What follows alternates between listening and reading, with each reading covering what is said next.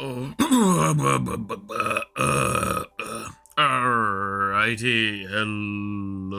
Hello, and welcome back to some good old game development. Hope everyone's having a good day so far. Hope everyone's having a good one. Hope everyone had a good weekend as well. Oh, give me a moment while I, don't feel like I've just awoken from a 100-year sleep. What is this place? Where am I? Alright. Oh.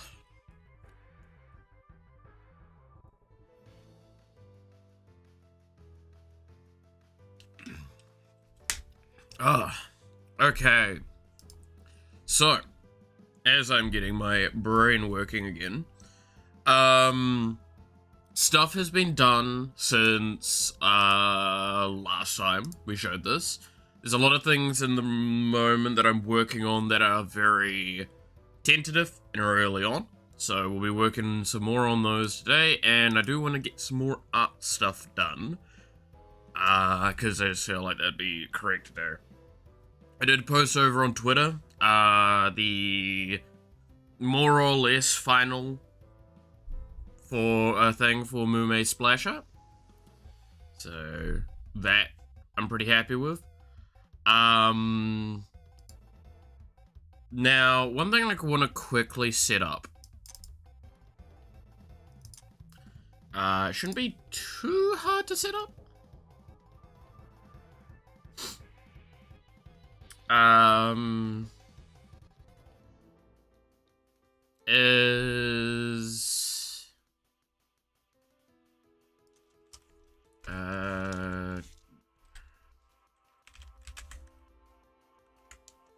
It's that one.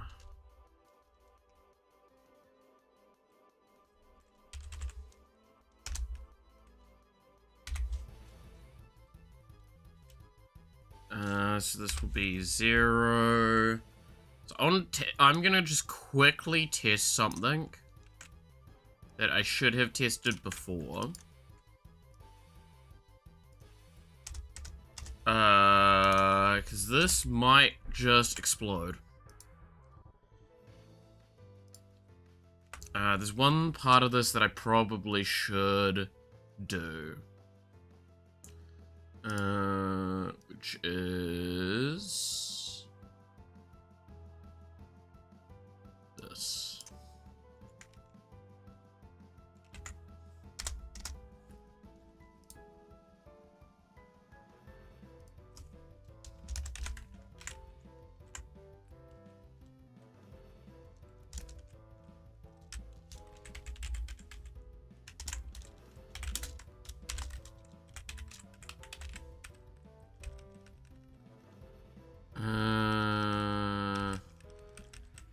It would be.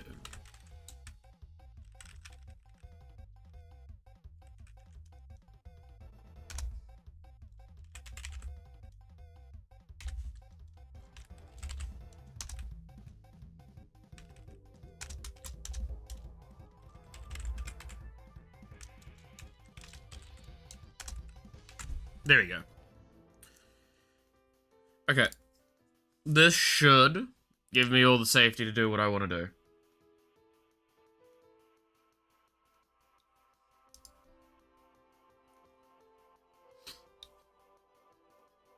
We might have a couple of bugs with this if I do this incorrectly at certain times, but this is just a testing thing anyway, so. Because what I mean is this might end up being chase code, running here, so to explain that best, chase code is, let's just pull up Paint now before I forget to do that.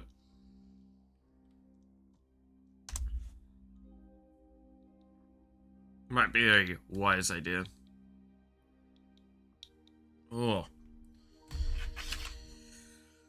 Where is the pen for you? Here. Alrighty.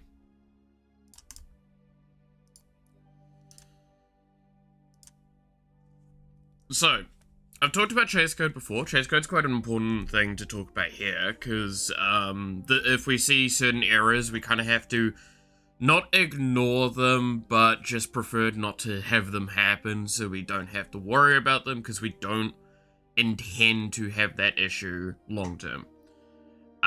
Chase code is basically if this bit of code is running to get to a result, and this bit of code is also running to get a result. However, this result here hinges on this result, but they're run in parallel. Under most situations, theoretically, what we're kind of doing, this should always be done first, and it will be done correctly. However, we don't have a guarantee of that. So what can happen is it will get to this one here and fail because the other one's not done. So it's chasing to get to a result, and if I just happen to be unlucky, that chase doesn't work. Anyway, let's test it, because I want to see if this works. Because if this works, this speeds up my testing a lot. And I mean a lot. Now I'm going to go check some stuff.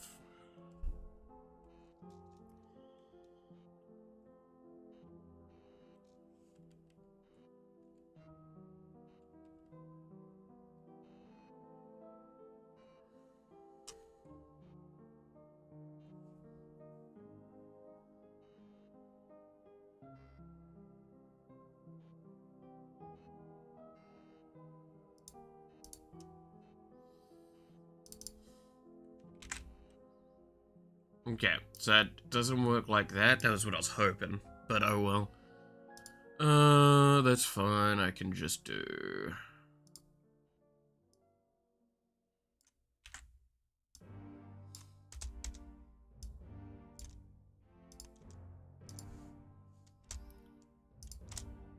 that... Could I just do that? Here we go. Hey, Muffin, how's it going? It's been a hot minute. Hope all's been well.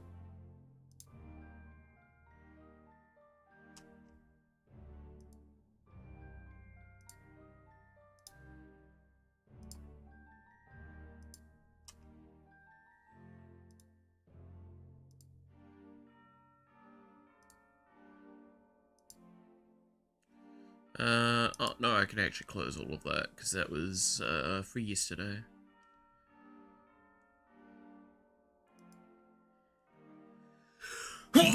Far out. All over the place. How's the game? It's all over the place. I'm just quickly testing this now. This should work then. By all intents and purposes, this should work. So, we should turn up as Matara, I believe.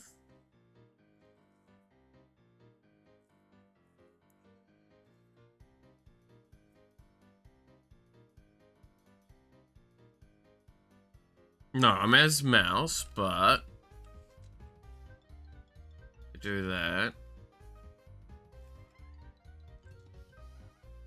Cool, so that obviously it doesn't purge the weapon, that's fine, but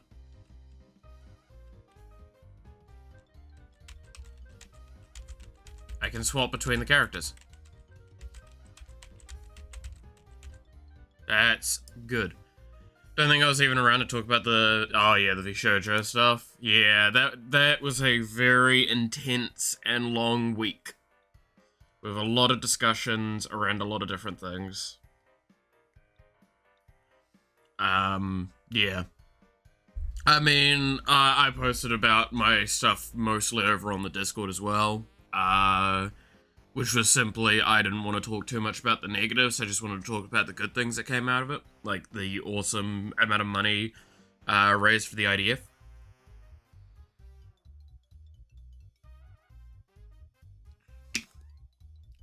That was fucking awesome.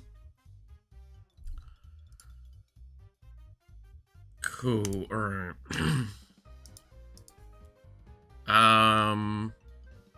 So, part of character setting, I'm gonna have to probably set up a architecture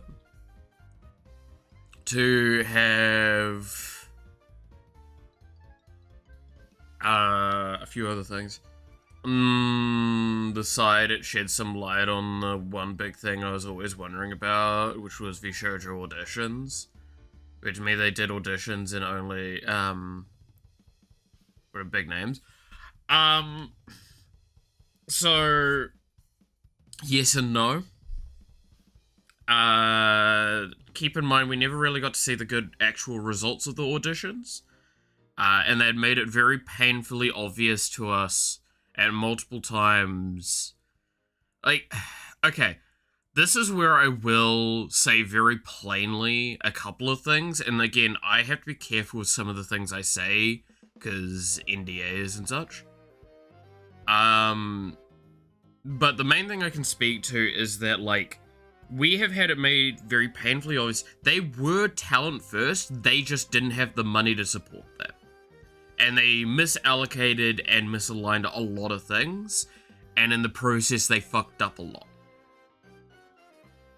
It seems like there was a lot of big mistakes made, but the thing is, when it came to the audition thing, the group that was even relevant to the auditioning has still technically not even debuted yet. Every big name we've heard that joined VShojo has not auditioned. They went through via other methods. They were approached, they were asked, they were recommended, things like that.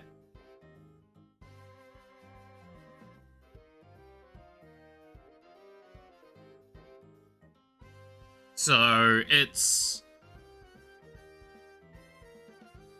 like, this is where I will kind of do the good old put foot down argument and stuff like that, where it's like, I don't want to let, I don't like rumors that aren't true getting spread. Just, that's why I'm so, like, kind of, let's see, first time I chalked it up to they just changed their mind about wanting to audition like that, and they went and did new auditions again, and I got real confused. It was because they don't really do, they've never really done auditions, is the thing. They only did them like once or twice. And keep in mind, it takes, like, in the modern day, almost a year to debut a group or a character or anything like that. With any luck, you can do it in, like, maybe 6 to 8 months if you're talking about some of these high-end things. But, like, it takes a very long time for that stuff to move. So, if you see a set of auditions, I wouldn't expect to see the results of those auditions for a very long time.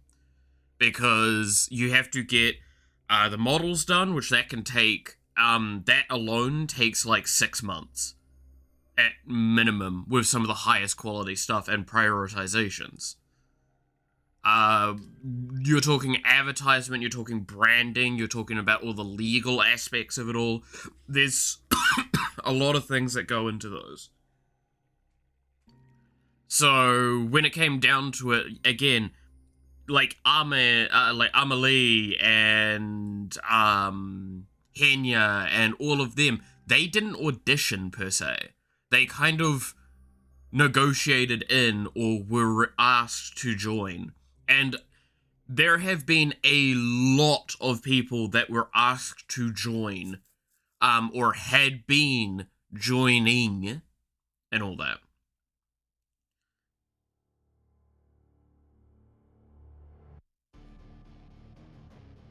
When literally, like, no one from the first auditions appeared. Yeah, I do. Oh, yeah, no, now I remember what you're talking about with that. I,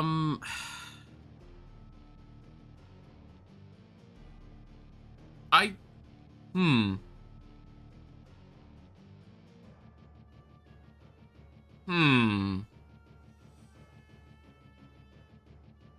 I don't, I don't know, because I don't know if that was, that one group, or if it was, like, maybe it was one of those situations where they got so far and then the people, and then, like, the actual talents decided to go away, or something else.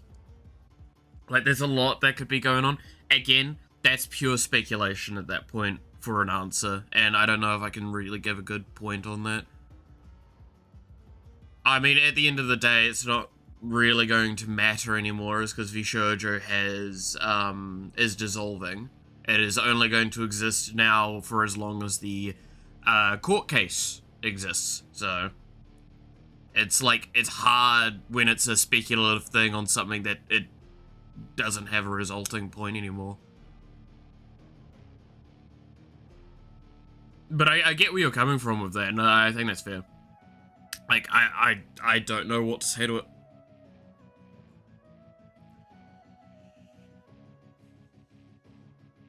It's interesting, because it was, it stood out weird was we showed you up till now. Everything suggested a nice company. I mean, that was the thing that caught everyone so off guard, was that for the most part, everything that came to light in the space of a week, and we came to understand how poorly things were being done on the back end.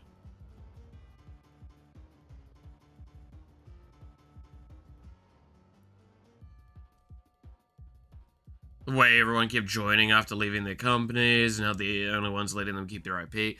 Well, the IP thing I've already talked before. It's a difficult one. Like, I know why companies don't, and I respect why, but also it does feel rough. Like, God, the amount of people as well that think it's essential that they keep their IP as well, and sometimes the talents themselves are the ones that don't want the IP anymore because they don't want the baggage. I mean, Gura is a great example of that. Gura didn't want her IP. She actually left partly because she wanted to do something completely different and new and start from the ground up.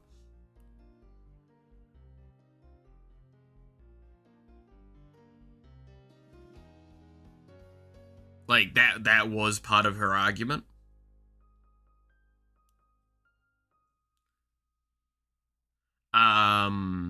Which was to the dismay of many of her fans, which is very funny to me how, like, parasocial that gets.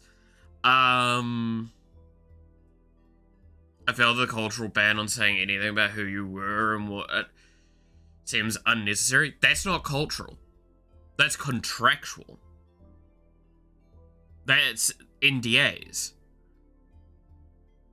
Because, okay, see it from the other perspective, not from the talent, but from the company, is that do you want a individual now all of a sudden being locked to your company by reference that they weren't before, and now means anything they do that you no longer can do any control over or any action over can be now attributed to your company.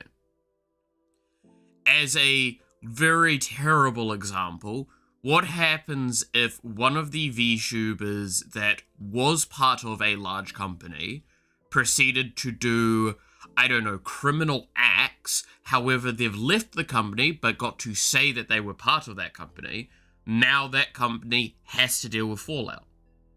Regardless of how you may see it, that's how that goes. Now, I agree, deleting old YouTube channels once you graduated, that sucks, and that's why we don't see it on a large scale as often. But there is reasons. This is the same with almost anything. Like, I will stress there is a lot more Even if they left, yes.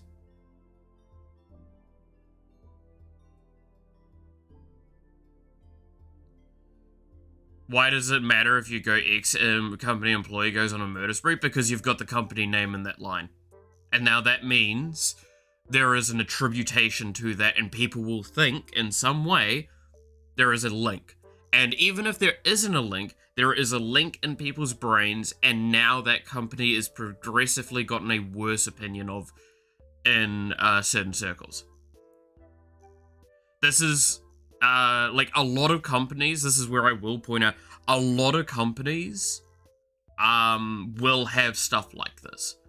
If working with so many contracts as I have, a lot of the time when I was working in IT as well, we would kind of make it so it's not that you couldn't say you worked for us, it's that you couldn't say some of the things you'd worked on. You could not go publicly in any way and say, I worked on this project. You could say, I worked at the company that worked on that project, but you could not say you worked on that project because of security concerns.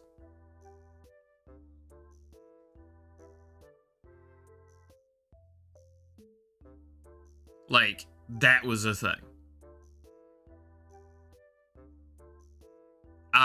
There's security concerns, there's all sorts of stuff. Because, like, that's the other thing as well is, okay, let's go real fucking roundabout for this for a moment.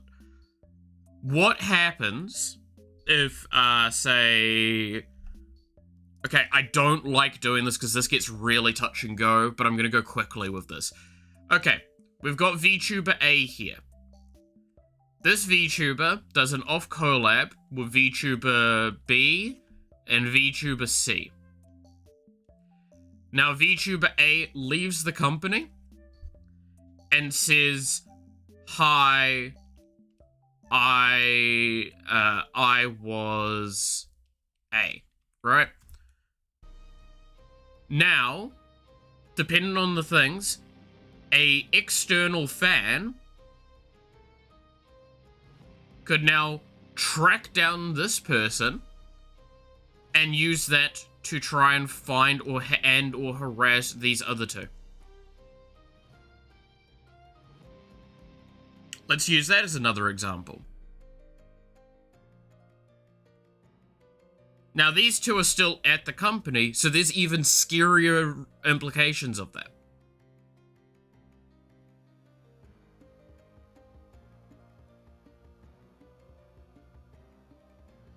Wouldn't that still happen now? Those are even...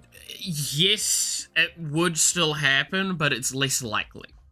Like, this is the point to be made, is that you don't prevent these things fully, but you reduce the chance of them. And that's kind of the idea.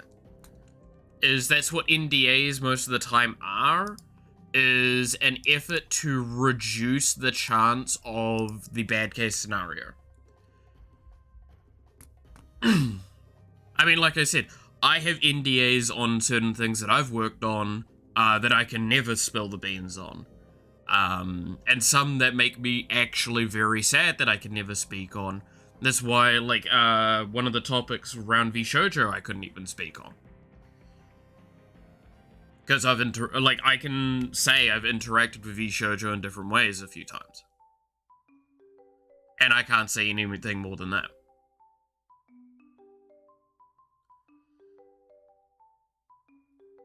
And I read my legal stuff very, very closely because I never want to get tripped up on that stuff. That's why I can speak about, secretly the CEO confirmed. God, no. God, no. I'd never let it get to that point. But that's why, like, I talk about, say, Macca's the way I do, is because now I've fallen out of legal, implication range, and I can say what I want. However, I often say when I worked there, which was a while ago. I always try and preface, it is not definitely like that now, it was like that then. And it's because there's no legal action I can take, nor they can take on those statements. Because that was a very long time ago. Whereas, like, again, that's going back to the IT company, I can speak to some things, but I can't. I have to be careful that I don't name drop certain things. I have to be very careful that I don't speak about even certain projects that we worked on, because, my god, I actually, now that I'm thinking on this, I probably have way too much information. I might need to go read some stuff, actually, about that at a later point. I just realized that I never confirmed if certain passwords got changed at certain places, and that would be really funny.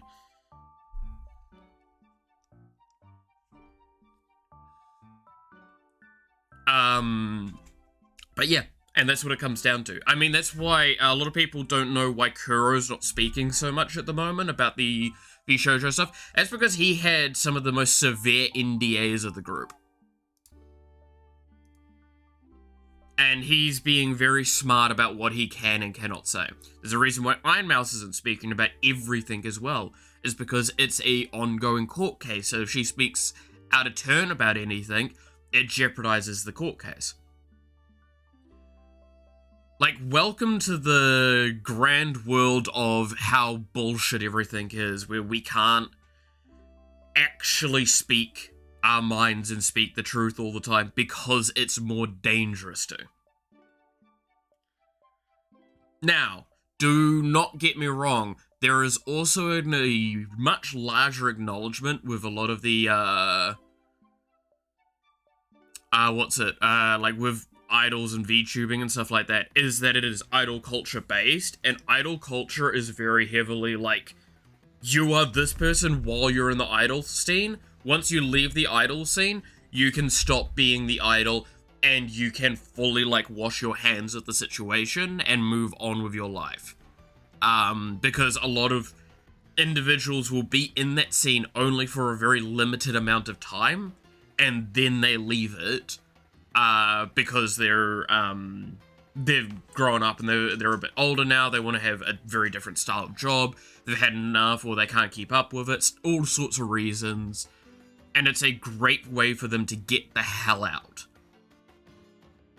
And VTubing is fully based off that idol culture in Japan. So that is an element as well of why it's like this. Also, Japan legal contracts are fucking insane. You have to be very cautious with that stuff, because they're really spooky over there with certain things. World where slapsuit exists, yeah. Again, it was a very delicate situation that was, a lot of things didn't work very well. And, it's upsetting that an agency that had built such a good reputation had done things so poorly behind the scenes. And don't get me wrong, by the way, so one of the things I responded, and I talked about this on stream, my problem with like the response VShojo gave from Gunrun about how VShojo is closing and his like thoughts on the matter, my problem wasn't that message inherently. That message was probably the right kind of message to send to the community. That was definitely probably the best you got. My problem was that Talents had responded to that tweet pretty negatively and still been throwing questions out and like asking why the fuck are we this and that, which means that the agency that had said Talents first and has shown that they fucked up had not even bothered to talk to their talents before issuing a public response. Which would have been the correct thing to do. They needed to start talking with the talents and start going like, okay, we're going to start resolving this and that, we're going to start doing this, all these things. Like, we're going to put a public response out and this is our public response. Like, they needed to communicate that with the people. But they didn't. And that looks really bad to me. That was probably one of the worst ways you could have approached that, as given the situation. Now, I could be wrong, and it could be some of the talents going a little bit too more extreme and responding on Twitter while they're already getting responded to privately and just building up more things. I can't say that's not the case, but it does not look like that to me, based on who was responding and what we've seen of those people in the past.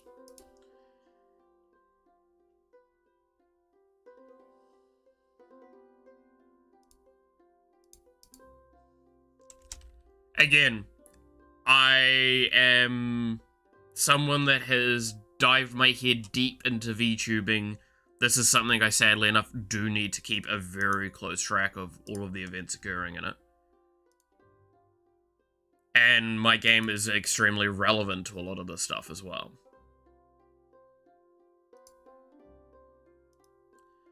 I mean, like, the most public response I've given to this is the fact that I'm going to have to change the logo. For the game. The logoing for the game has to change now, because I'm no longer going to have any corporate referencing inside of the logo, because that's what I did before.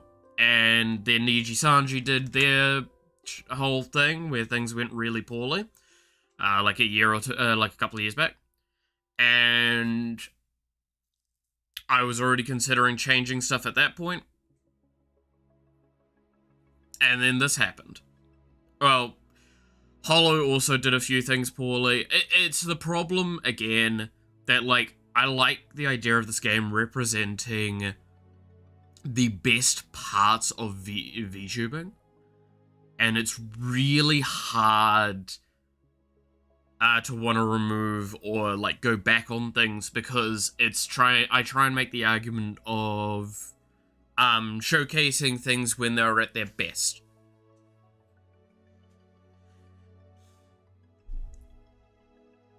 And yeah, it's hard to want to do that, but corporate VTubing has done so many bad things as of the recent years. It's hard to want to do stuff there. Also, hey, you devil, how's it going? At the end of the day, the talents are what everyone's here for. That's not inaccurate, yeah. For the most part, it's pretty much the reason why everyone turns up to those streams, right? It's like, I want to see X, or I want to see Y, and that's who I want to see.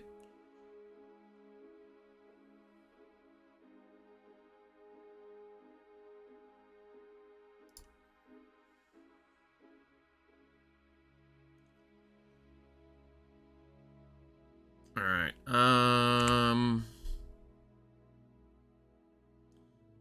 so... Which is, I guess that's part of the reason why we're seeing such a huge movement to the indie scene from a lot of talents as well, I could argue. An effort made to just, like, give them their own personal freedom and all that.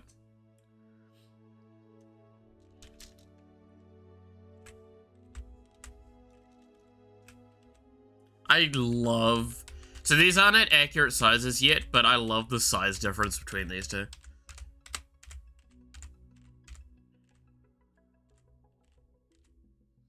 Matara mouse. Matara mouse. Matara mouse.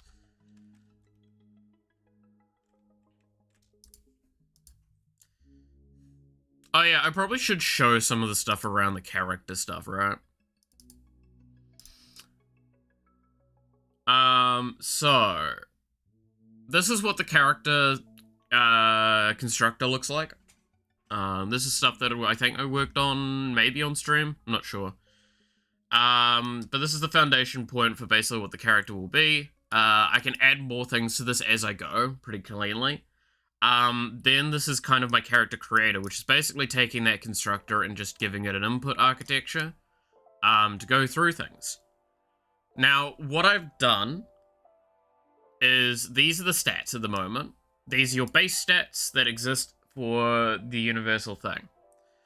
I can write into a character what stats I want changed. So I can actually just leave some of these as defaults if I want.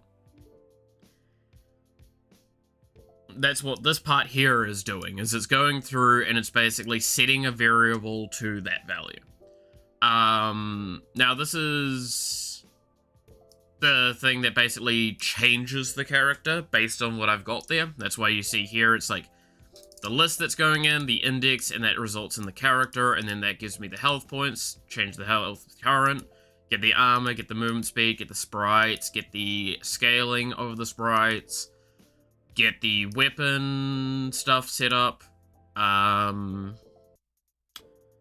get all of this sort of prepped, and then go to weapons, reset the cooldowns, and then push the weapon into the cooldowns. Now, as an example, here are the two that I've done so far, which is Iron Mouse. You can see there's the idle one, idle animation, run animation. This here is an example. Sprite scale in and 1. So that means that changes the value sprite scale here from being a 2 default to a 1. Everything else is default. I'm not changing anything else at the moment because there's no reason to. Then this next one is the weapon. As you can see, it is the entire weapon is just put into here. That is going to be how I handle all of this going forward. And then I will put the item here. This is with the passives. Then I think this is the EX and this is the assist. The idea is how I'm going to handle the weapon list and the items list and stuff is each of these characters are also going to have this here unlocked. Right? If the character isn't unlocked, their weapon isn't going to be added to the pool of weapons you can get. But there's going to be a global pool of weapons that you can also get. To kind of fill out the pool, so you always will be able to make a full build and everything. It's just not as strong. Or like not as synergistic potentially. You don't get to do weirder, wackier things, like all that. So as you unlock characters, you get their kits added to the thing as necessary. So that's what I'm gonna do instead is I will grab once the character list is created, and I will then pull all of the unlocked characters out of that list, or like all of their weapons and add that to the weapons list, all of their items and add that to the items list. Aside from the character you're actively playing as.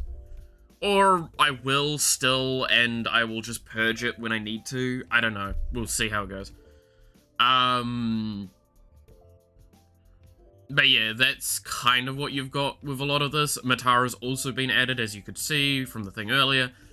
I've not added their items or anything like that, purely because at this stage in time, it's not good nor necessary to do. Now, one of the biggest changes I did have to do is cooldown. Cooldown had to be moved because I need it to be standard. So it's no longer a skill value, it is a separate value that is called cooldown. However, I can still modify cooldown.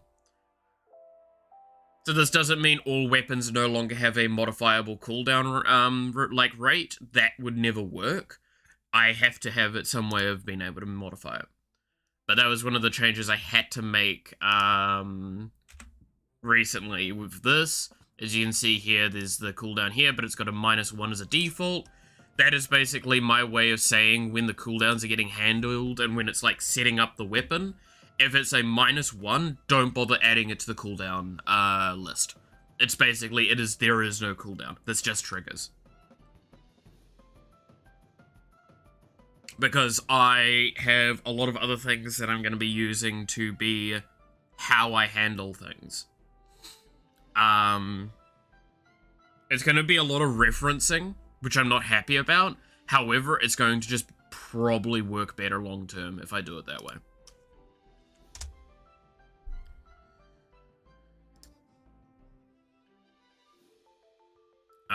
Aside from that, like I said, at the moment I'm prepping the level up system. So this here should be all the foundational stuff I kind of need outside of trigger, like active triggering. this will change the values. So that should help.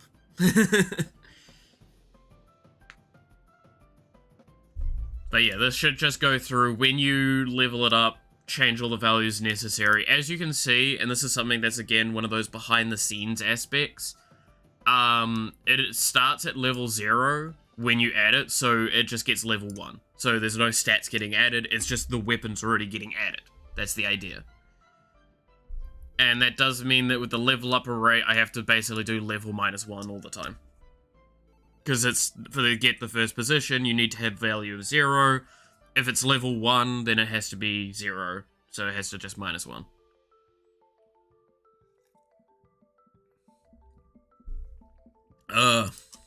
Dude, my fucking voice. I don't know what's going on. I think I'm just sick. Good lord.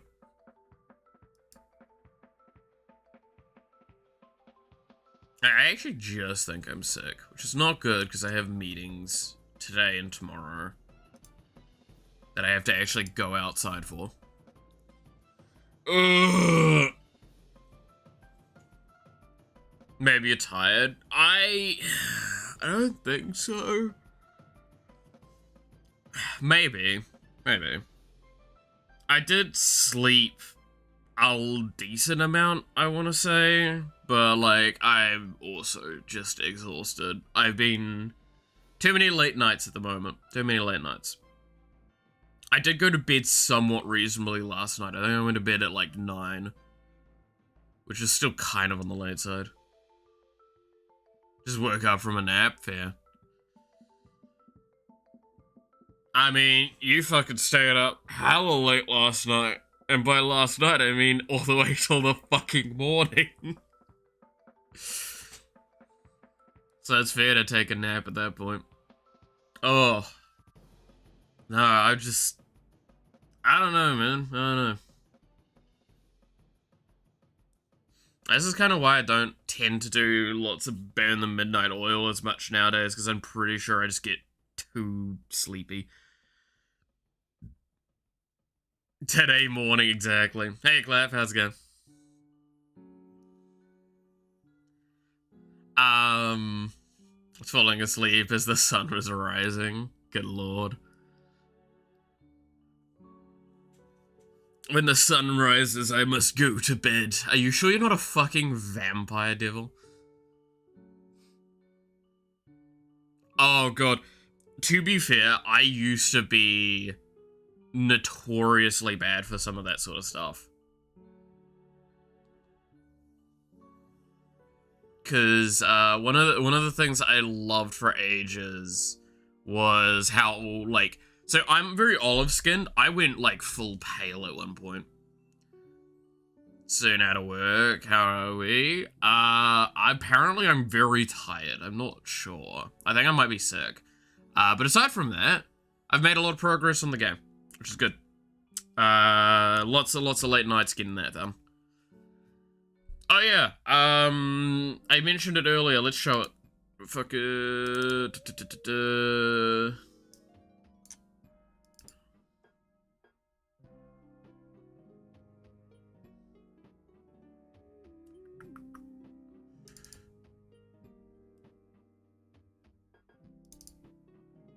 No, not character sprites. Splash arts.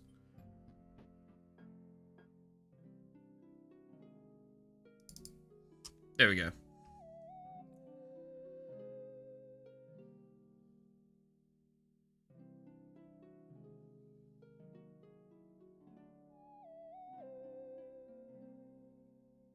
Once that launches. Again, I posted it over on Twitter, but for those that didn't see that.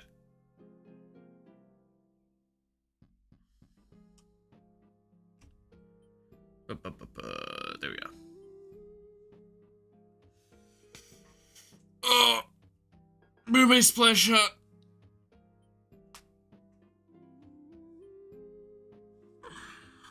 It's pretty much where it's going to be left off at for now. I don't think there's much else I can really do to it.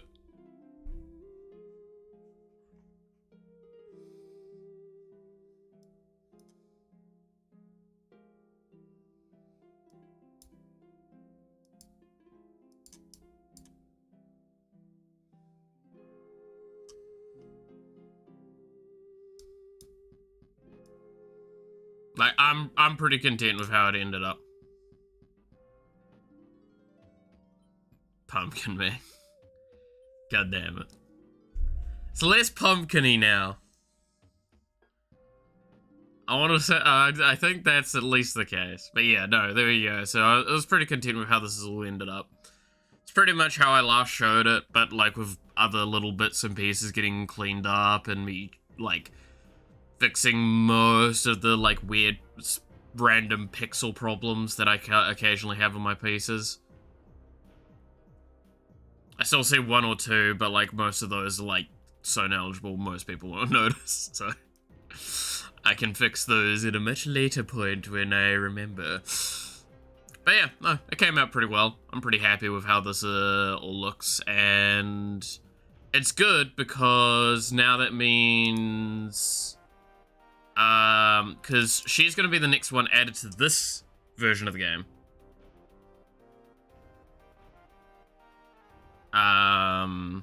So I'm going to be finishing up her thing.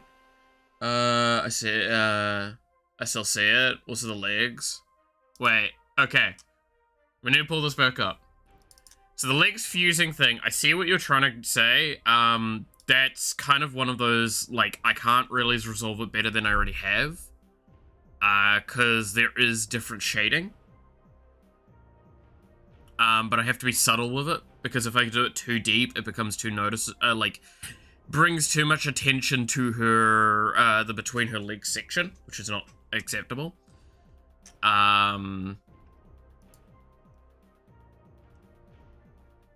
So what you're talking about is the legs fusing. Do you already, if the program would not just brick on me.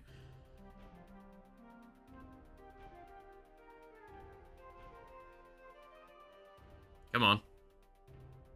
There we go. See what I mean?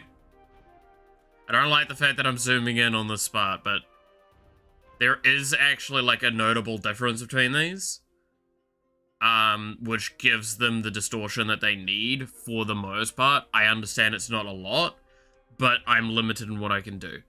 Now I'm going to ask you, where do you see single pixel problems? Because there is one that I can see very, very quickly. Two that I can see. There's two that I can see.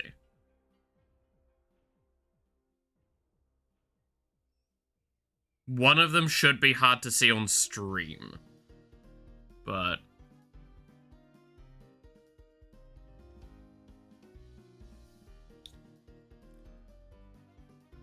there is two single pixels that are wrong, that I know of.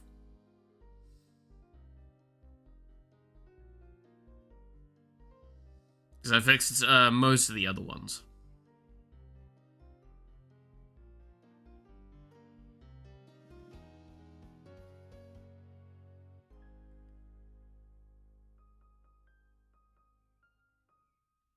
But yes, it is Moom. Good old Moom, eh?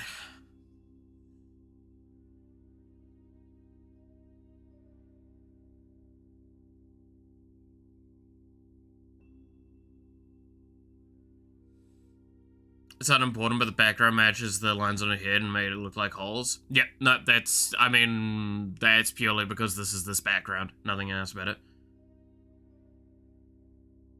Let's see, the 1 pixel on the flap thing on the right, and the 1 pixel on the flap thing. If you're meaning this one here, no, that's not one of the pixel problems. And on the left leg on the skirt. Oh, no, are you meaning... Okay, so, the two that exist. This one here. So I think that might be the one you're talking about. The lantern's a bit scuffed. How? That's... Trust me, I couldn't do better. If you're thinking, like, the lines through it or something like that, no, that's the best you kind of can get with the pixels that I'm working with. And then the leg one, yeah, so there's that. There.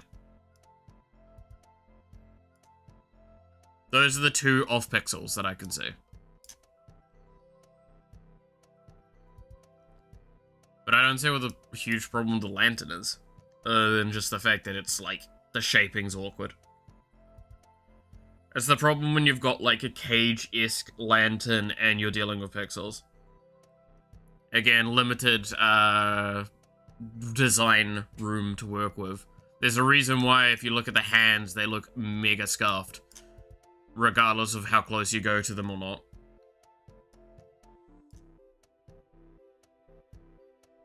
The shaping's a bit awkward. Yeah, no, I can't disagree with that. But overall, I'm pretty happy with how like the shading around it works. So it kind of compensates for that. But yeah, so those are the two pixels I can notice those. That one there and that one there. You could argue technically there could be a bit more shadow around here, but yeah.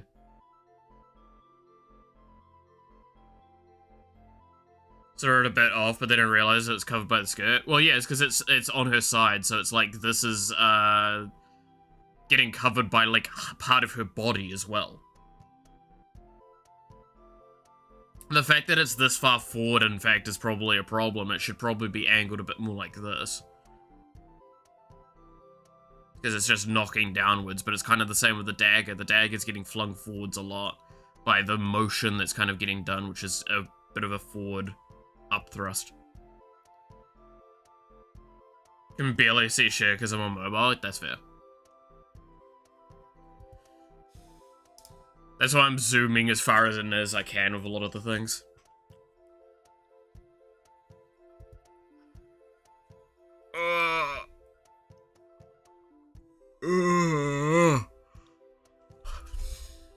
But I'm pretty content with it. I do need to do the oh, pardon me. The sprites though for Mume. Because at this point in time, I think I've only, like, kinda done one frame. Did some progress? I did! Also, hey, you sweeb, how's it going?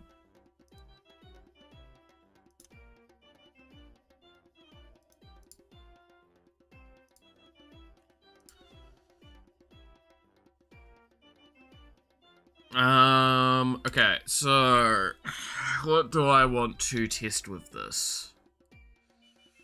I probably should set up some UI for this. At least basic UI. Right? Let's set up a plan. Overall, I'd say it's good with all that explained. Yeah, well, I mean, it's also, I'm not a very skilled artist in some regards nowadays, so... It's amateurish at best. Alright. Planning. So, what do I need to be doing with the level up systems? So, I do need to do some UI for it. I need to punch in some values.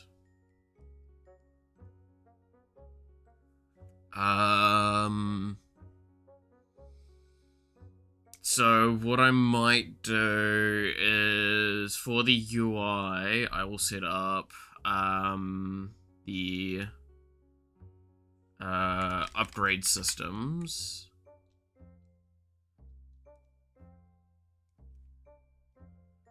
So upgrade UI and picking.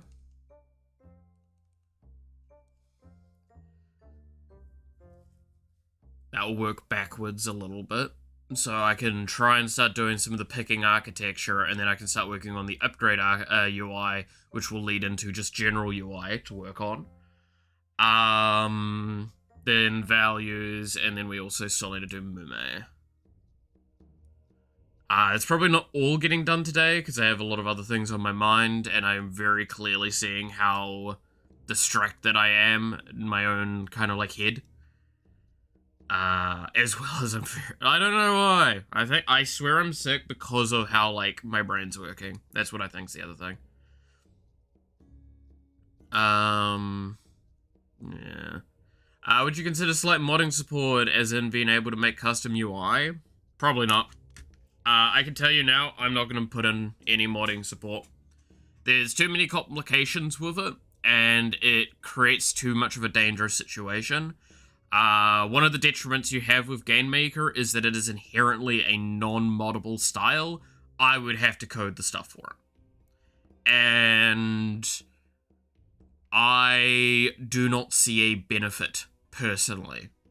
to allowing for it. In fact, I only see detriments because of the potential legal ramifications this game already has. I have to be very cautious. It's the same reason why people have asked, like, would I allow for custom characters? Would I allow for all that? It kind of all falls under the same category, regardless of how you might see it. And the fact that it does cause potential problems.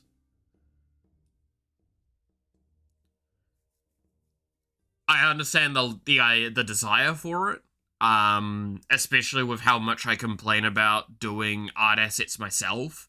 There's a charm to just go, why not offset a lot of that by doing basic stuff and allowing for modding?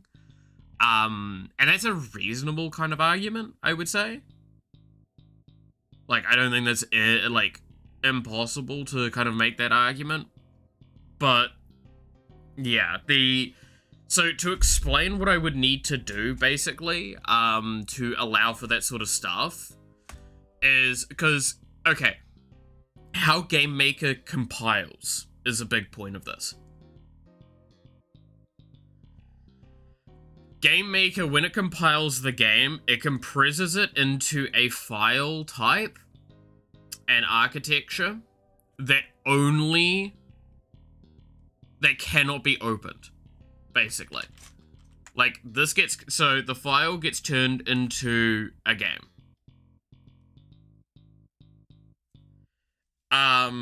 All of the necessary file architecture will be there that's used for it. The problem is all of the structuring and data points and everything, that gets handled by the compiler in a way to protect the game itself. You can't break into it easily.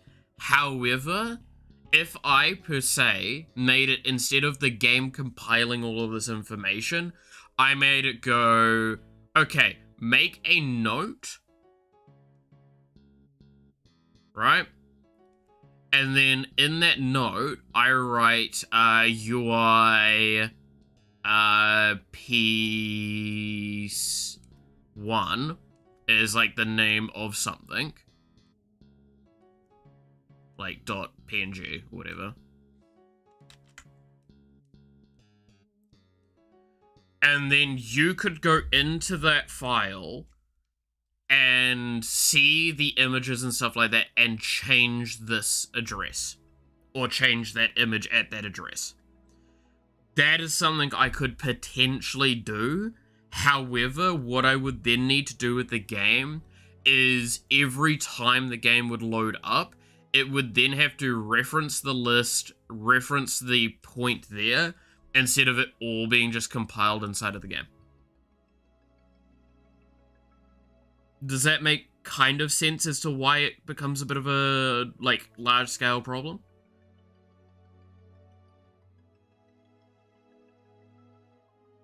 It basically means every time you boot up the game, you have to, almost to an extent, reinstall part of the game to the game.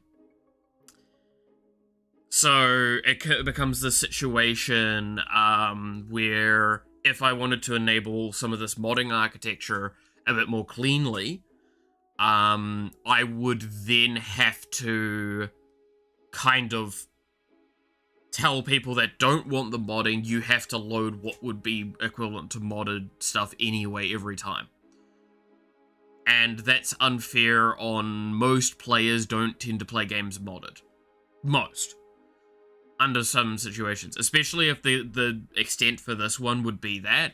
Now, keep in mind, this is me just talking about UI. Think about it, what it would be like for writing a character. Because this was one of the big things that I got asked about, like, could players introduce characters? You can't write functions into convertible language. Not easily. So I would have to make, instead of doing this, I would have to make a bridge point to basically take from a file a function and turn it into a function.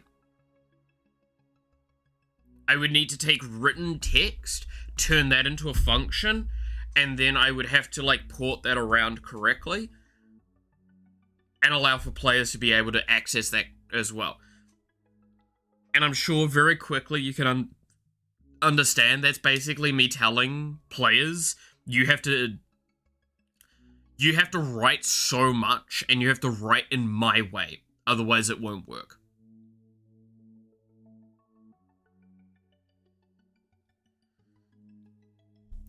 Am I wrong if I say it's because it's not actively supported engine feature and working around it isn't trivial? Yes, that is the point. It is, GameMaker inherently doesn't support modding architecture. You have to add it yourself.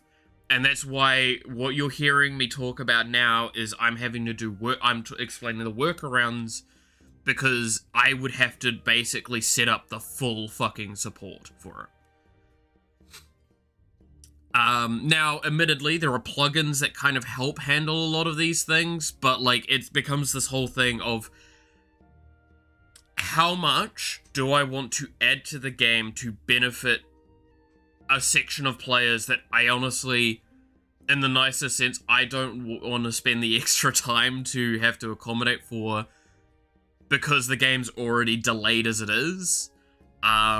There is a realistic argument to say that I should do it, and if I think the shortest answer I can also add to it is, if I didn't have all of the other work to do myself, if this wasn't a solo project and I didn't want to get it done within a certain spare of time, there would be a higher consideration. But, like, already, keeping in mind multiplayer is going to have to be a part of this. So if I was to do modding, I would have to do modding lobby architecture. So I would have to allow so you couldn't play multiplayer if you didn't link up with a certain aspect of the game. Or that you'd be able to play mod packs online, which that would be the request immediately as well. And that's a whole nother nightmare. I'm a one person. There are limits to what I can do. If I was using a different engine like Godot, maybe, it would be significantly easier to set up modding architecture, though. Because then I would be able to correctly attribute things. Basically, what you saw there with the bridging and the setting the file stuff, that's inherently there.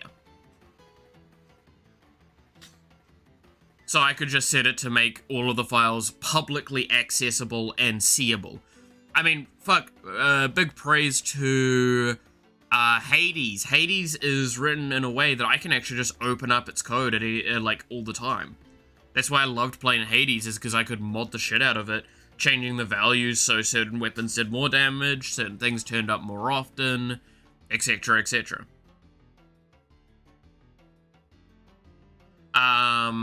I know adding certain features after designing a project can be hard or even prohibitive, but as a solo dev, it sounds like a wise idea to keep it as simple as possible, to focus on core features. Yeah, it's basically, inherently speaking, when you've got a project that's gone so far, it's already a dangerous thing to add new things to it and kind of go backwards. Which is why the big refactor for this game is so dangerous, is because I'm having to go back all the way to the beginning and restart, but it was necessary for the multiplayer aspect of it. And because the game was starting to get really, really bad. The interweaving mechanics were getting rougher. Now, most of the stuff should be fine. So that's, like, really, really important to acknowledge, is even in a larger team of people or in a larger project size, you always don't want to do that.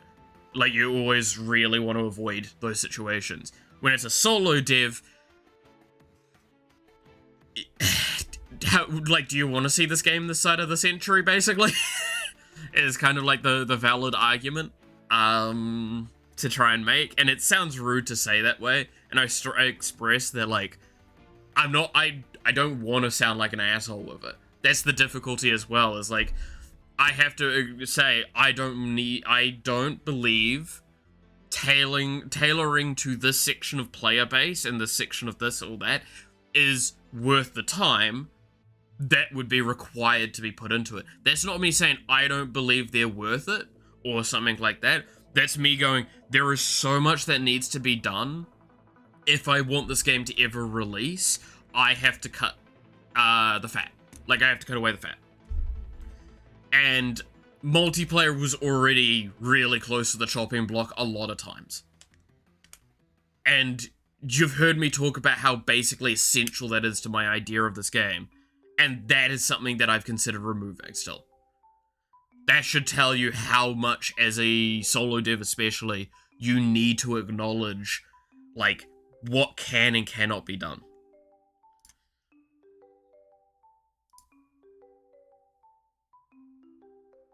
So yeah, the refactoring was me doubling down on that though, and going, no, I must. I would have accepted the first 3 sentences you said. Well, it's because it's a very nuanced conversation, and there's a lot to it that I think is important to kind of like go through as well. Because again, you're not the first person to ask me about modding for the game. That's the point that I want to make, and I think it's really, really valuable to like break down why. Why can I not do this? Why must we go through and see these other aspects? Because no matter what answer I give, someone will be unsatisfied. So I want to make an effort to satisfy kind of the curiosity as well of a lot of people. Because I know if I ask that question, while I'd also be satisfied with most of the beginning stuff, seeing like this argument here, like this explanation, also helps my brain go, you know what? That makes sense. Now I can kind of see where you're going with a lot of this.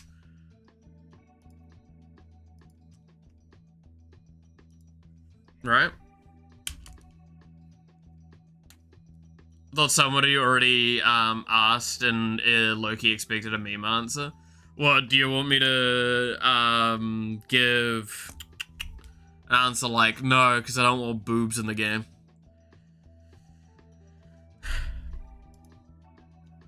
To be fair, I've already been proven technically wrong with some of my arguments. You can theoretically rip into some of the code and change parts of it. If you're very, very careful with GameMaker, you can rip into its code and modify parts of it.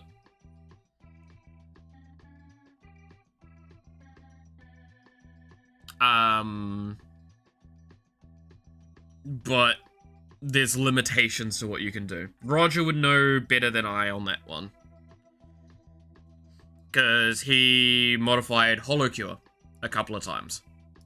One of his modifications he did was he -1'd a variable, so it meant that you could collect every single item in the game.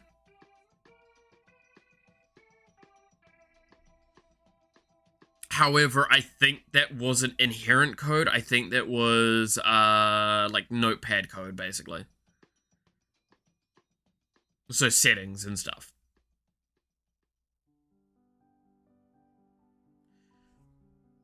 So, by extension, technically I could do that and try and unofficially mod custom shit. Theoretically, yes. It should be possible. Feasible, not really. But also, we've been proven many a times when a game is not feasible to mod, it can still be modded. It's just... I'll be perfectly honest. You know what I would more likely do, right? So this is actually one of the things I was thinking about as well, and this is kind of why I wanted to talk for as long as I could, so I could decide if I wanted to even say it or not. Theoretically, right? If what you're saying is you'd love to have custom UI in, would it not potentially be more possible for me to set up architecture inside of the game that means you can have different UIs, and that would, like, give you your answer? Which, by the way, that would be a lot easier for me to do if it wasn't for the fact of the amount of art assets I'd need to do for that. Like, that's something that, like, I want to point at, is the fact that I'm doing skins for characters and all those sorts of things. If someone said, oh, I want to mod the skin in, how would I do that? I would probably sooner go, would you be willing to send me the skin? And would you be willing for me to do any polish up I think would be necessary? Because if I think the skin looks good, and I think the skin is non-offensive and can go in, I would probably just fucking add it. I wouldn't, like, make a hum and ha about you modding it in. Fuck it, everyone gets it. Now, I get that there's obviously a part of people's brains where they're like, I want my thing, and I only want it, and that's fair. But also, if you wanted something in the game and your friends to play with it, there's ways I could do that. It's a community-inspired project. Do you think I wouldn't listen to the community with these things and take stuff from the community if it was offered? Like, seriously? There's a reason why 2 of the skins that are going into the game already, one that's already got the splash art for, are called Fans Bond. Is their skins indicating some of the people that, like, helped get the game where it is now, and their VTuber of choice with a skin of their styling that they wanted. That's about it. I mean, like, what's the other one that I need to do soon? Mel. Mel is one of the ones I know I need to do. Mel in a maid outfit, I'm pretty sure. Was the one that was requested. Because we have the Doki Bird one, which... Where is the Doki Bird one again? I think it's in the file.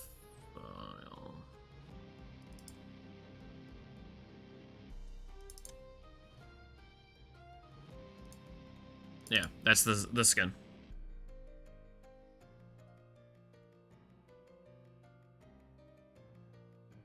Because, someone that helped fund a very large amount of my PC parts, I asked what they wanted in response, and they said if I could do a profile icon for them with Doki Bird, they'd be happy.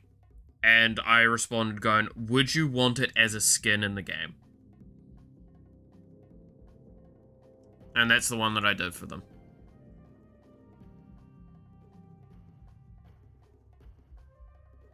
Oh, would you be okay if I did it as a skin in the game, is what I said, I think.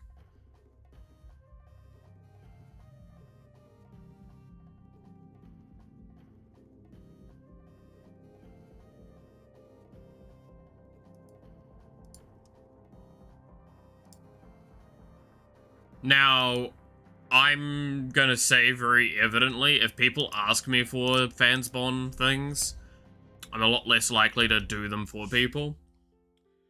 I am normally the one that's going to offer it.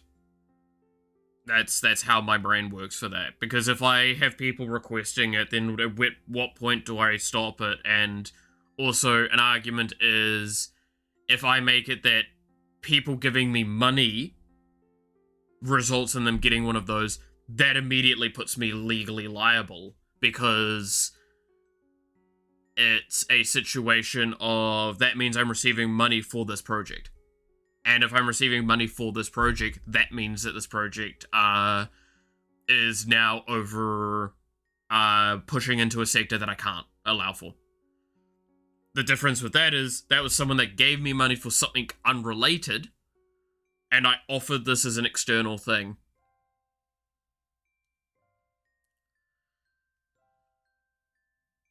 I ask a lot of questions and generally don't expect elaborate answers, so now I feel bad for having you give an in-depth explanation. Sorry about... Okay, clap. Over in the corner is a degree that says Bachelor of Arts, major in education. So what I'm going to say is, I inherently love the idea of teaching. I love in-depth answers most of the time. I love picking through a problem and going through all of the aspects of why that problem is a problem and divulging that sort of stuff.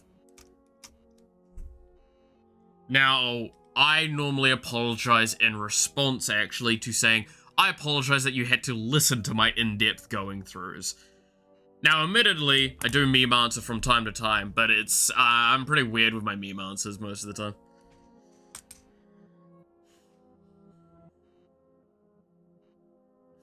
Sorry, Mallet Sensei. Damn right you should be. But yeah, actually.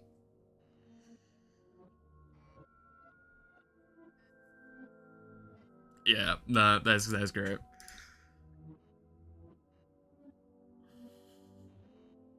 No, I love that sort of stuff.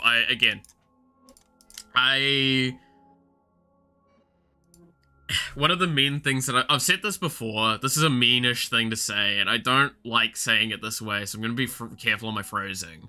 But like, if I gave up on streaming, went back to my degree that I was like partway through, I would in about 2 years' time have a position at a university that would pay me so fucking much money, I wouldn't be able to think straight. And I would just be teaching kids how to make games. That's literally all I would be doing. So, realize I am actively choosing not to follow that, partly because I don't like the fact that I would be going down a path that means that you would only get that information and access and knowledge by paying a shitload of money to get to it.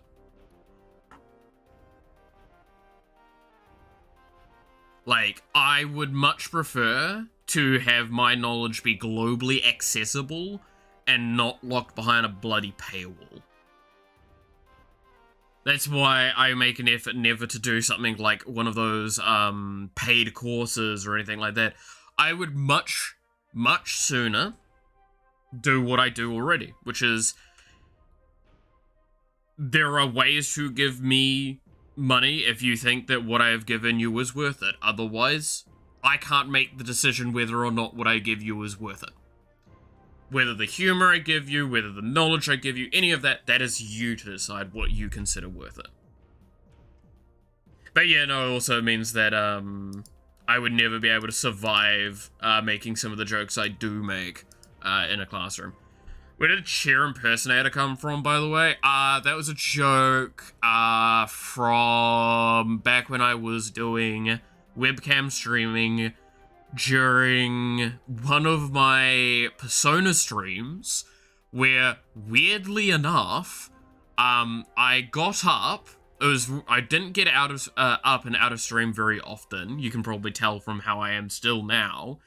How rarely I like go and go to the bathroom or go get something to drink, yada yada. Anyway, I got up, and while I was gone, my stream viewer count went up. I sat back down and it went down again. And I'm like, you sons of bitches, you want the chair more than me. And it led on to a whole thing.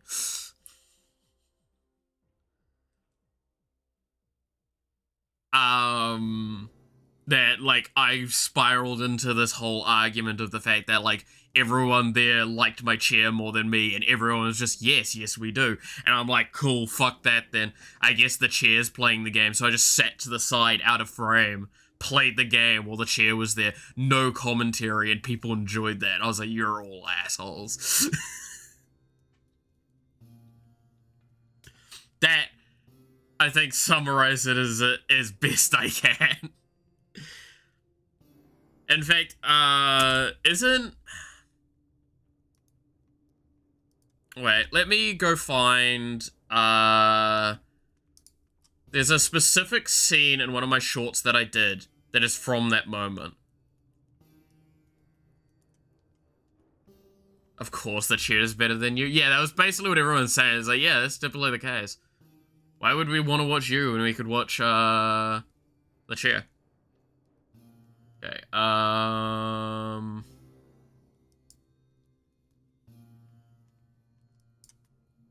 it'd be under playlist is probably the fastest way to find it.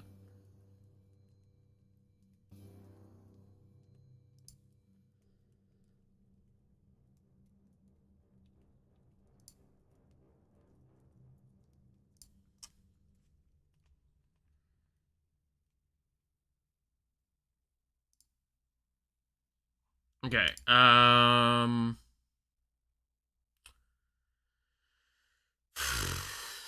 which one was it?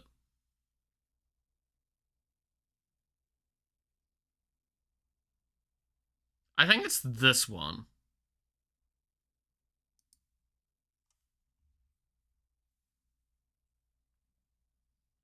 It's villain origin, pretty much.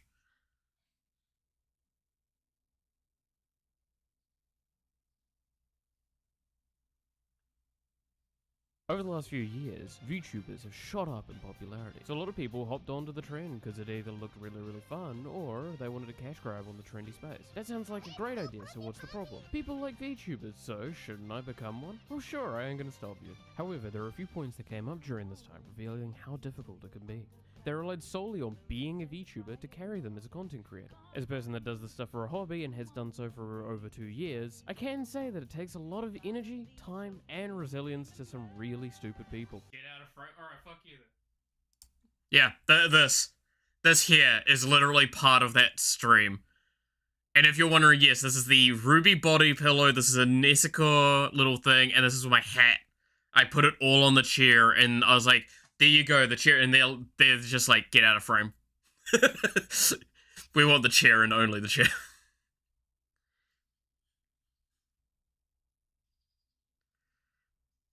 So there you go. And simply put, not everyone has this or can build it up in a reasonable amount of time.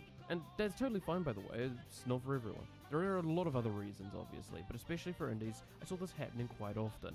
I wanted to make this as some advice for people that are thinking about being a VTuber, and I wanted to make it so you understood what you might be getting into. Over the last Damn, I still really want to do these fucking videos again. These little shorts like this, the informative ones.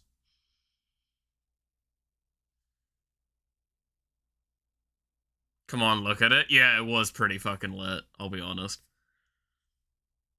Ah. You want to be called stupid? I'm pretty sure all of you want to be called stupid, right? I've seen your internet histories. You want to be called stupid.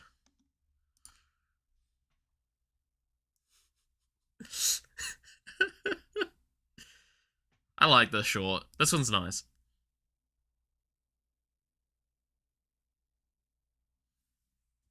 Are you stupid? So, I've done a degree at a 5.0 GPA, and I'm currently studying another degree at the moment, doing rather well. So clearly I'm just really good at studying and I'm smart. Well, what if I told you I failed my last years of high school and basically only turned up to sleep in the classes? What if I told you I worked a bunch of shit jobs like fast food and was told that I would never amount to anything in my life? What if I told you I only got into university because my country allows it after a specific age?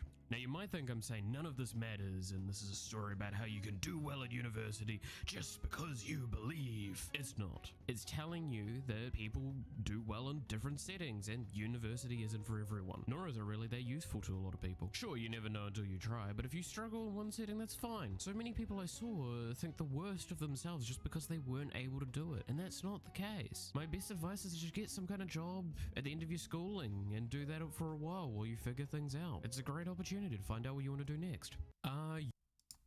There you go. Since we're watching you, watching it with us, you two are stupid. Yeah. Reminding us that we're dumb as fuck. Exactly. I honestly, I like this short because this is a perfect example of how I think with stuff. It's like, I'm going to give you a pointed thing of, are you stupid? And I'm going to tell you this, and I love how I got told this, and I find this hysterical still, is that I made this, and everyone I really talked to while making this, they basically responded going, this ended up being way more inspirational than I think you intended. I'm like, I didn't intend this to be inspirational. I intended this to just be informative.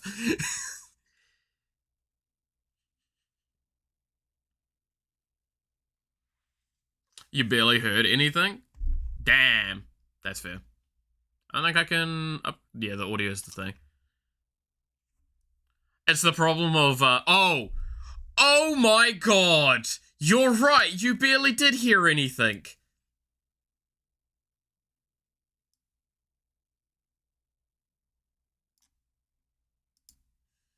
Give me a second.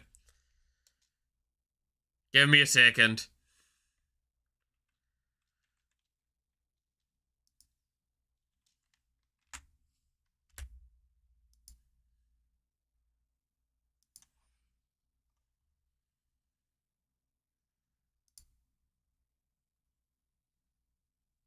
You stupid. So, I've done a degree at a 5.0 GPA and I'm currently studying another degree at the moment. Doing rather well. So clearly I'm just really good at studying and I'm guessing you can hear it now. No, I've said this before.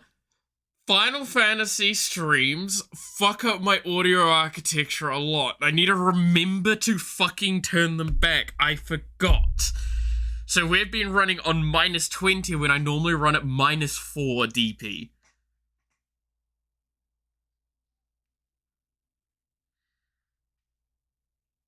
That's upsetting. And then also it's running at a fucking 333 millisecond delay on the audio as well for the desktop. smart. Well, what if I told you I failed my last years of high school and basically only turned up to sleep in the classes? What if I told you I worked a bunch of shit jobs like fast food and was told that I would never amount to anything in my life? What if I told you I only got into university because my country allows it after a specific age? Now you might think I'm saying none of this matters and this is a story about how you can do well at university just because you believe. It's not. It's telling you that people do well in different settings and university isn't for everyone, nor is it really that useful to a lot of people. Sure, you never know until you try, but if you struggle in one setting, that's fine. So many people I saw think the worst of themselves just because they weren't able to do it, and that's not the case. My best advice is to just get some kind of job at the end of your schooling and do that for a while you figure things out. It's a great opportunity to find out what you want to do next. Are you... So there you go. Make sure to remind Mal about settings every single stream to make him feel bad. Yes. Yes, you'd be very successful with that. But yeah, no, that's the one about the are you stupid? And it's basically, yeah, it's just simply I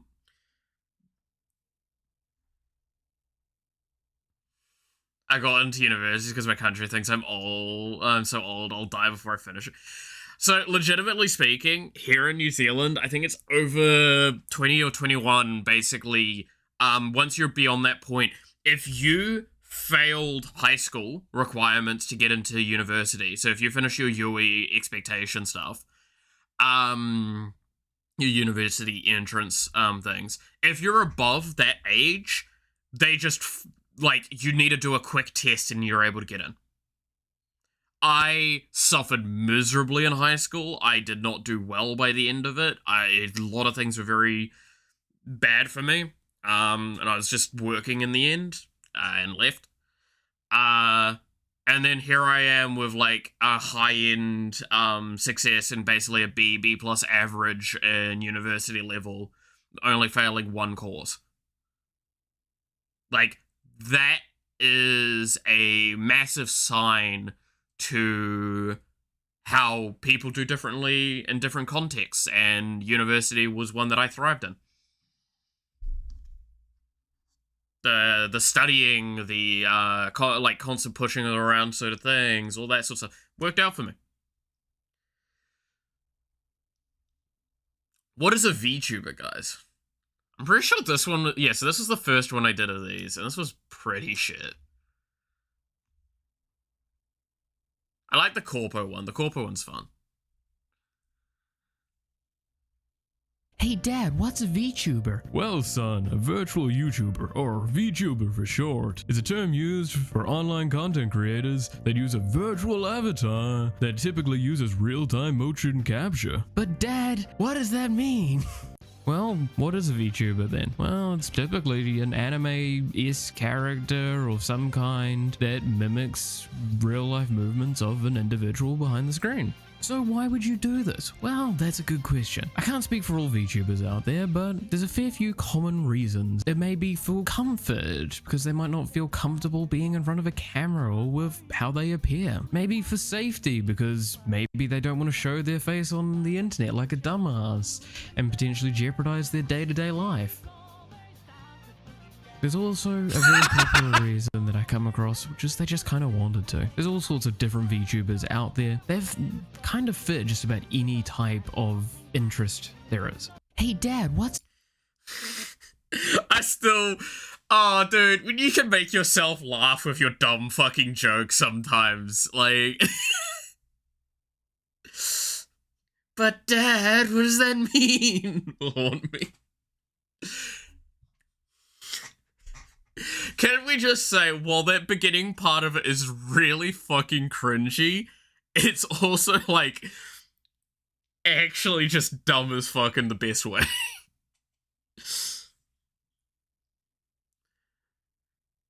Like, I sat there, I'm like, how do I do this bit in the most, like, accurate way? So I chose Bibu and fucking Callie, and that was the best idea I had for dad and son representation inside of VTubing. Am I wrong?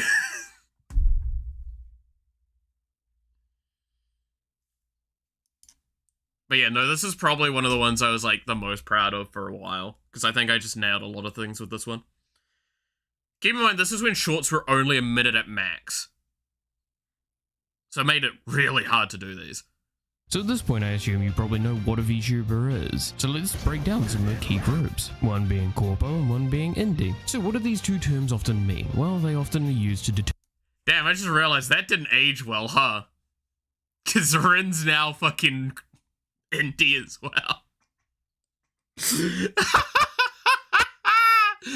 Oh, that dates this one a little bit. So what do these two terms often mean? Well, they often are used to determine how a VTuber operates. A corpo VTuber, short for corporate VTuber, is often one hosted and or Also, everyone's in here. Can I just stress, there are some jokes in here that I sneak in at such a speed, I'm pretty sure people can't notice them. This is one of my favorite jokes in here. I say, and how they operate. And I get the one fucking sequence when Iris stabs a dude in the dick. Like, I feel like I did well with that one. Come on. That's funny. You see it for a fraction of a second, but it's still there. Like, just... how a VTuber operates. A corporate VTuber, short for corporate VTuber, is often one hosted and or managed by a company or an organization. How this often works. Two of those companies no longer exist, my god. That was some bad choices. As it will be likely they are hired for a position, but instead of working behind the counter dealing with Karens, it's instead being a cute anime girl, dealing with Karens online instead. This often means that there are restrictions put on them. This could range from things that they cannot say, play, all sorts. However, this also offers security to the talent, selling things like sponsorships, scheduling, collabs, merch. Oh god, that again, having Iron Mouse there makes me feel a bit general day-to-day, all sorts based on the contract. On the other hand, indie VTubers can just say fuck and not have management get all huffy. But seriously, while some indies may hire a manager to help sort things out, more is on the individual shoulders. This can lead to a lot more freedom and being able to choose what they want to do, but also a lot less security and a lot more stress. So at this point, I've been watching a guy lately that makes jokes that take me like 5 rewinds to understand. This wasn't that bad. Yeah. No, I feel like this, again, this one I put together really well. This is probably one of the better ones I did. Again, it's that pain of, I want to do these, but I don't... Okay, question, who here thinks they know how long it took to make each one of these individually? Including scripting, recording, editing, everything. How long do you think these shorts take to make? Keeping in mind, I'm also not the most competent editor.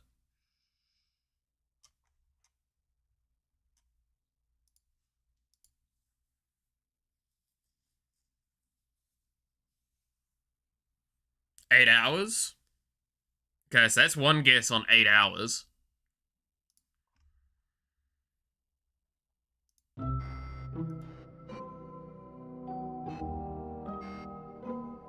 3 hours or so for one of them. Cool. So what if I told you at minimum a full day, if not a full weekend? Because I would have to go back, I would have to re-record, I would have to do all sorts of stuff, because I'm really particular with how those came out. I would have to spend at minimum like 4 to 5 hours getting all of the clips and stuff necessary for even attempting to do the editing process. Now, could that all be heavily optimized and improved upon and everything? Yes, it could. But the fact is, these took so long to do, and I just don't have the time. If I want to work on my game, I can't work on that sort of stuff as easily.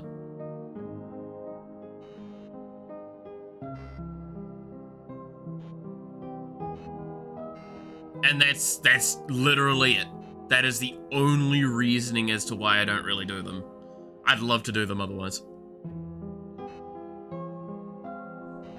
And keep in mind as well, like I said, these were back when shorts could only be 1 minute long, which meant that a large majority of the time, what the editing was taking away what didn't need to be said. These shorts were normally about twice as long.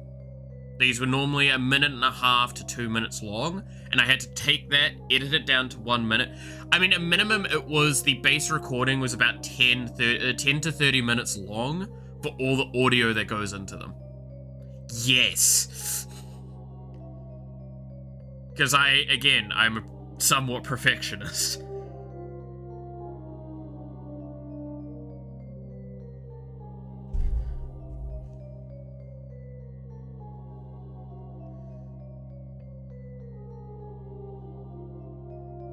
Bring back at least a filter for short shorts. That'd be great. Instead of pants, we get just short shorts.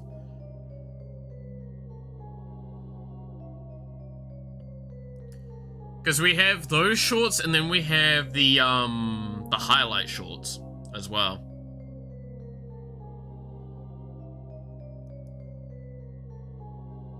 Which, this one, the stream highlights.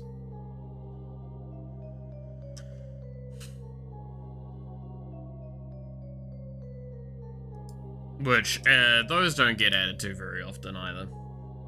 I have a new comment. Oh god, what have you done? What was this one? Wait.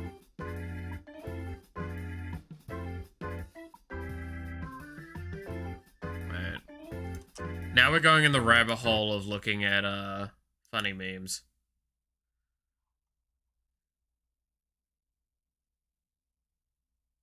How much did it take? 1 to 2 days. Clap. Was my response. Basically, too long. Isa, where are you? I'm here. Where are you at? Where's here? What? Near the entrance, and I think I just met Freddy Fazbear. There's. Isa, where are you? I'm here. Dude, can I just say my fucking eyes?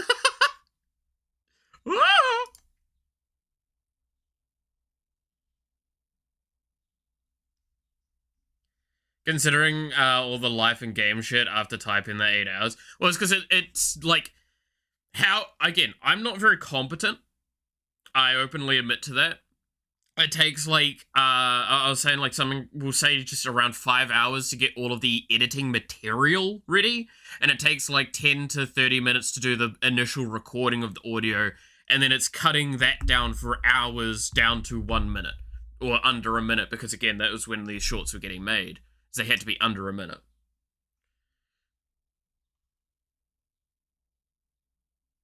Which is, mildly painful.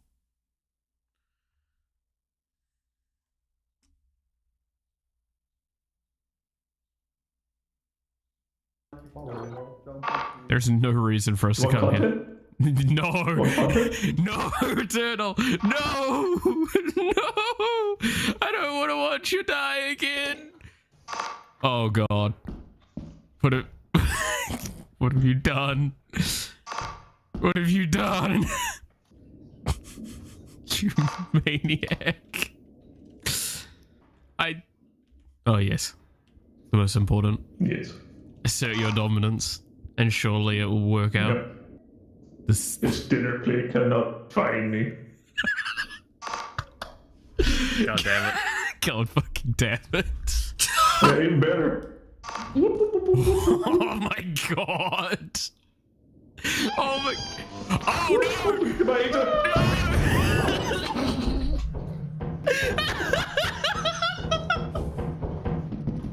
No!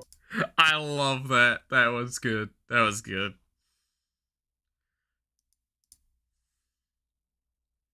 Can't be sued by Hololive. Fuck you.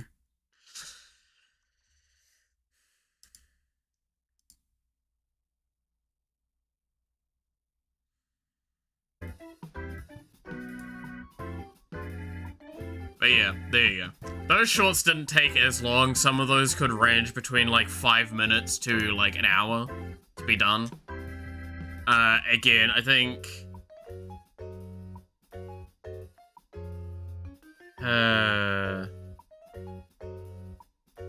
some of them were very long to, I think, do down. I think I Hate It Here was one.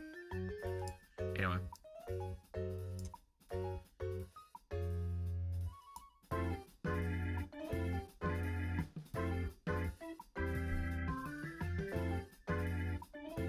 Is a wild mouth indulging in remembering the good old times. Hey now! Hey now! How dare. I have to go get up very early tomorrow, so I'll see you around. Catch you later, Devil. Good hearing from you. And make sure you get plenty of rest, yeah.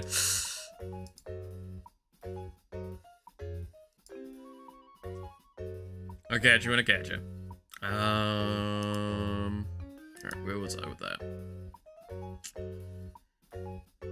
One of these days I will wake up. Oh!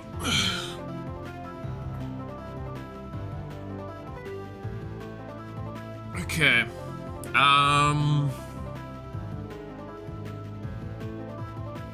You know what? I want to do some animations stuff. So I'm gonna bring up, because I have an idea for something.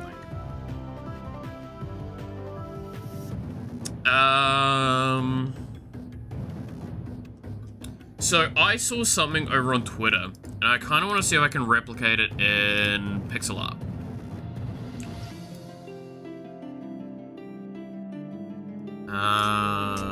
It's in my likes.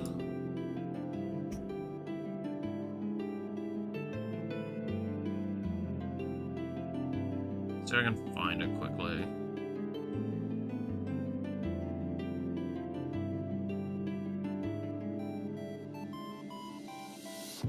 This. I really like this visual effect.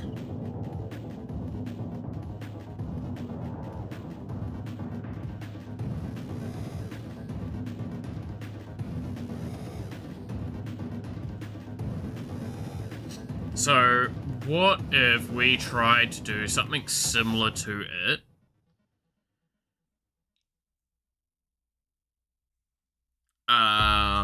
For when we're swapping characters.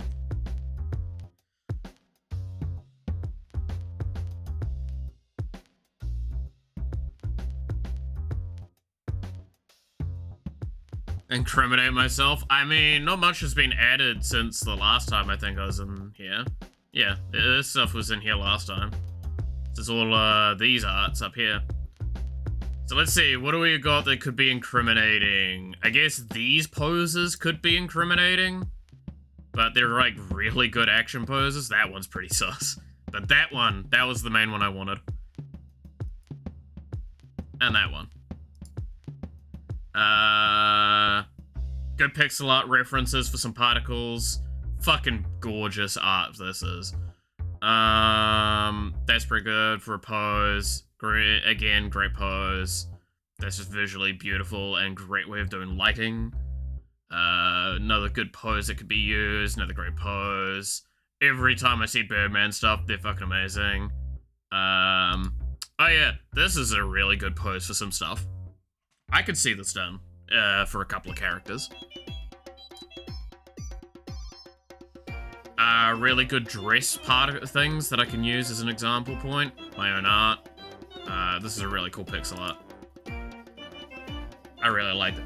Dude, this is a hell of a background to have on your PC. Like, imagine having this as your desktop background.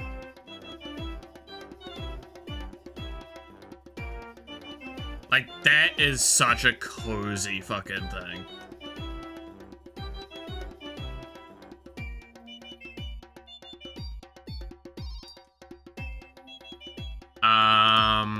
These I actually really like the design of, and I feel like I could do some stuff with.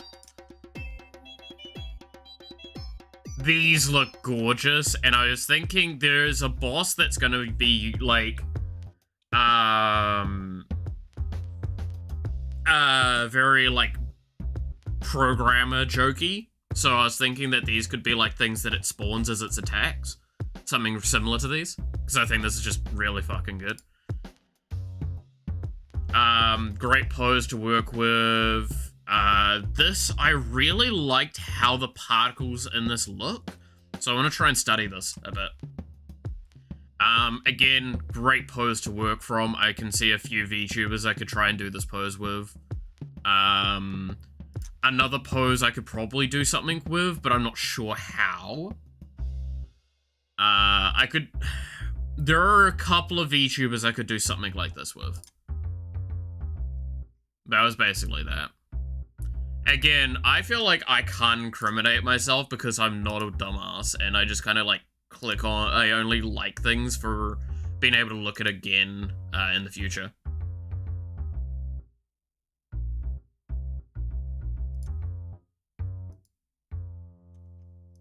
I'm very boring. I'm not verified? Fuck no. How would I get verified? How, like, don't you have to pay for that shit? Yeah, you have to pay. How much would I have to pay? Cause I ain't paying. Nah, fuck right off. I ain't paying $40 fucking a month, nor $7 a month. You can eat complete shit with that.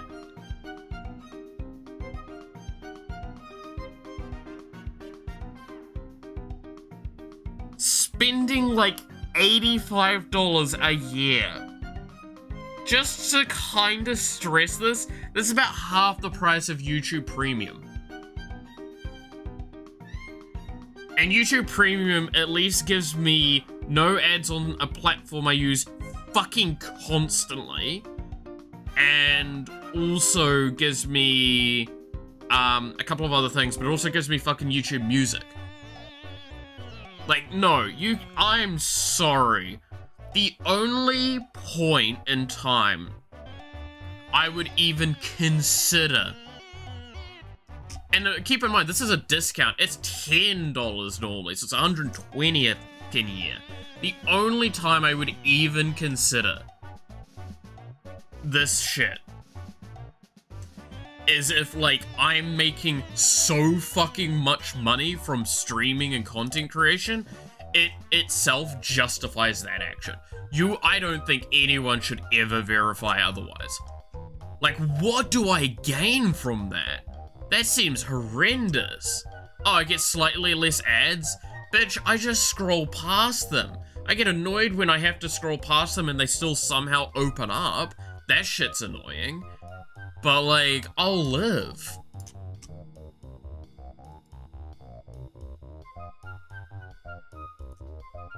Oh, I'd get more reach? Why the fuck would I need more reach?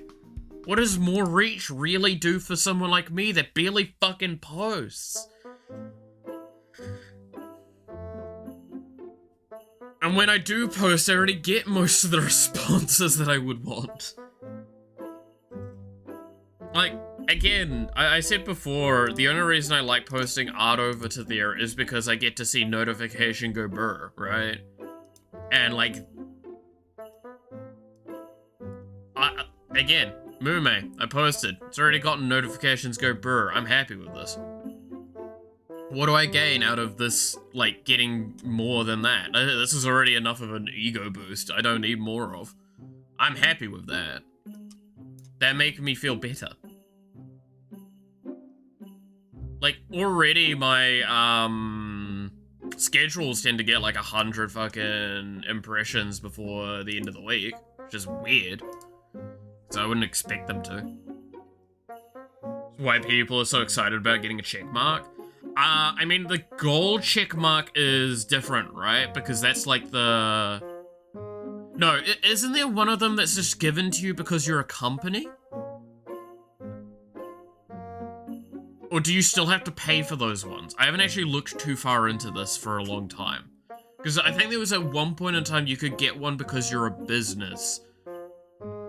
Just inherently. And I was like, okay, I get wanting to get one of those. But like, for a long time you had to earn like those verification things. Like you had to submit evidence as to you're a valuable enough person to be verified.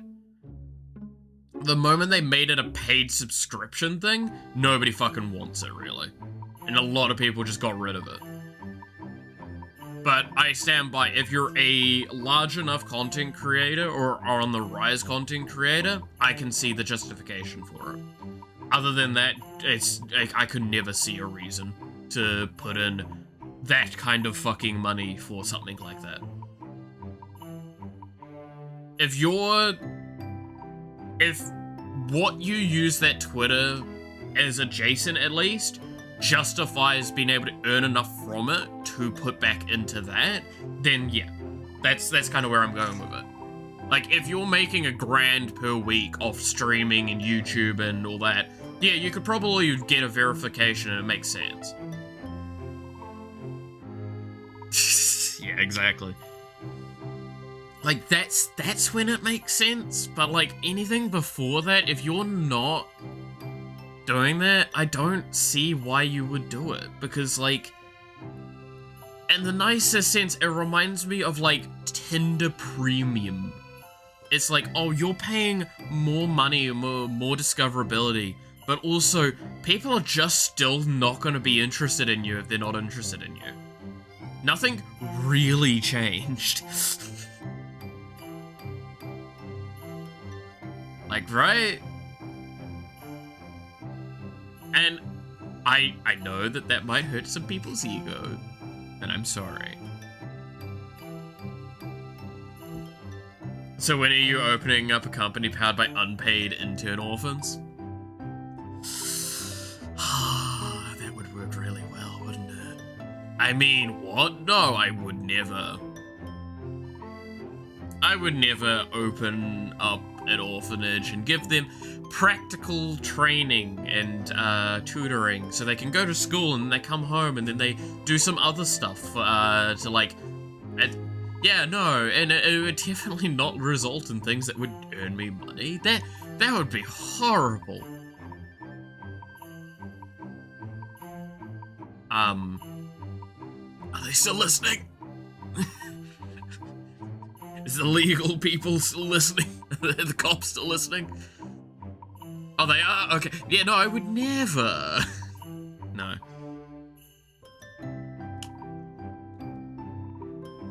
No. Go, my army of child soldiers.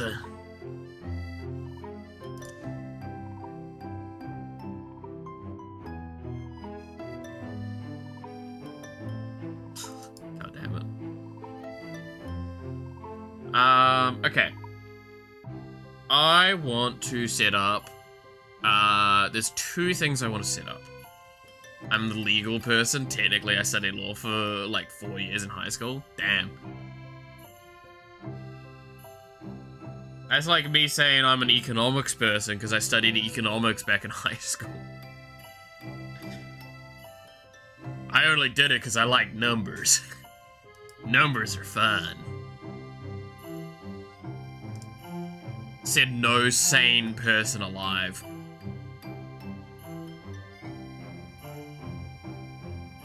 I really love numbers. People should enjoy numbers more. Shut up, Timmy. We all know you're fucking lying.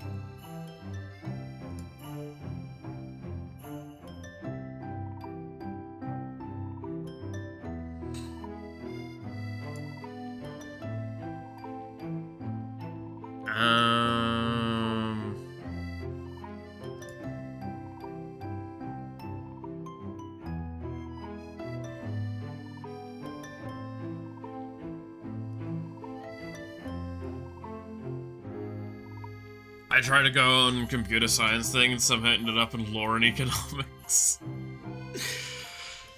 That's kinda close. No, I can't even make that joke. That's wild. I mean, did it make you at least happy? Somewhat, maybe? Did you enjoy it?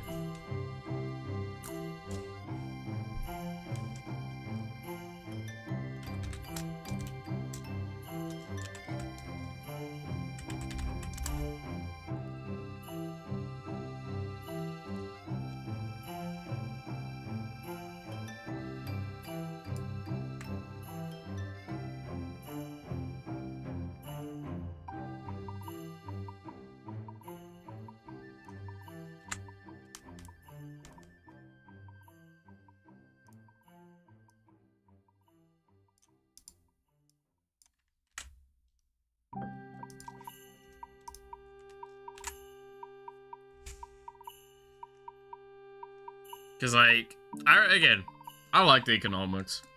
I did like doing world politics as well. That was quite fun to do, surprisingly. Funniest part is my whole class apparently got into by accident too.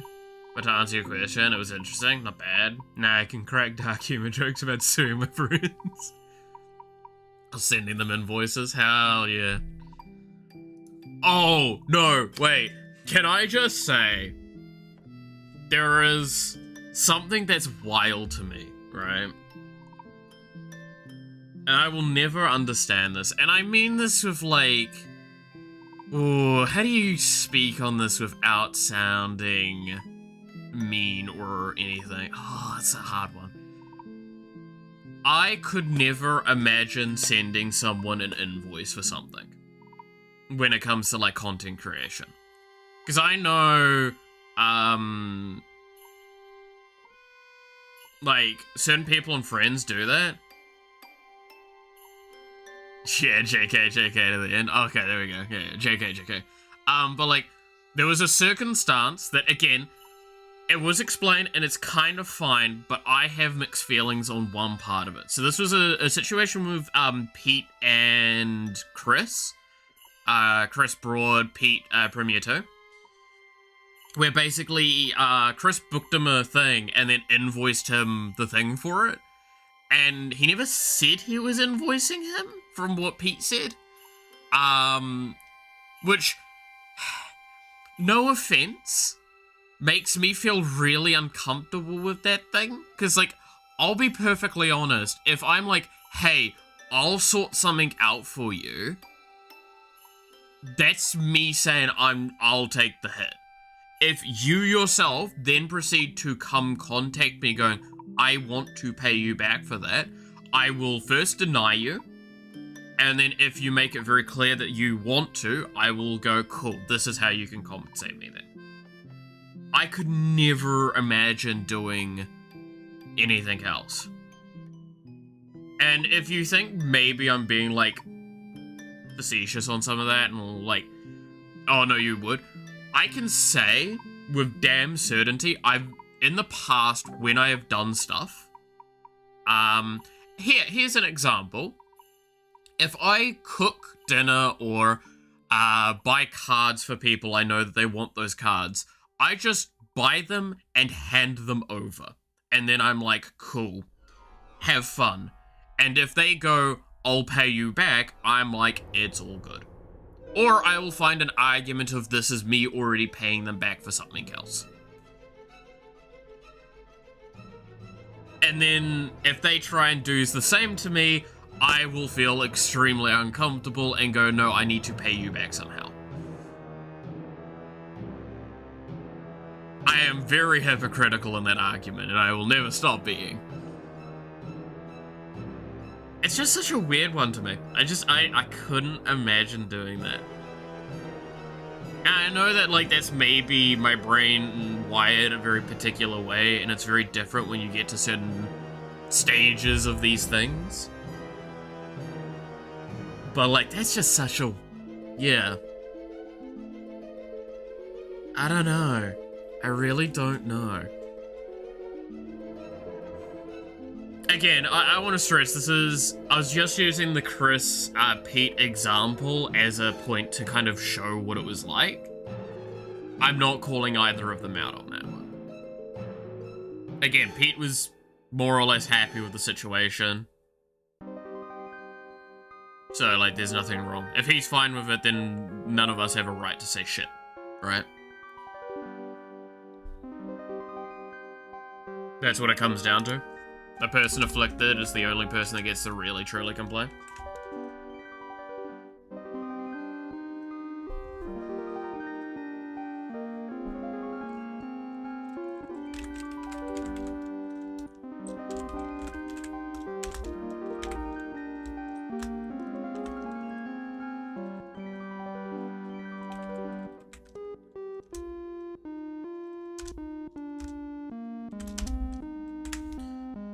Oh, he ended up in the same situation?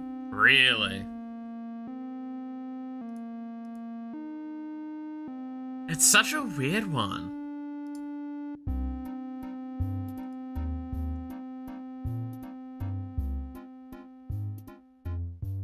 I don't, yeah, again, it's... And there's no way for me to really say... like, oh, this person's wrong or right for that, because of all the stuff. I want to stress that. It's just, it's, I could not. I could never.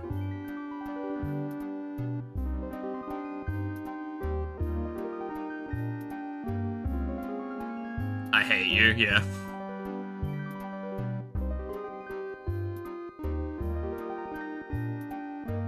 Like, it's... the amount of times, because one of the rules I have with, like, cards here, for example, so, like, Noxie and Snakers have a very large collection of Magic the Gathering cards, and I yoink cards from there from time to time. However, the rule I have is I normally inform them well before that I'm going to grab X or Y card, if I find it, and I make a rule that I never grab a card unless I can find a additional copy of it in that collection. I will never grab a card and there's not another copy of it. And I only grab from commons and uncommons. Typically meaning that the cards are worth like $1 or so. And the biggest thing as well is I often try and grab them if I can't find them online to purchase either. Like, I try and make the effort to go buy the card first if I can. If I can't, then I try and look in their collection if it's an option. If it's not, then I go look international. If I don't, then I try and find alternatives, and then I restart that process. Which has led to, like, maybe at most 10%, probably less than my collection, is from Noxie and Snakers. The vast majority of my collection is mine, and mine alone. And I still just hand my cards over to them as well.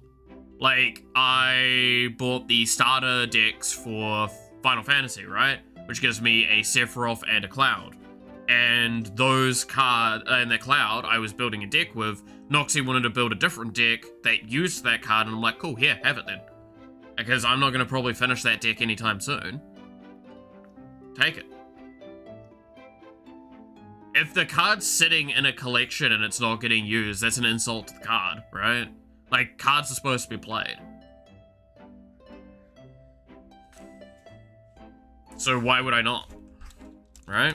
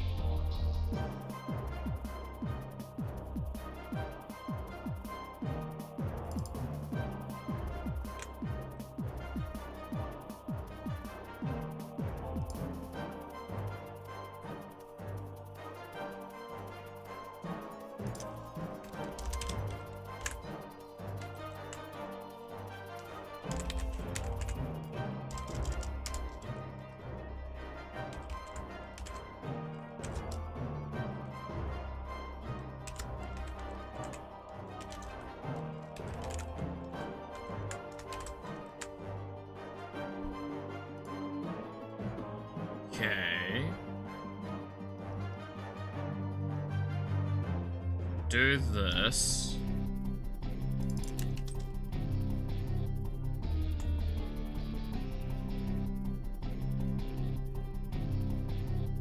What happens if I do...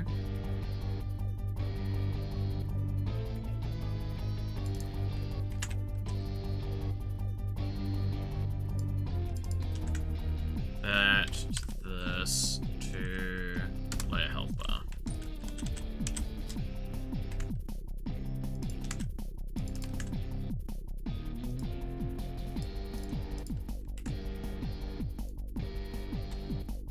Does this crash?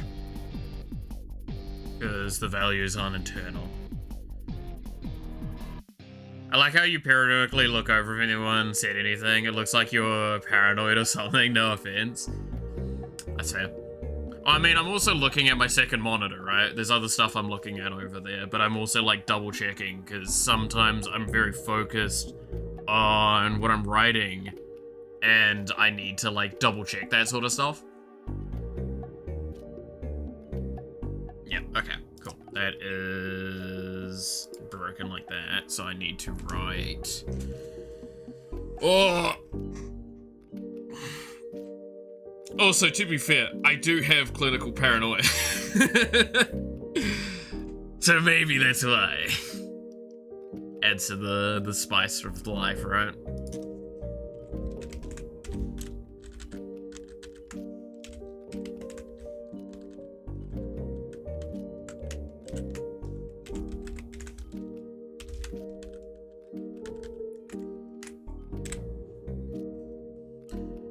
Are you dying? Aren't we all? Okay, well that got a bit...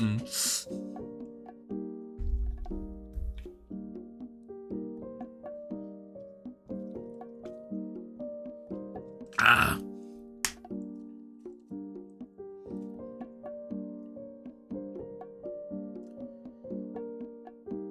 Alright, does this work? This works, cool. True, yeah, exactly. No fucking, I mean, I do have pretty nasty medical conditions. That means that my lifespan is drastically shorter than what most people's will have. But, that's not where my paranoia comes from. My paranoia comes from stuff like PTSD. Or AKA spicy nostalgia, as like some people like to put it.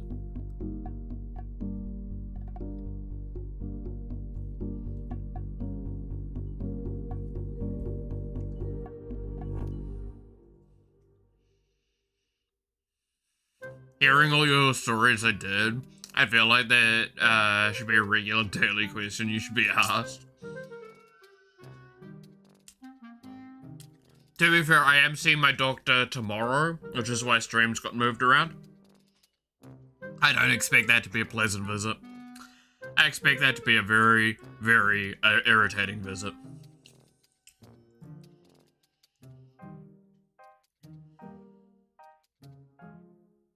That's gonna be misery.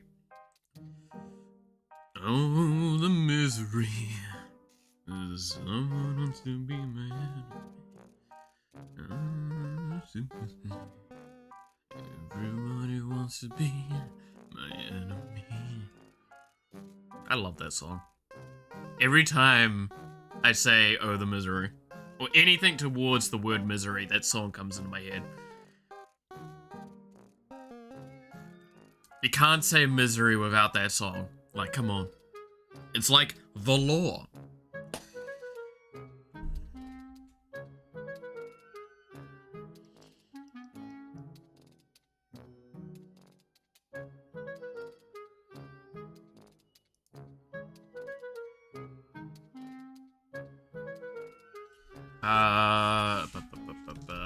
Plus. How do I do that?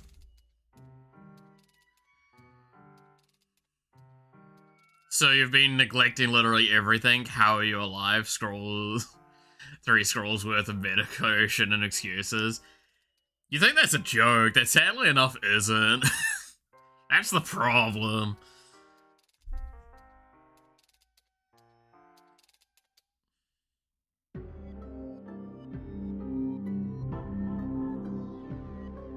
Like, that's scarily accurate to basically what's going to probably happen. Is it's like, no, you should not be doing as well as you are. I'm like, well, that's the problem, Doc. I ain't doing that well.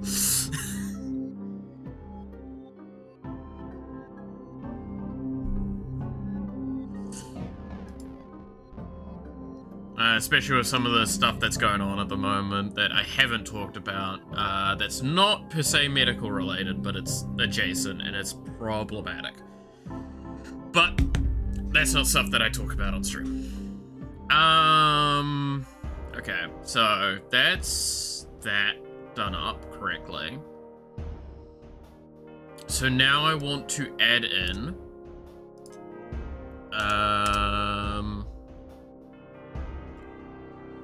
a thing. Let's see. So we're gonna add another function constructor here. And this is going to be, there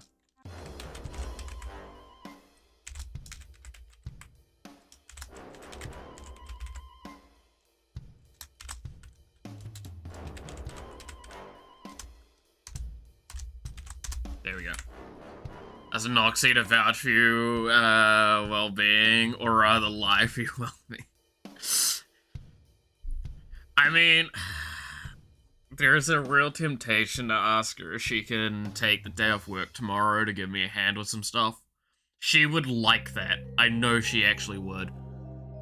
Because, I've talked about this before, and this is one that, like, I find really funny.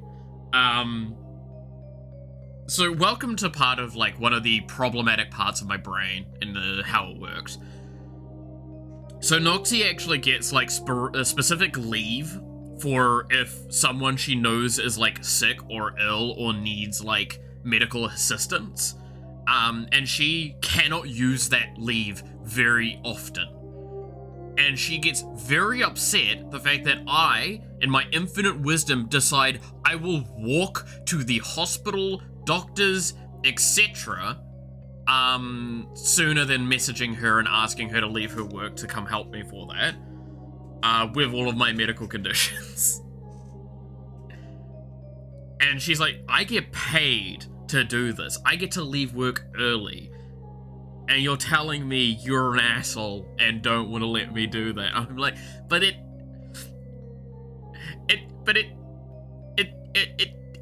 no. You mentioned that a lot now? True. I do think I've mentioned it again a few times. It's just, it's such a, yeah.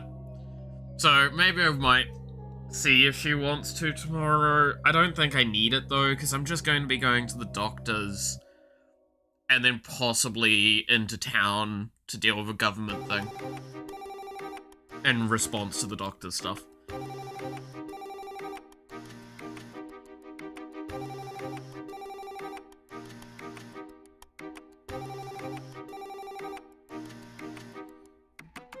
But yeah, no, it's always a weird one.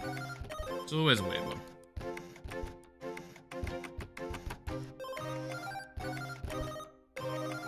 I do love how angry she gets about that though. That is funny.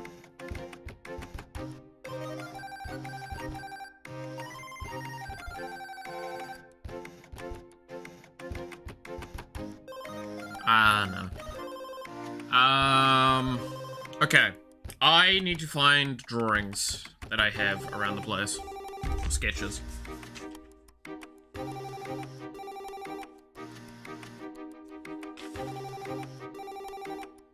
Okay, bottom left.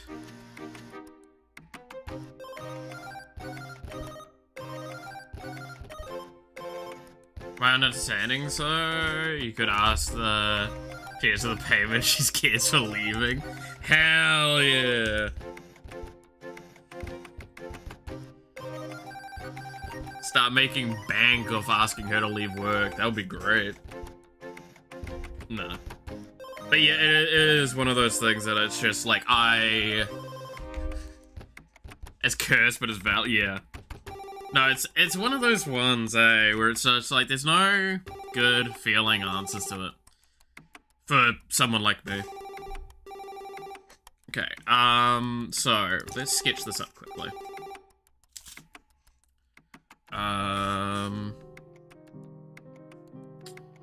We'll do it here, because it'll be easy enough. So, if I'm doing... So, this is the UI space.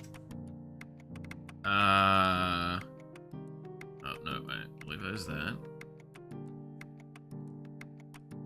No fill, outline, red. So, this is where the health orb is, sort of.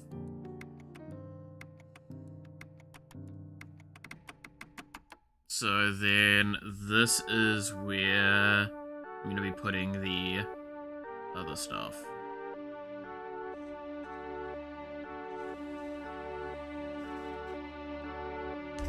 Noxy rant on you unintentionally being an asshole when?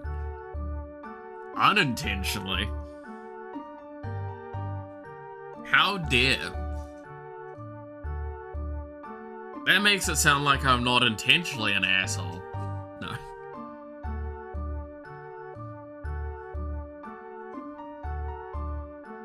To be fair, I'm pretty sure she would happily go off at me on some of the stuff on stream. Because she knows that it would be, like, anxiety-inducing, so I might actually change my mentality for a bit of it.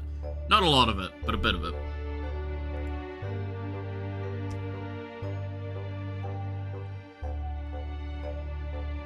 Yeah, and that's where I'll do that. So I need bottom left things. How do I want to do this? So I'm gonna need,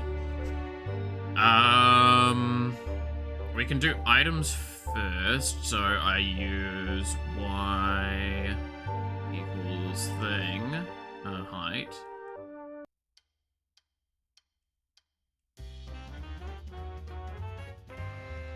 And then x equals 0. And then go up from there. Do items first, then do weapons. Guilt tripping you into calling her. That's honestly what she's, I think, trying to do. But not also do at the same time, because she knows my opinion on stuff like that. When she starts calling you to ask if you're dying and need help. Well, I mean, as she said before, like, she does, like, somewhat regular checkups on me to see if I'm dead yet or not. And she got justified in doing that because one time I did fall over and knock myself out with one of my heart attacks. And I didn't manage to call anyone in response, because normally when I'm falling, I do emergency calls. Don't ask how I managed to do that shit. I don't know how I've trained myself to, like, as I'm falling, call for an ambulance or something. But, like, it's a thing that I can do most of the time, and I'm proud of that. Can't wait for that to stop working, though, at some point in my life, and I'm just not able to do that anymore. Gonna need to get one of those things that detects when I fall, and just, like, automatically calls the hospital.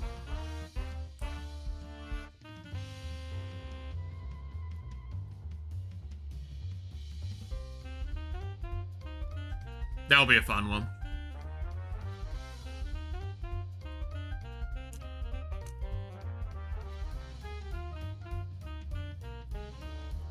Okay,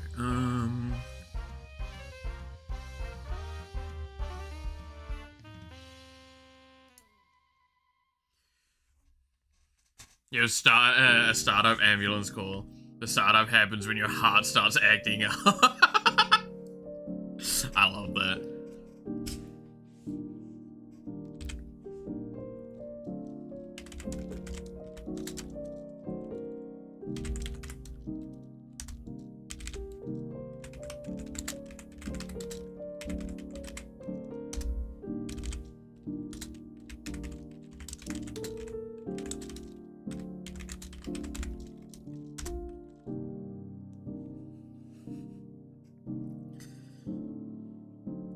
Gotta love that. Gotta love that.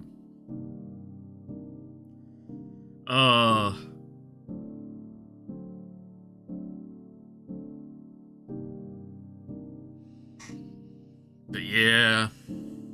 Huh.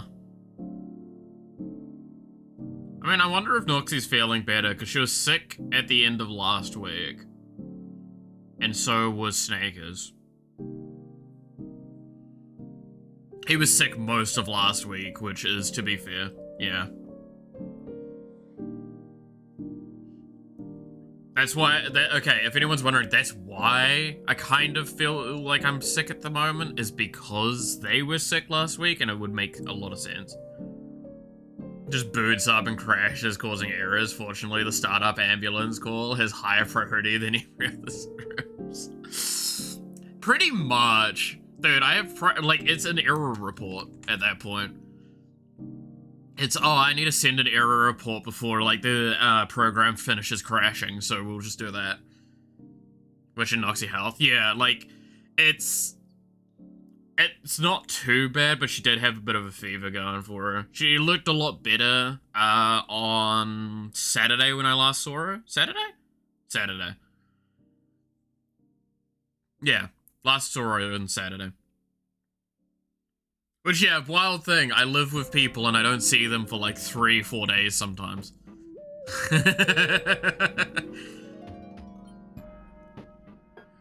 Welcome to how much of a fucking recluse I am, I swear to God.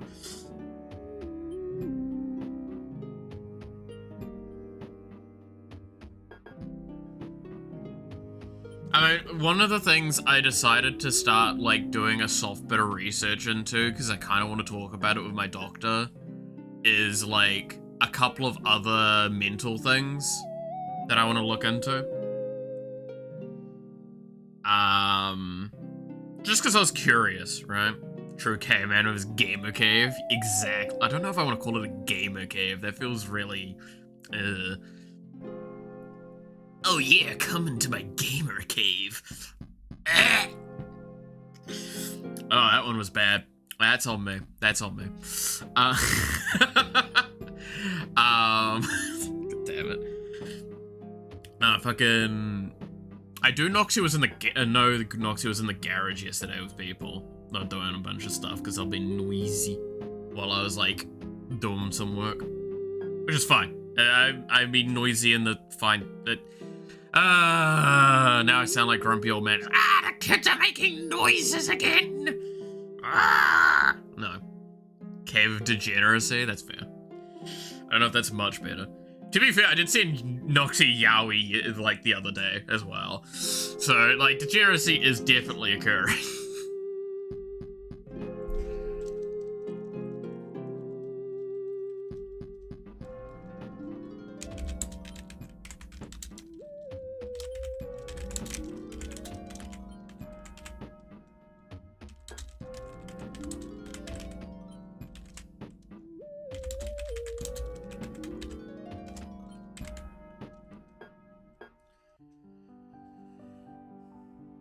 Do I want to do that again? I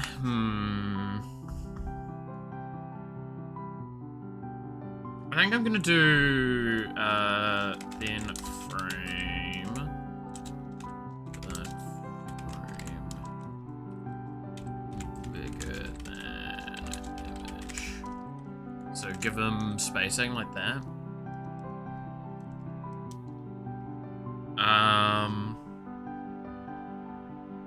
So, given the weird case scenario, do you regularly send others off-brand anime/manga? I want to say no, but I've done it to 2 people this past weekend, so maybe? Devil's not here anymore, so he can't attest to the fact that I did send him, like... We did talk about a little bit of hentai yesterday. And I did send him some funny images from a manga that is not a hentai, but it may as well be. And I cannot share those on stream. Because of what I mean by they could easily be a hentai.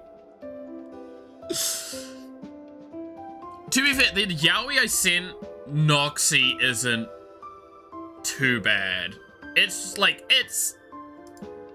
I would consider it safe for work category. Like, all it was this.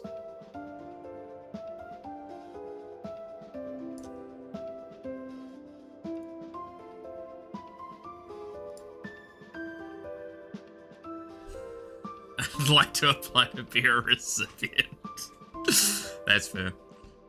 I mean, I stand by. If I get back into manga reading, you'll see me probably posting screenshots from the manga I read, like, again, because that's what I used to do a lot. And, like, I just find screenshots that are, like, so out of pocket and context that are just so much fun. Like, actually, no, there's one I can show from the thing I sent to Devil. Wait, give me a second. This one doesn't show anything. I have to open it this way, though, so let's see. Open link.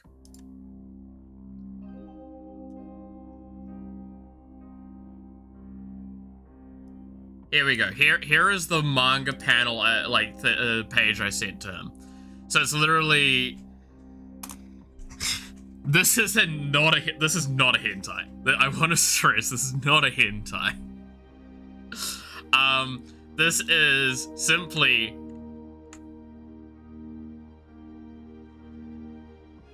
You've got a character. Since Lord Touch Me is the best, then of course, his semen is also the best. That's right! Lord Touch Me semen is the best! Best! Best! Best! Best!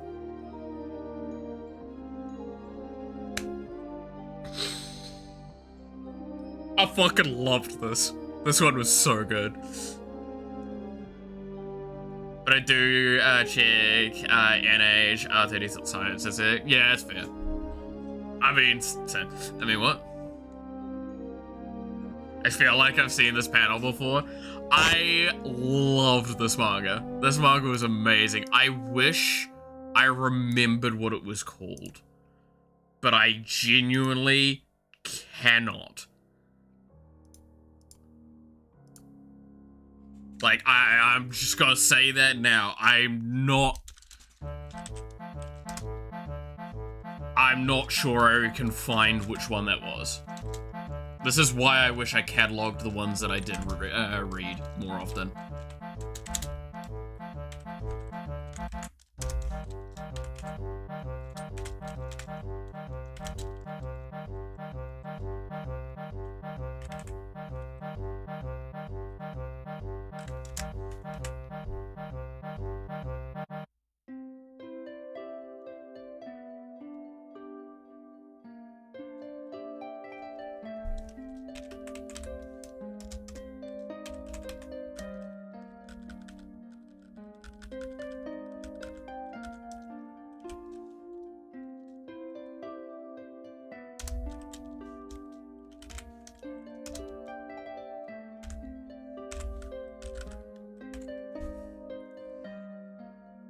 I'll do reverse searching, I do that a lot. Sure, give me a sec. I can post it in the Discord. It's easy enough. Copy image. Meme. I'll put it in meme.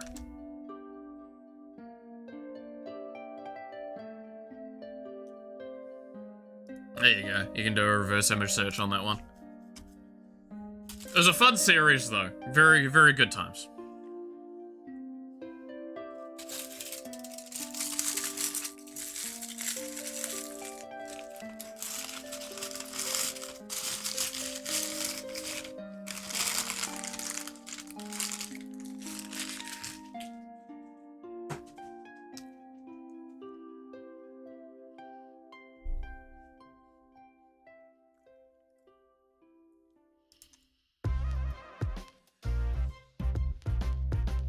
Okay,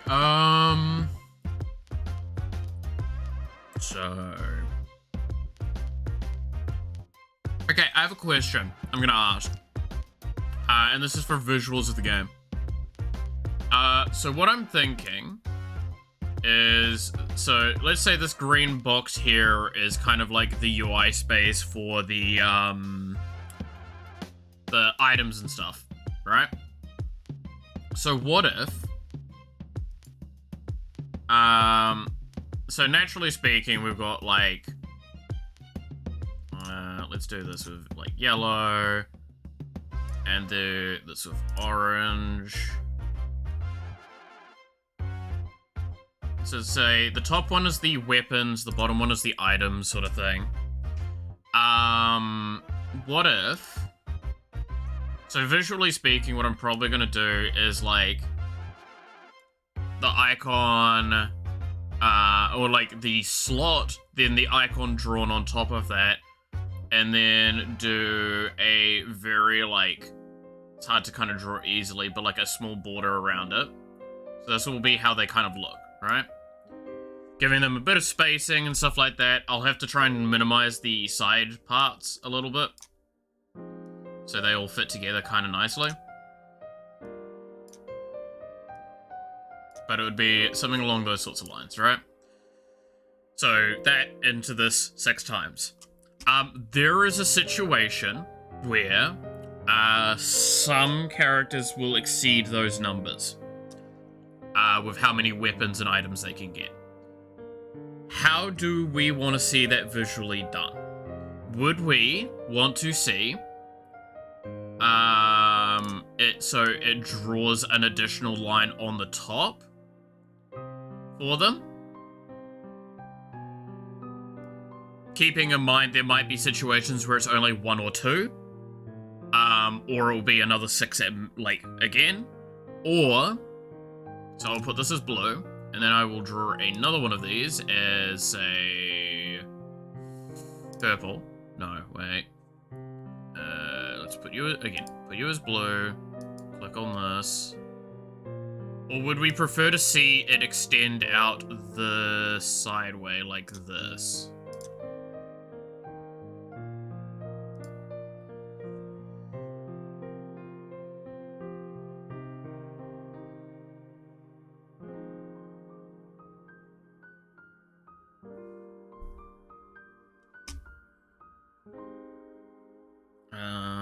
Give me a second. A list is the first answer that came to your mind? So you wouldn't have to redraw almost anything? So what do you mean by list?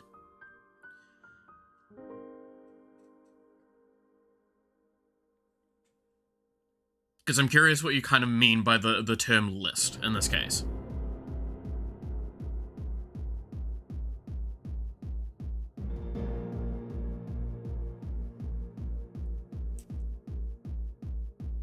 Because at this point in time, so again, this is the base.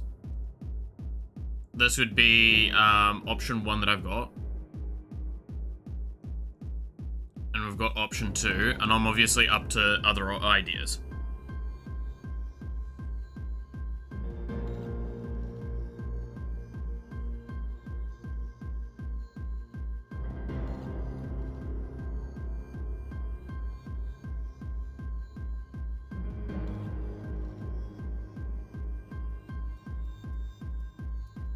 Savage Hero, there you go. Yeah, Savage Hero is the one. That 100%, I know that is it. The moment you say it, I'm like, yep. Savage Hero is good. Savage Hero is fun. Alright. Keep 6 items, and then you browse them by going to the right after the last one.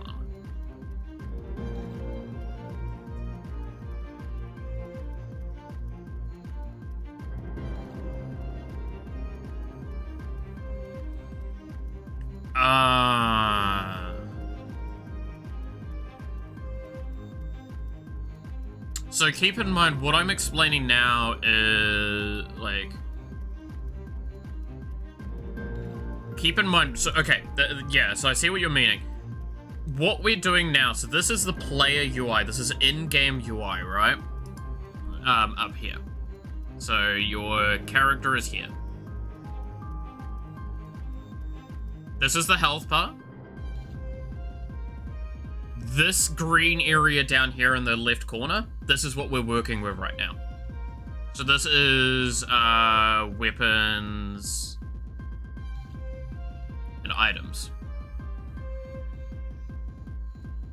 And that's what this is that I'm looking at.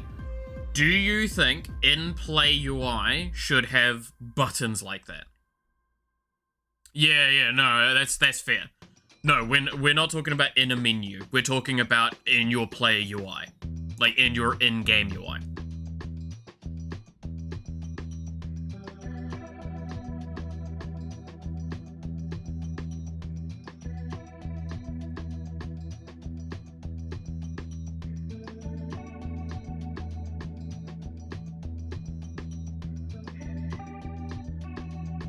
But do you see what I mean by, like, this is a hard choice on how I do this?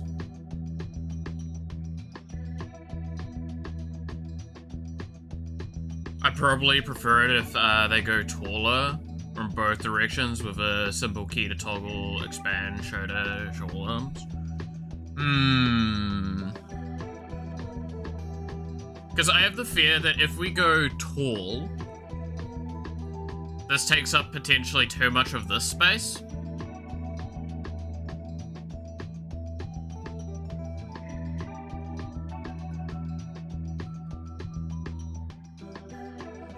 But if we go to the right, that means I have to make sure I calculate according very, very closely.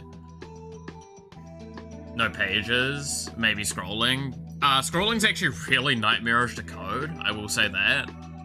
But I do get the point. Because you have to, if you're doing scrolling, you have to draw to a surface, basically, and then you have to move the surface around. Very particularly. Could expand with the game's pause, like when pressing escape. But this is something that I feel that the player should have access to at all times, being able to see what their equipped weapons and items are. Again, keep in mind, we're talking about Vampire Survivors-like game, right? So you should theoretically be able to see what you've got equipped at all times and what levels they're at. But I also see a very valid argument as to what's the point. Like, you should know what you've got equipped. But it's also like, I don't know, kind of think of it like League is, I don't think anyone would like to play with no UI in League. You could make an argument of, yeah, but you're actively pressing the buttons and the cooldowns, but like, it's a visual aspect as well, having them there.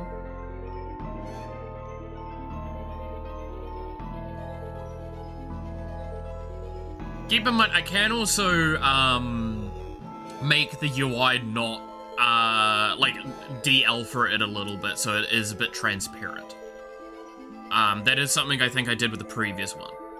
Is that part of the UI was, like, slightly transparent, so you could kind of see through it. Now, again, at this point in time, I would assume the most extreme case scenario is I have 3 levels of stuff. Like 1 level, 2 level, 3 level. But there is a chance I might allow for a 4th level of lines. That's why I'm like, I think the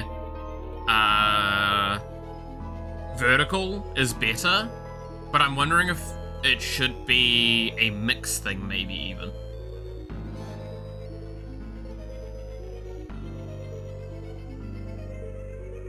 I'd like it to be brief and expand when the button is held and all that.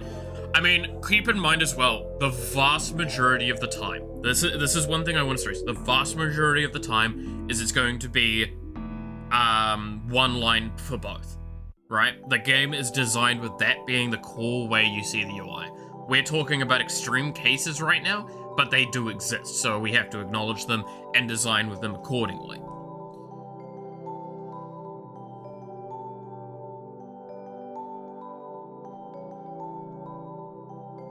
Like, again, stressing, this will be something in the bottom for the most part, that you won't see a lot of.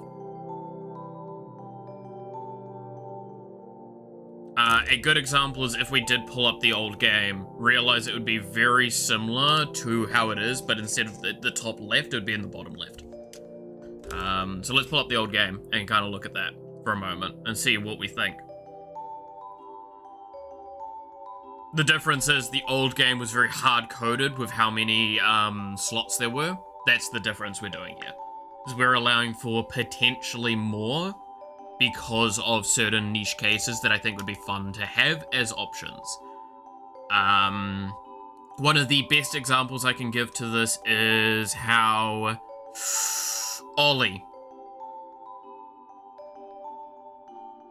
Ollie is going to have a unique passive thing that means that she has more weapons equipped than anyone else. She can equip up to 12 weapons instead of 6. Now you might ask why, and it's because she is probably one of the biggest VTuber simps, so you're telling me she wouldn't want to collect as much as she damn well could?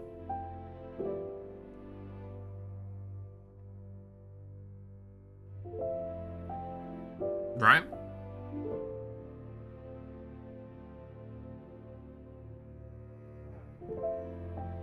Like, already, that's probably going to be one of the laggiest things I can do, is going up to that many events occurring on a regular basis. Another thing I was thinking about is the problem is even more perceptive on laptops. Perceptible on laptops. Why so? Do you mean screen space?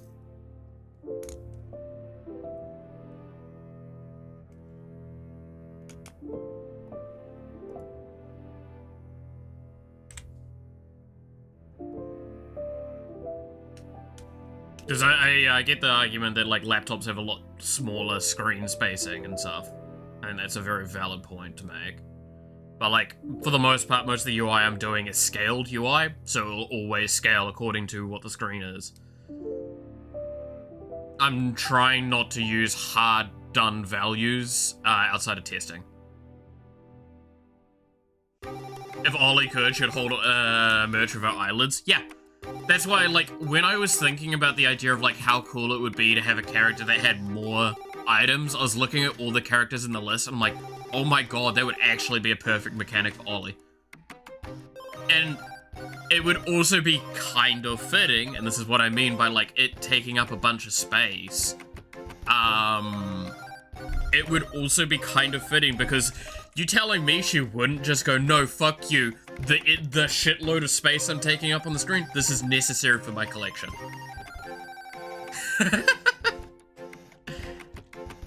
Like, I feel that that's almost as on point as we can get. Right?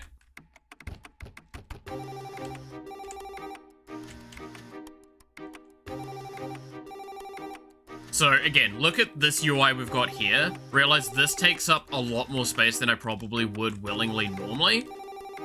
With what I'm doing, it's going to basically limit this down a shitload more. Do you think that, like, that in the bottom left would take up more space? Or too much space?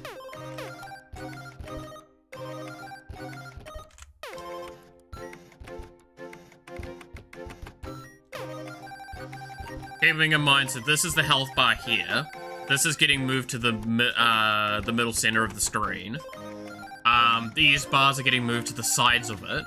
So that means that that lot of, like, things there is getting moved down to that bottom left. And the EXP bar is going to the right side. Along with, what players are currently running around. And their, EX gauge readiness. Yes, I am basically making it so you can see when everyone's ult is ready. Because the ults are going to potentially be, like, game-changing, so it would make sense to see easily which ones are ready when. You can see health bar and you can see ult gauge, maybe.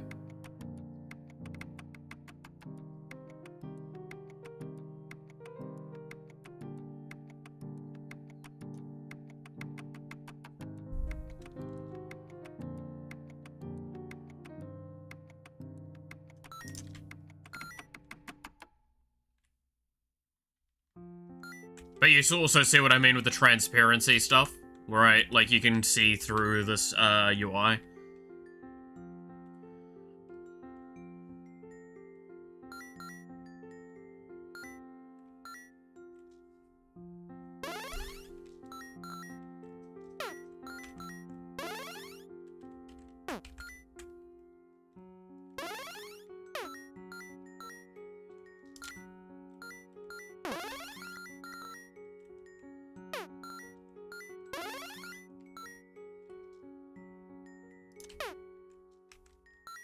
So, I'm thinking, yeah.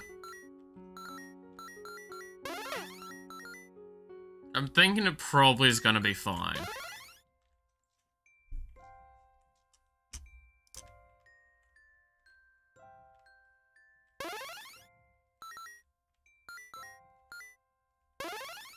How do you deal with the level up menu online?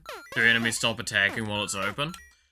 So, with the level up menu, that is the only time the game actually pauses, theoretically. So you can see here, this is the escape menu, but here the enemies are paused. The rule of thumb will be, basically, when this occurs, it'll pause the game, there will be a timer, and then either the timer runs out and it'll randomly select you an option, or, I'm blanking for a moment. Or everyone selects their option beforehand. Once all options are selected, it'll unpause as well. A long time I used to have a potato PC and played most games in a tiny resolutions. Fair.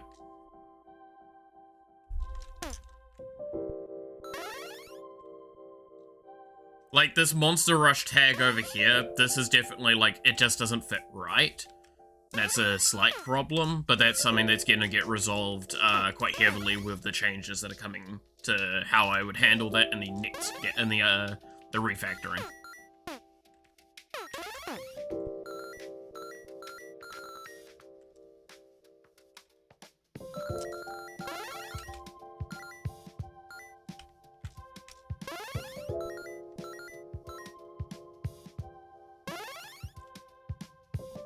But like, yeah, here again, you can see stuff is paused. The only thing that doesn't pause correctly is summon movement sometimes. So if you see in the level up UI, you'll often see like the partner here moving around as well still. Might synchronize the level up between the players. Yeah, no, it's a global level. It's not a per player level, it's a global level. Again, think of it like League of Legends Swarm event, how basically there is an EXP bar that everyone works towards.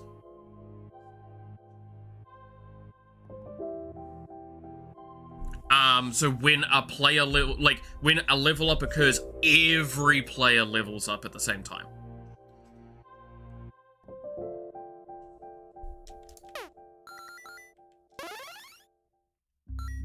Because otherwise, like, there would be funneling, there would be, problems where people would be fighting over experience, stuff like that. Like, there is no other way I see you able to accomplish doing, a multiplayer version of this without it basically being, okay, everyone pick a carry and go into a corner. And choose your corner, don't come near me. Oh, you're losing? Cool, you're behind now. I'm gonna go kill your stuff and take your experience, and now you're gonna progressively be more and more further behind while I get further and further ahead. Right? This way it means even if, like, you die, you're still leveling up, and players can come and resurrect you.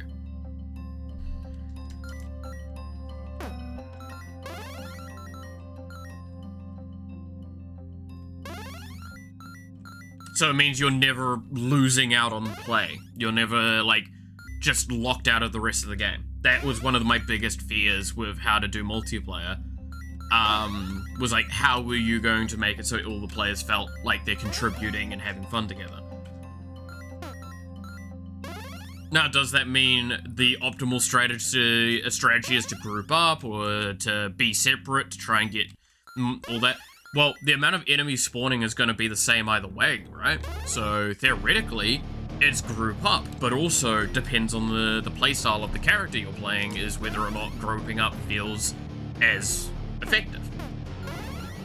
We're starting to see where it's like there is a lot of complex choices having to be made if I was to do multiplayer.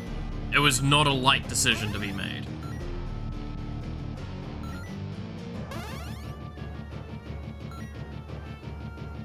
So, I want a little bit of credit for that one.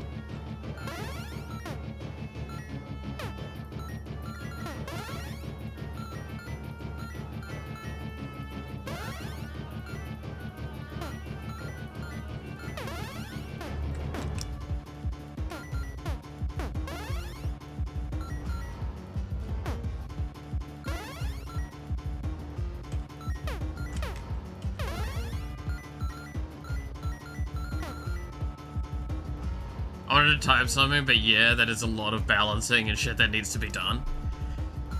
Oh, I mean, if you've got an idea, always throw it out at me. Like, I'll decide if I'll do it or not. I'm the only one that can decide that. Use it, like, again, stress, one of the things I'll stress is an example, right? And I always like using this. Did you know that how this used to be is that this mirror here used to be I would click on it and a UI would pop up and that's how I'd select my character. Then, Pink Devil, or I always call him Devil, came up with the idea, why not have them all standing around and you go up and talk with them to switch your characters, like this. Do you see what I did in response to that, idea? That took me, I'd done 2 weeks on this UI and work on this character selector. And then I scrapped it all in an instant and then spent like another week or so working on this system. This was so much better. But that was a thing that he just threw out saying.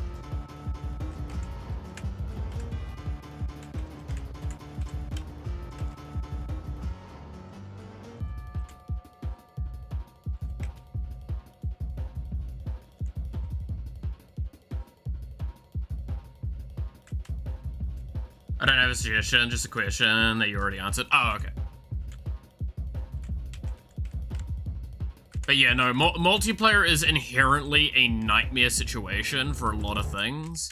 Just because, yeah, how do you answer getting that right?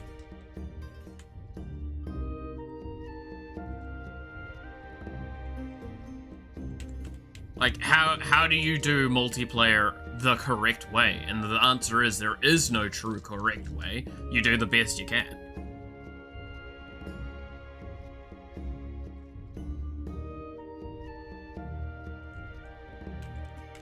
God, I'm reminded how many assets I did for all of this shit, man. So fucking many.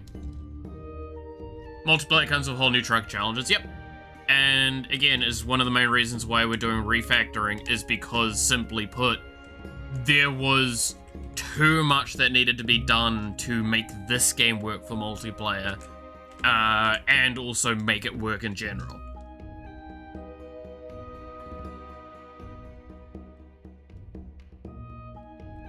So I decided to just, yeah, the refactoring helps the multiplayer side of things. It also just helps me make a better game in general. I just can't do it again. Like, it sounds awful to kind of say, but this refactoring was me accepting I can never do another refactor. You know, single player, yeah, now do that 3 more times, that's how multiplayer feels to me. That's the wild thing, right? Is that you're not per se wrong, but also it's so much worse than that.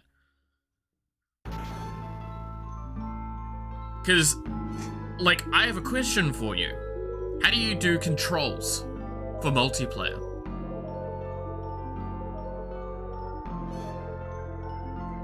That's actually a thing that you now have to kind of sit there and go, wait a minute. If I add controls to the game, right? How do I stop other players from being affected by these controls, but affected by their own controls? And how do I transmit that information?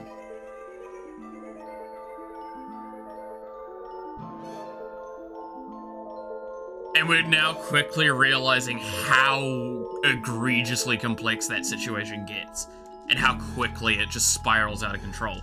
If that's just how you move, you have to tell the game, only listen to these inputs from this client to this, but transport those movements to this same object on other clients, and then at the same time receive that same information from the other clients. So it's worse than even just like make single player like up to 4 times. It's tell the game how to individually select when things should be done, in what ways. There's a lot more you have to think about. Balancing, synchronizing all players' actions, much more. Yeah, balance as well is a nightmare when it comes to multiplayer, because pausing the game, showing a menu, sudden challenge. Yeah, there's a lot of aspects to this stuff that comes up very quickly, and you're like, wait a minute, this escalates into a big problem. One of the examples I can give, though, is that, like, so there is some inherent stuff with the player, right? So here you can see I've got a variable called player local. This means that this is your player. This is your one of it. Then player ID is what ID you're in the list. Arigato, thank you, Mala-sensei. I'll probably back away into lurk in the corner for a bit. That's fair. But yeah, no, so with that, I got this stuff. I've also got rollback rollback input. So with rollback, by the way, this is a fun little one. Give a little bit of credit for Game Makers, because Game Maker has this inherently. Rollback netcode is the term used for basically a soft predictive architecture. What this will do is it will kind of predict what should be on the next frame based on all of the received information. So I can send data less often and it will respond more cleanly. And this is what fighting games do to try and compensate for lag problems if they're done correctly.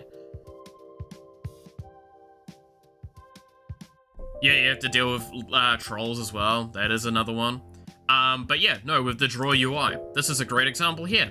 I only draw the UI from the local player at this point. If you're the local player, you draw the UI. Otherwise, you don't.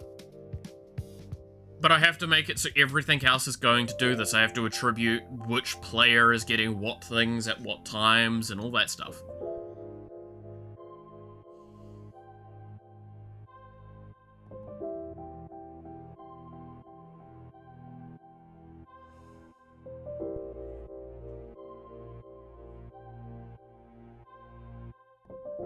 So, it's a hard one with a lot of that stuff. Because it just, I will simply say, there is no correct answer. Nor will there ever be a correct answer. It's the eternal struggle of these sorts of things. And I love them. I do. I really do. But there's also... God, my sanity drains.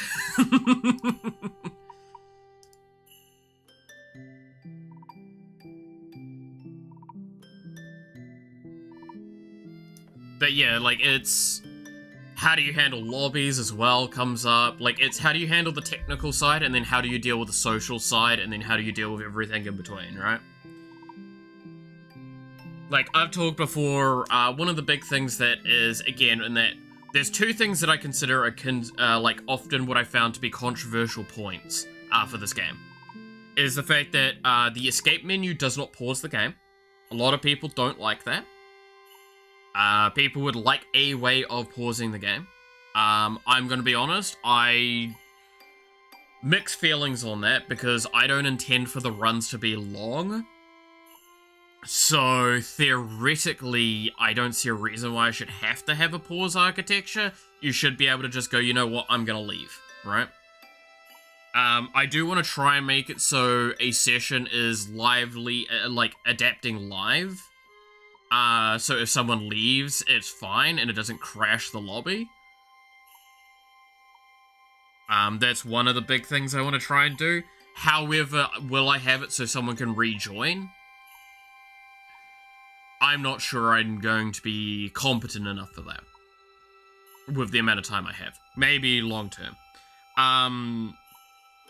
The other point is the fact that I'm not going to be having chat. There's not going to be a chat in there. There's no typing to your allies. There is going to be stickers, is the idea I'm going to go with, like emotes sort of thing, that you can select. Very much like League of Legends emote wheel, where you can pre-select certain ones, and then basically in the game you'll bring up a wheel to say which one you want, and that's it. And that is simply because the complications with adding a chat system in the game is already quite high, then adding the complications that I would need to have some moderative efforts where certain words would be filtered out and all that sort of stuff. Like, I can tell you now, voice chat and text chat are probably never seeing the light of day in this game. That's never happening. Because the technical side of them and the disastrous outcomes of them are just too high, I feel, to justify. But I don't have anything against some soft communication. On top of the fact that, like, yeah, think of it kind of like, I guess, also Monster Hunter for that, right? Like Monster Hunter, those sorts of kind of communicative things, where it's like there's automated communications. Like there'll be a thing to indicate when an ally is using an ultimate. Like a visual part of your UI will go up.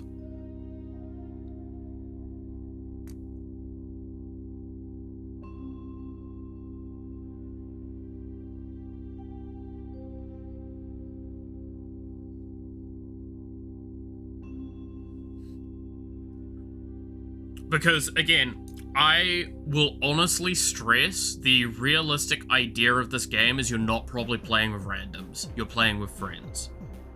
The rest of the time you're playing solo, I'm gonna be honest.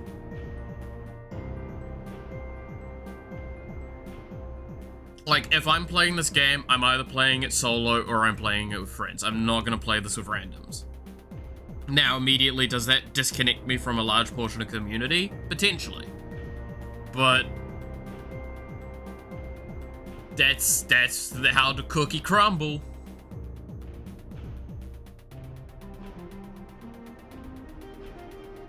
Right?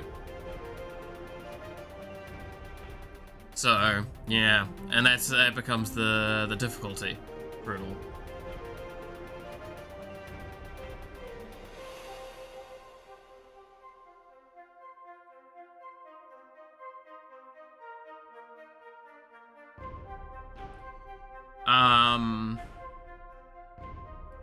And I want to stress, by the way, how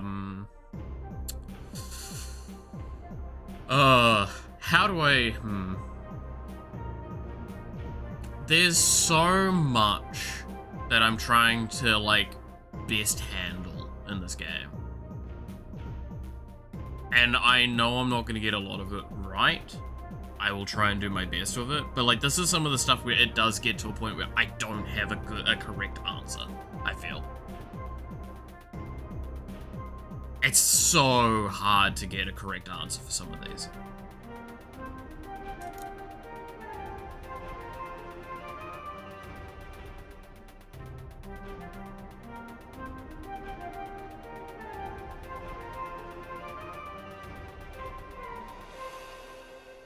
But we'll do what we can. We'll do what we can.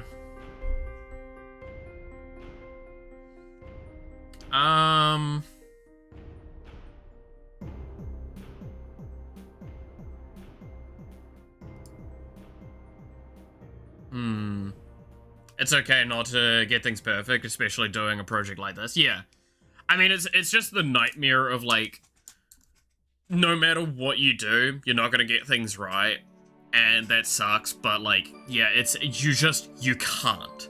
And it's fine. That's not a problem.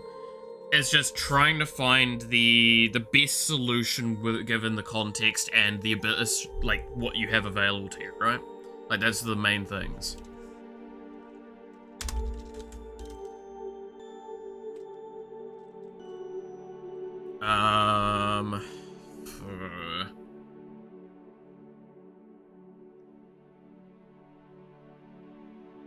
Oh, what am I doing? Yeah, just do this as,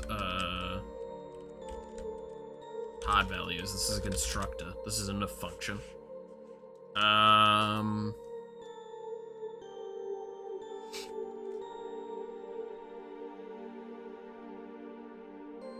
So...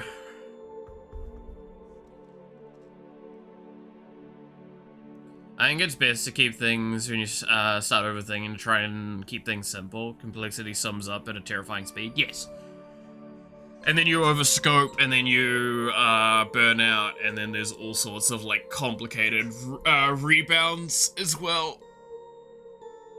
That just lead to more problems than are worth it.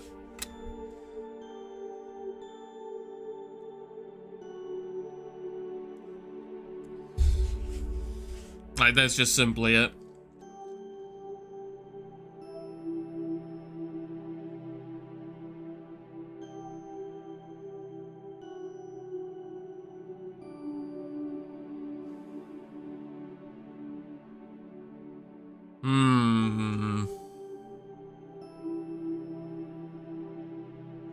Because, like, at this point in time, I want to stress, by the way, so the health bar is using a lot of hard-coded values into it, which I shouldn't be doing. And that's because, again, this is in a testing phase of getting the UI positioning kind of thought about and all that. Once we're past that stage, things will be very different. Once I start actually setting up the UI correctly, it means that you can increase the size, decrease the size, and the UI will theoretically scale correctly with that. Like, in a way that's going to make it feel like you're never getting too much of your screen taken up by UI. Because that's a very, very unfortunate idea if that happens. I don't think anyone truly wants that to occur.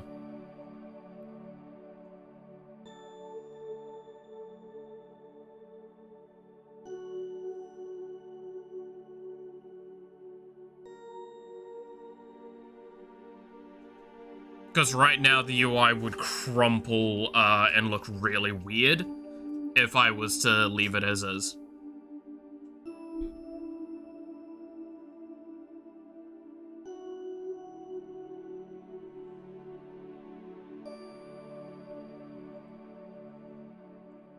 So a lot of things will be coded very differently. I'll also probably be recoding a lot of these values here into inbuilt variables instead of, like, on construction variables. Because, like, all the positional data should not be done like that. Speed should not be done like that.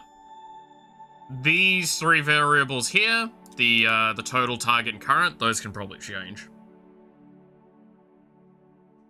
That's about it.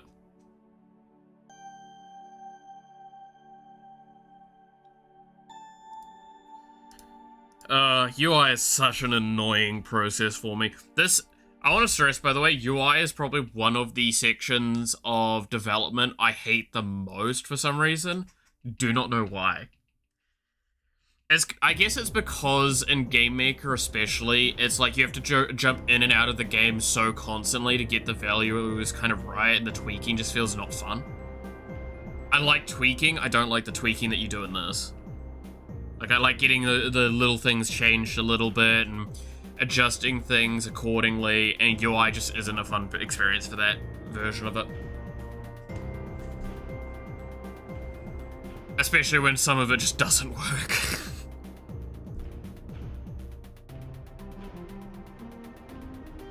You mean coding or designing? Both, kind of? Ironically? Like, I don't know.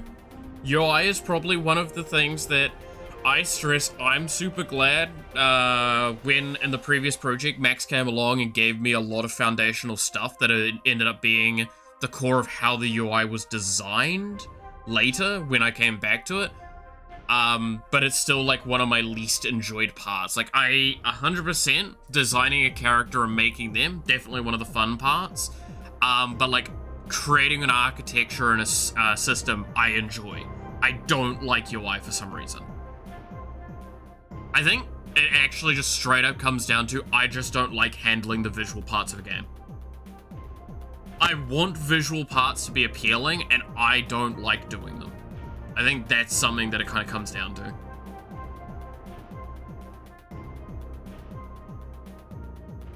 Like, I would much prefer to work on a mechanic than I would UI. UI design? Wouldn't know about implementing in Game Maker though. Oh, Game Maker UI sucks. Okay. I'm gonna phrase that a bit better. This is when we start talking about the differences between different engines again. Game Maker inherently has weaknesses when it comes to using shaders and UI. That's some of its biggest weaknesses. By comparison to a lot of other engines, that is one of its biggest glaring weaknesses. However, that's fine. This game is not a UI-focused game. It is a gameplay loop focused. The UI supplements. So I just need to make the UI appealing enough and understandable enough to not cause problems. Does that... Yeah, that comes off a little bit more positively, I think. Again, it's every engine has its strength, every engine has its weakness. The weakness Game Maker often has is UI. And visuals in general. It's got a lot of limitations for that stuff. And, like, to circumvent those limitations, the amount of effort required and technical savvy to required, it's easier to just learn another engine. If it's an important part of what you want out of the game. It's the same argument. I can make a 3D game in Game Maker. I could make a 3D game. Would that be, like, feasible, or would it be better than doing it in another engine? Fuck no. I could hop onto Godot and probably do it in, like, a fraction of the time, and I don't know Godot's language as well. I know bits and pieces, but... I mean, hell, if I was trying to make a 3D shooter environment, I would just hop on Unreal and have it done in an afternoon. In fact, the post-render process and, like, compile would take longer than the development side to make a basic shooter game in Unreal. Especially on my PC, my poor PC, holy shit. Anytime I try and use UE and, like, try and export something, it just fucking dies.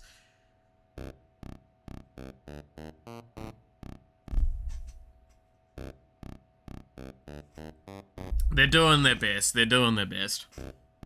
I believe in them.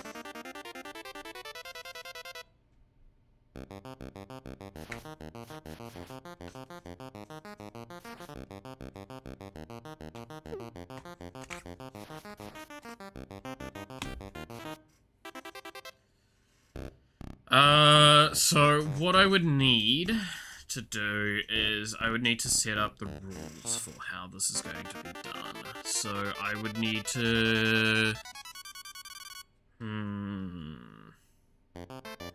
Okay, so let's set up the draw then.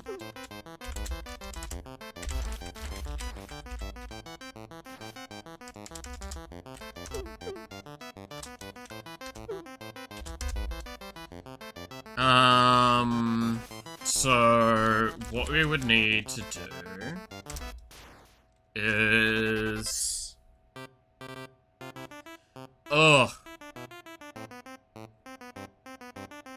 For now, I'm not gonna bother too much with things, but I will set up the variables for it all. Again, we're gonna use absolute variables for some of these for now, because it's just gonna be easier.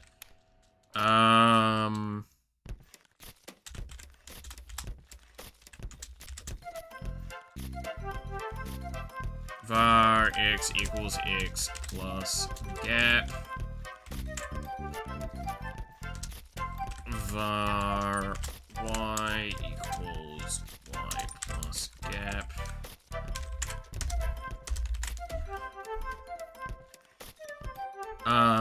And then... so we're going to need, one of the other variables we're going to need is weapon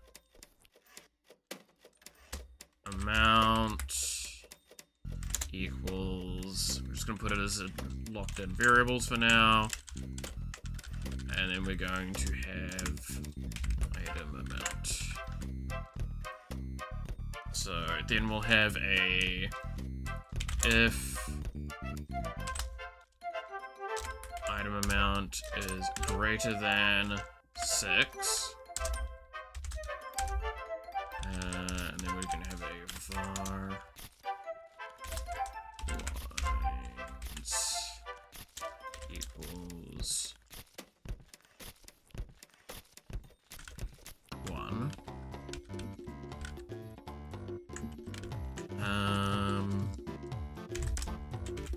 Lines plus equals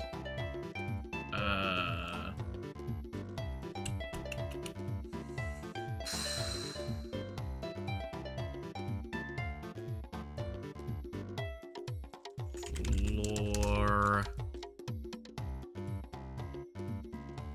item amount divided by 6.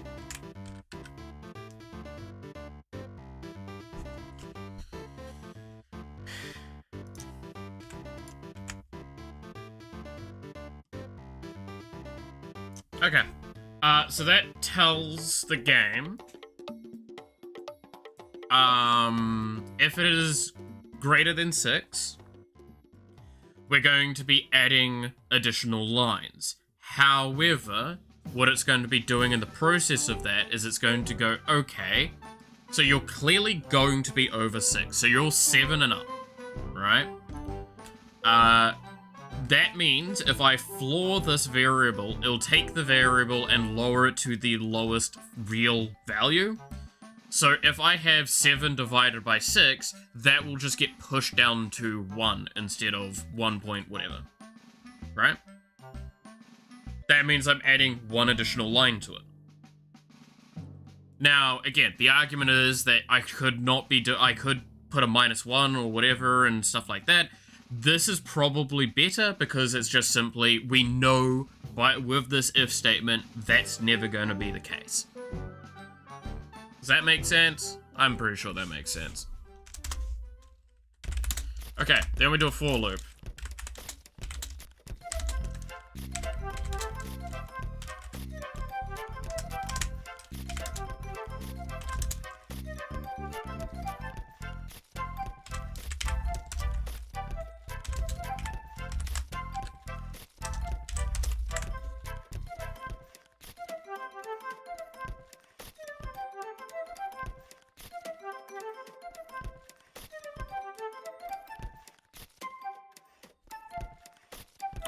Okay, so now with this, okay, so we should probably quickly write, so base,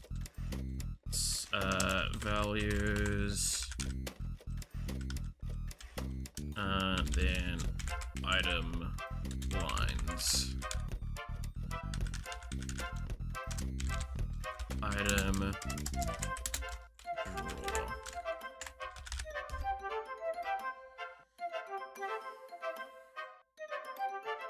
Okay,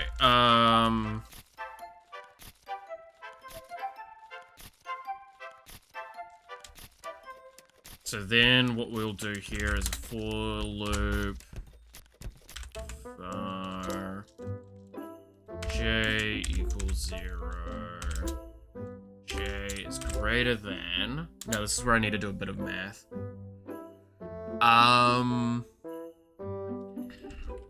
Item amount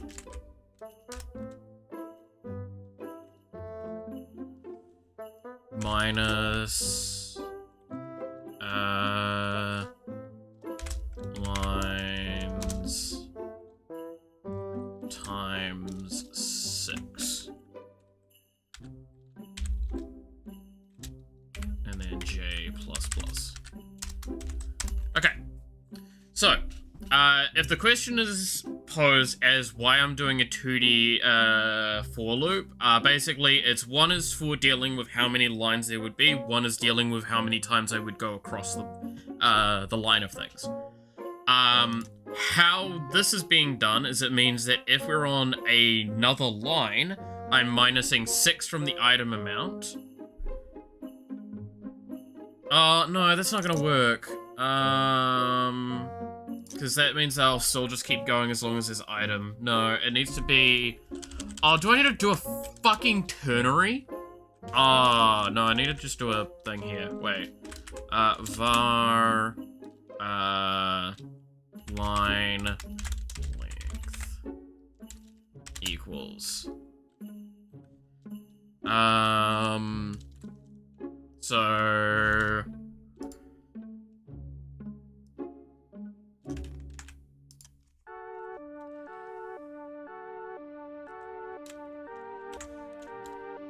this amount is greater than 6, then it is 6. Else, it is this value.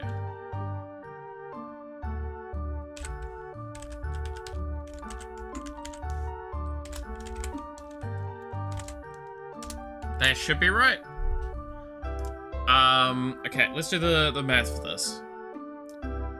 So it's times this.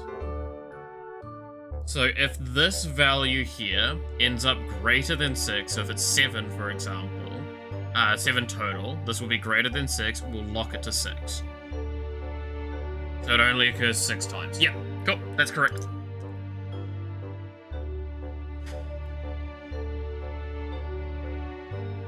We have to be careful as well, because what I'm writing right now is what gets run every frame in the draw event.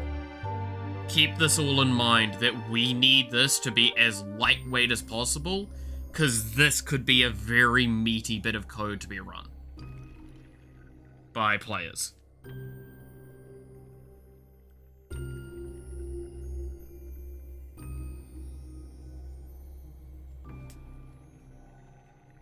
Does that make... I hope that makes sense.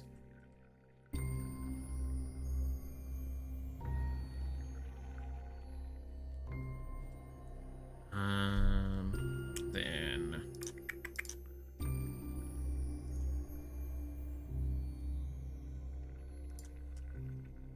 Okay.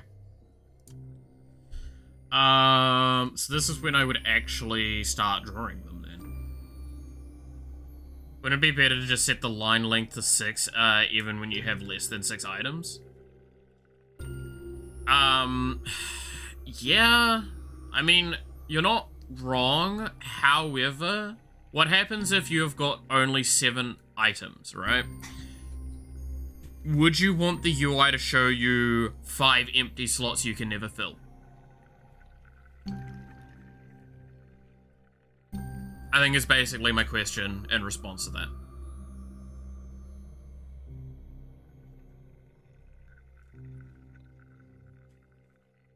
Because I think, personally, I would prefer to only see the slots I can even fill, not the slots that I can't fill.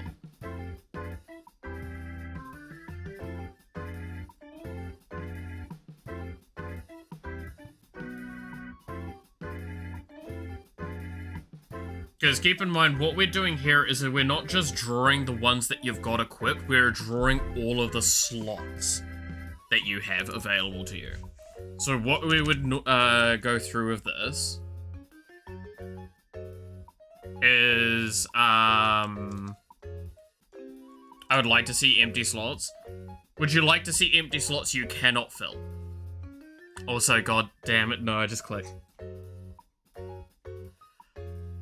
Yeah, that's why, like, half the internet's fucking pornography. Of course, Malith. That is why people would say, yes, I want to see empty slots I can't fill. God damn it.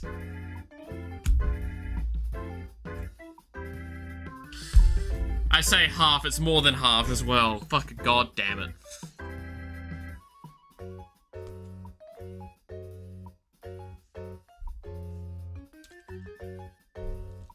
So stupid, god damn.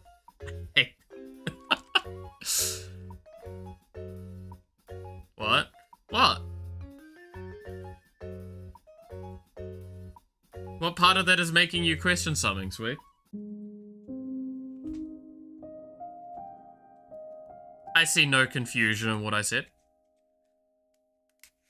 You're trying to fight lack of reasoning, yeah. It's a fight you'll never win. Okay. So, in order, we, check if slot is empty.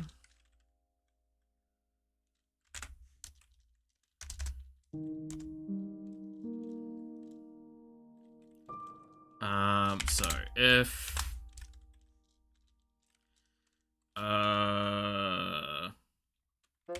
Other dot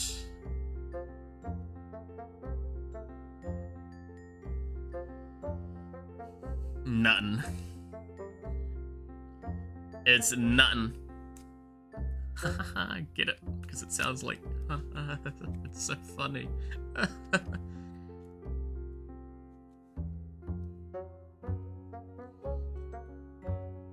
But actually now, if it made it more lightweight, then yeah, not showing the empty slots you can't use, it's the correct choice. I think it's both more lightweight and just as a player, if I had 7 slots available to me, but if I saw 12, I would then be like, why am I not able to fill these other slots? Right? Like, that would be a failure of me representing something to the player. So they would have they could lead to a misconception or something. So they might, like, for example, in that given situation, try and roll for more weapons, not realizing they literally can't. And then they get frustrated because they're like, why could I not hit any more weapons? Why am I not seeing anything? Am I just that unlucky? And then they will feel like having a worse experience.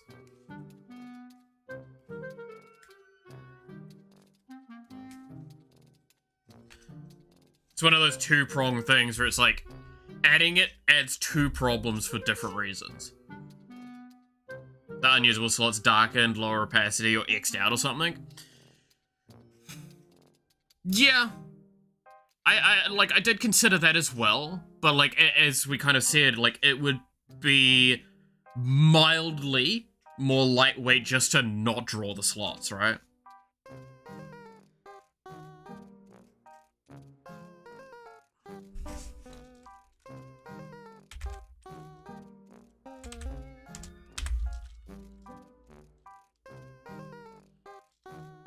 What are these called? It's just, is it item...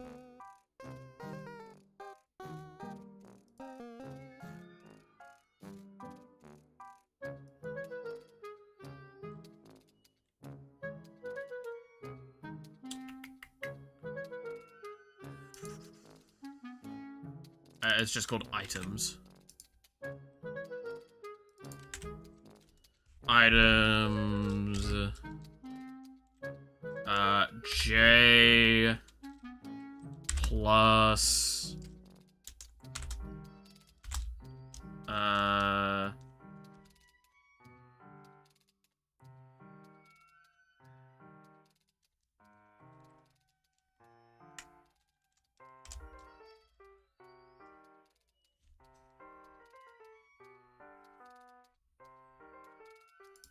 wait.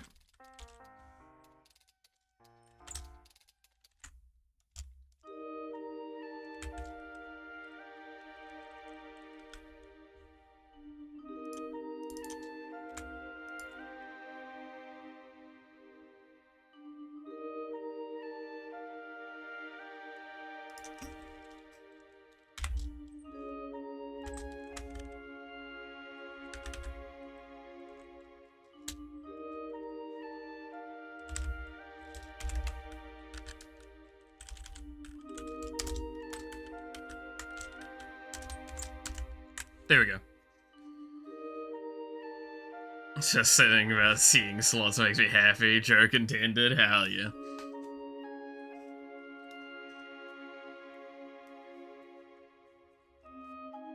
You like seeing big X's over... Wait, would you prefer seeing big X's over slots or mosaic? God damn it.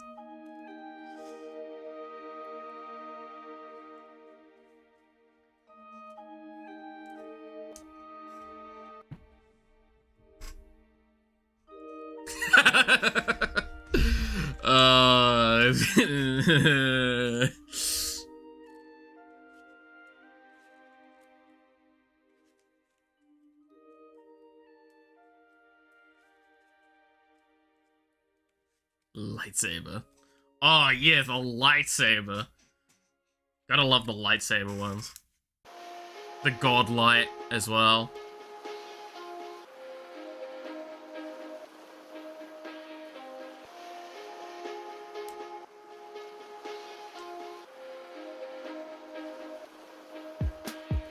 Mosaic would be stupidly funny. Well, I mean, there's at least one character I could... Oh, probably two characters in the game that I'm gonna make the Mosaic things for. I mean... Okay. I'm gonna tease an idea. I don't know when I will do this. But... What if I told you there is potentially going to be a skin line for some characters that plays on a joke, and it's just basically going to be that character, but with Mosaic as their entire sprite.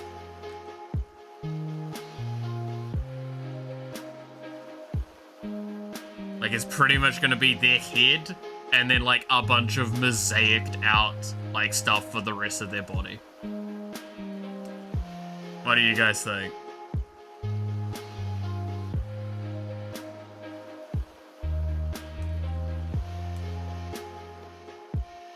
Can't wait to see it. I have a couple of them that I want to do because, simply put, well, there was another consideration I had, and I think this would just be too much work because I'd probably have to add it as a shader. But I did consider for a little while to make a censorship thing for some of the skins in the game because they're gonna look lewd, and add like basically a toggle in the menu to like thing. But I'm gonna be honest, I don't think I can do that. For my sanity alone.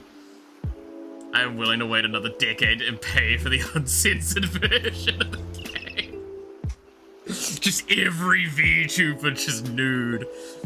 Hell yeah. No.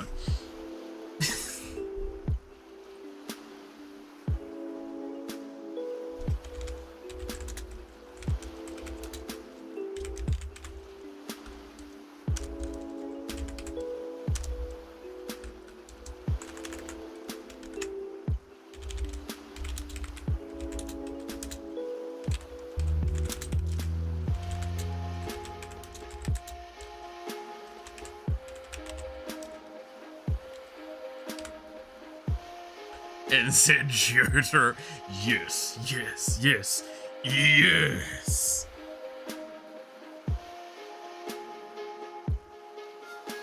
Oh, dude, I love, by the way, the best part with that fucking thing is just actually what is in that scene, where it's just like, are you gonna punch me with your right fist? No, no, no. You gonna punch me with your left fist? No, no, no. Are you gonna punch me with both? Yes, yes, yes. Are you gonna do that order thing? Yes! Ah!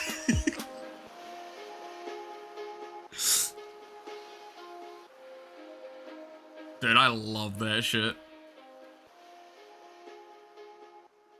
Can we just say that entire, like, battle was one of those stupid fucking sequences as well in JoJo's? That's saying a lot. It's literally just like fucking old man cheating in game to fuck with this guy. Like, I cried the first time I watched the episode. That's fair. I think I did too. I was just laughing my actual head off at it. So good.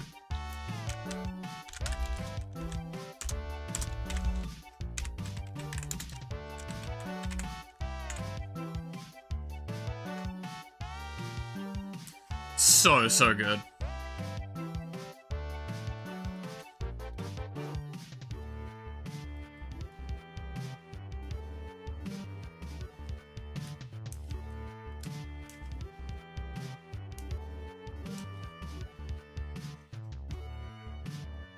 Also, the parodies on YouTube, Jotaro yeah. I miss JoJo's. It was such a fun series. It's such a fun franchise.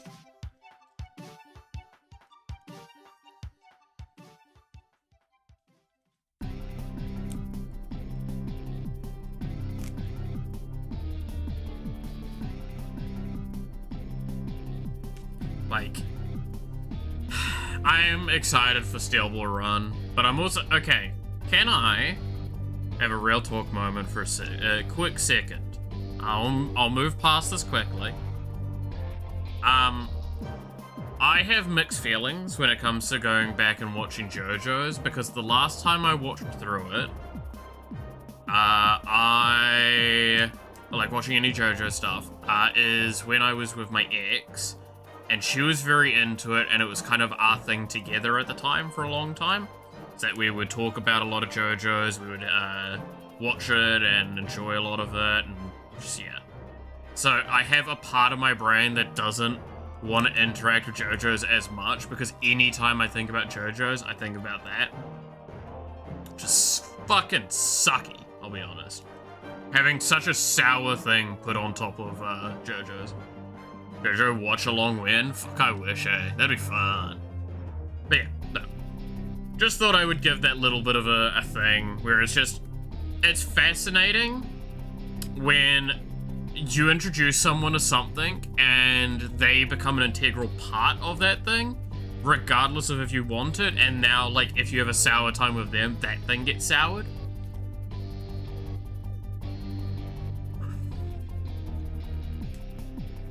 It's just unfortunate.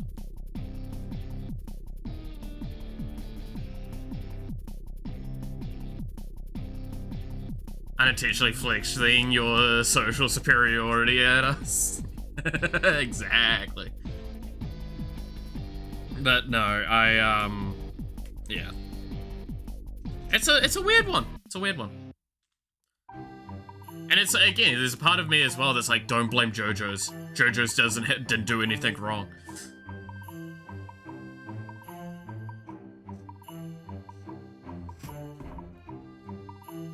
And I've just noticed it more and more that I've drifted more away from JoJo's Bizarre Adventure content and stuff ever since. It's weird.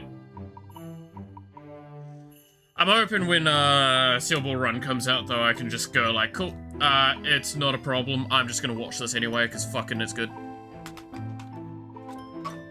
I love me my JoJo's. It was good times.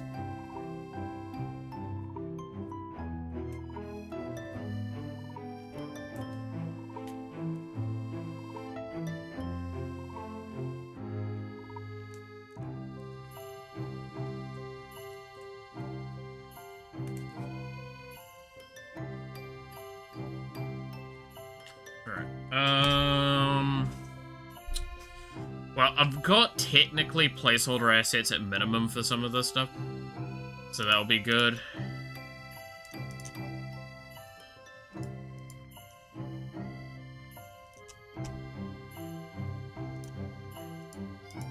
I still don't know why, by the way, some of these things don't minimize and some of them do.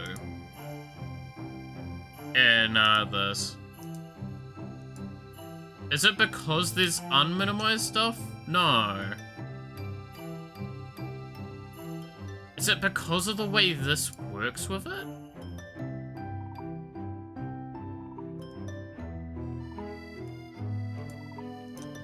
I don't know. I really don't know what's happened with this. I think it's because of the way I have my IDE set up, visually, or maybe it's a bug. To be fair, I have skipped out on several updates of this IDE for a long time because I can't be asked updating it with the potential room for complication until I can sit down for like a day to fix anything I need to. It's probably nothing, but you know, can still happen. Very fancy way of saying boxes drawn in MS Paint in 3 seconds. I'll have you know, the placeholder assets would just be the assets that we used in the previous game. So, tisk tisk. It'd be in... No, that's not where I'd be looking. No, here we go. Alright, yep, no, what was that? It would be under Other? And I assume it would be under UI Elements, but I could be wrong, because this file got mucked around with a lot.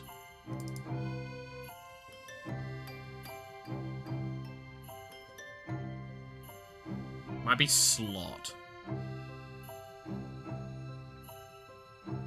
Because I want to update these assets at some point. I don't think they're visually appealing enough for me, personally. I'm a stickler for that stuff. We've learned that, right?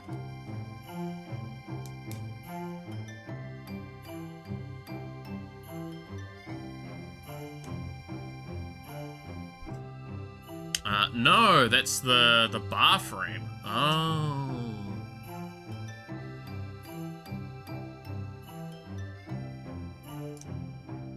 No, it's gotta be slot then, right?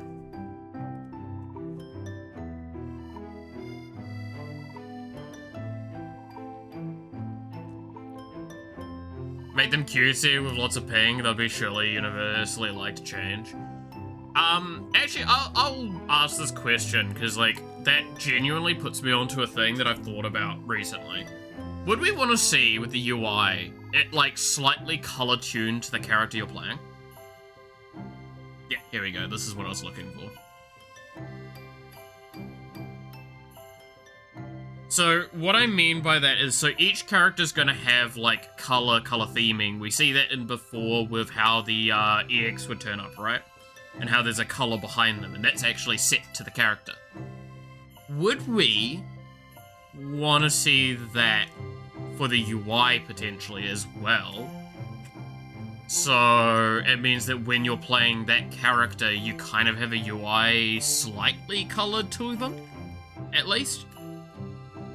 And it means that I could theoretically, even for, like, one of the ideas I had was I could add some other things for, like, certain skins as well.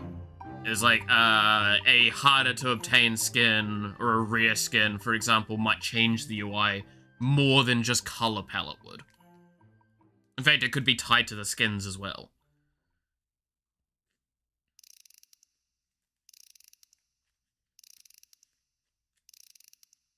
I thought that might be an interesting approach.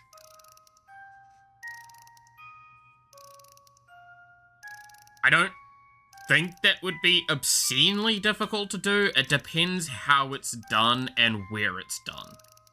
Because it would have to be tastefully done, is the difficult part.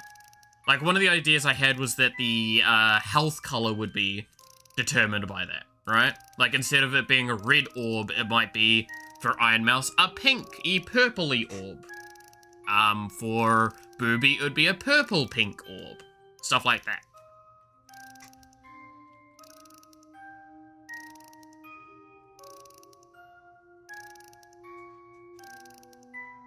That might be an interesting way to approach it.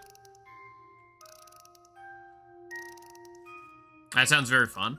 I think it'd be nice if I could do it, and I don't think it would be too far off the track to set something up for that.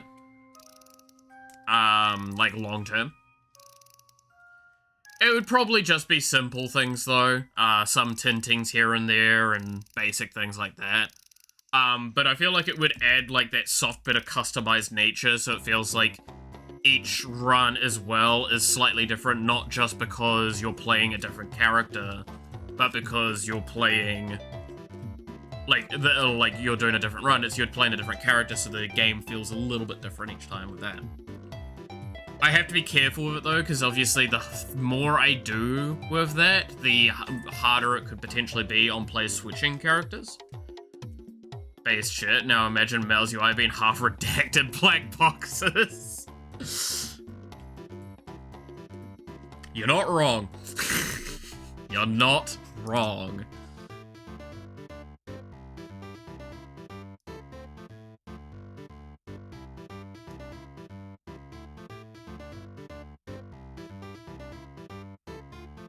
Oh no, wait, this is the wrong way to do this, because I need to split this.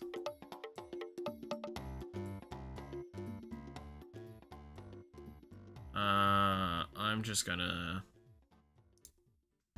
delete that and make a new sprite.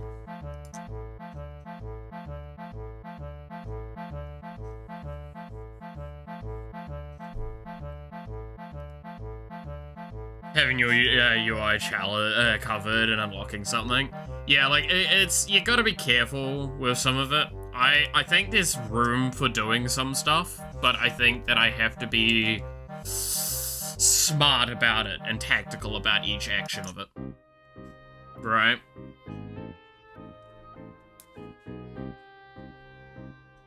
It would definitely be something that, requires, like, a good deal of thought put into it. I would definitely need to not just do it as on a whim.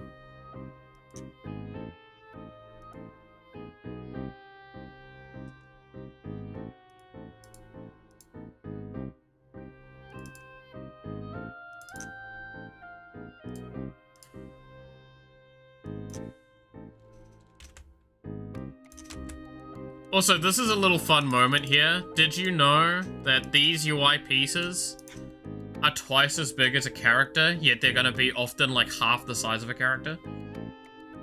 Still like 2 years off. Yeah, exactly. And that's one of the things that, like, I'm not gonna say one thing to that, but like, I would like to see this game very far along soon.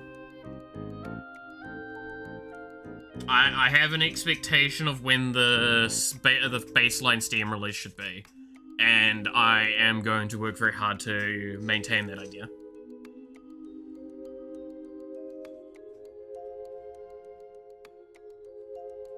It's been, what, 2 years, 2.5 years already? It'll be on Steam? Yep. This game will be released onto Steam. That is the intention. That is why like, the Steam systems are actually plugged into this. I just turn them off for stream because they take longer to launch the game each time. Like, it adds basically 30-40 seconds to my launch window while I'm streaming. Cool, yeah. That's my hope, is to basically design it with that so I can piggyback off a couple of systems there as well.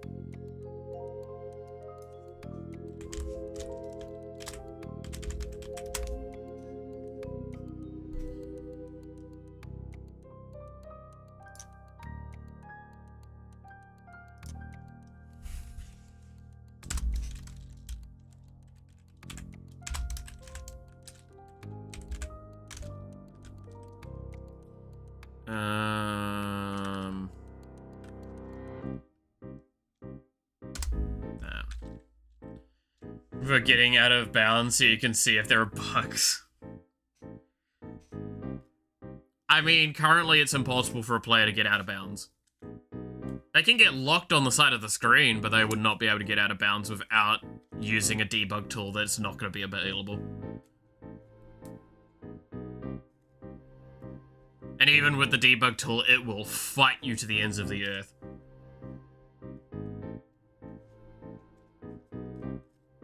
Hey, I know what I'm doing with some of this stuff.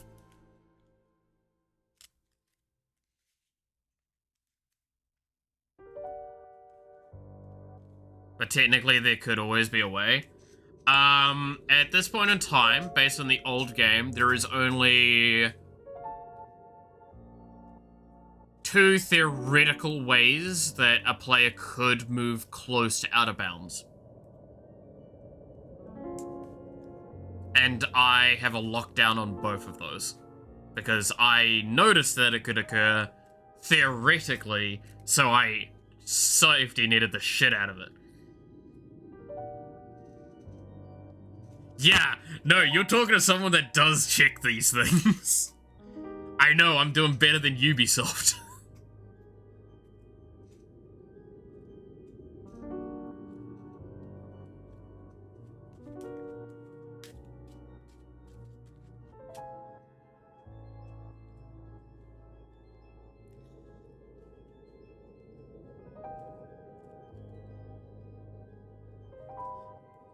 Damn, that was a hell of a, yeah.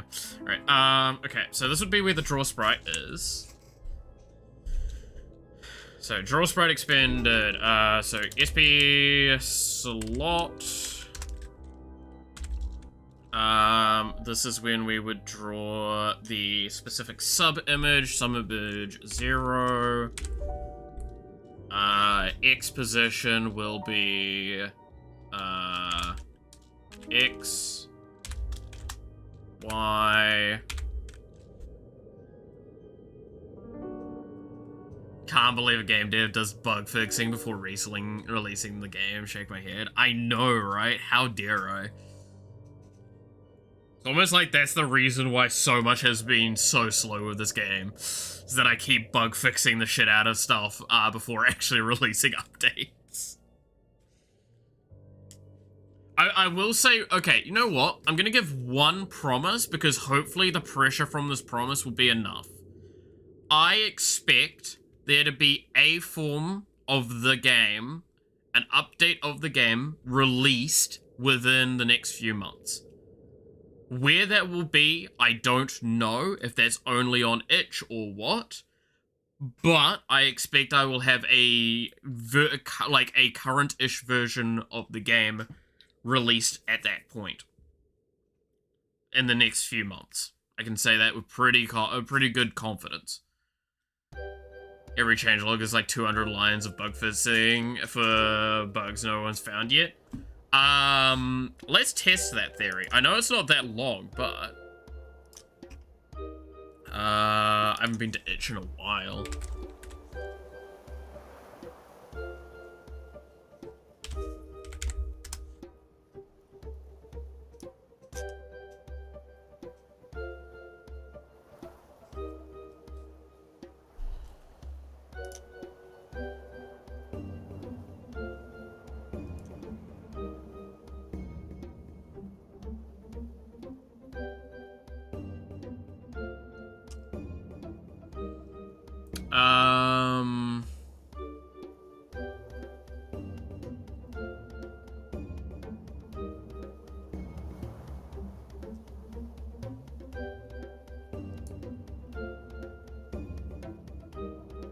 Okay, well, what do we want to read? Let's go read this one. This was the last update we did, which was 164 days ago. Jesus. Oh, a minute.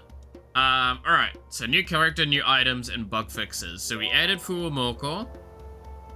So it added a new weapon, a new item, passive and ability, and EX. We added the lap pillow item. We rebalanced Kumichao. We did UI improvements. Removed the tint effect from the escape menu and run to add a little bit more clarity. The game is not paused during this time. This is an intentional blur. Shrine tweaks. Added a chance that party animal will be added to the shrine challenge. Added a banner to display the current challenge. Fix a crash, and upcoming things. Oh, so not too many things. Let's look at the previous one. So this was, this was when I was redoing Mouse a lot. Because I think she went through, like, several reworks around this time. So this was when I was basically posting an update, like, every week or two. For a bit of time, which was pretty cool. At the beginning of this year. And I've just kind of tapered off ever since I did the, well, when I started moving, I couldn't keep working on it, and when I moved, I was doing the refactor. So, boss changes. This one's a little all over the place, but health and damage have been lowered across the board for the bosses. UI tweaks. Changed up the during play UI to improve visibility. Added some tentative stuff for some cases to display additional info, such as how many EX/assist charges there are, if any. Also added icons to indicate if an upgrade, if it is an upgrade to is a weapon, skill, item, blah blah. Yep.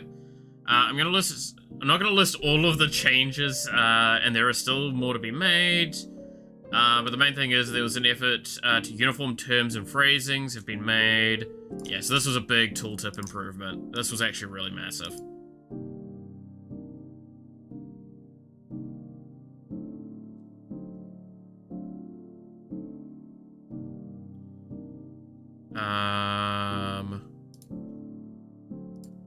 That was a pretty massive update.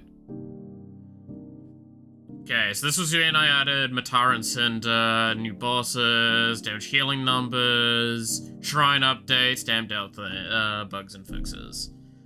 The irony of saying stamped out some bugs and fixes, and then the next thing immediately is talking about Matara getting added. How dare I?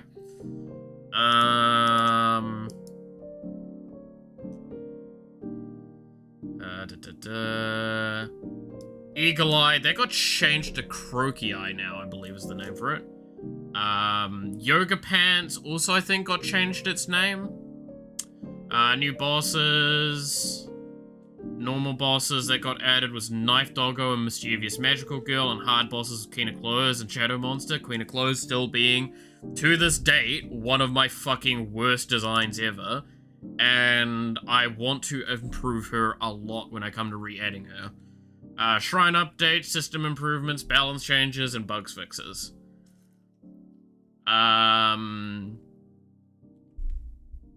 Let's see. Compounding timelines, that was one that I noticed for a while and hadn't fixed, and it was me being dumb.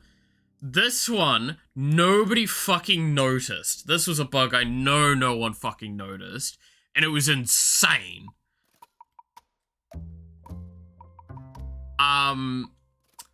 This bugged out, so potentially, under some cases, you would get, like, I'm trying to remember, you most of the time got less than you were supposed to, but there would be times where you'd get so much more that it just broke.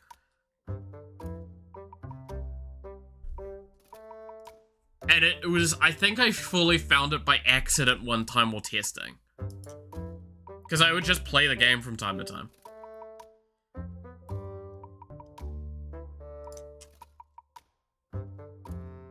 And that's one of the best ways to find a lot of these things. But yeah, no, I've progressively improved on how I would write my notes. I still need to work on how I will approach that in the future, because, like, I need to have a standard way of doing a lot of those sorts of things.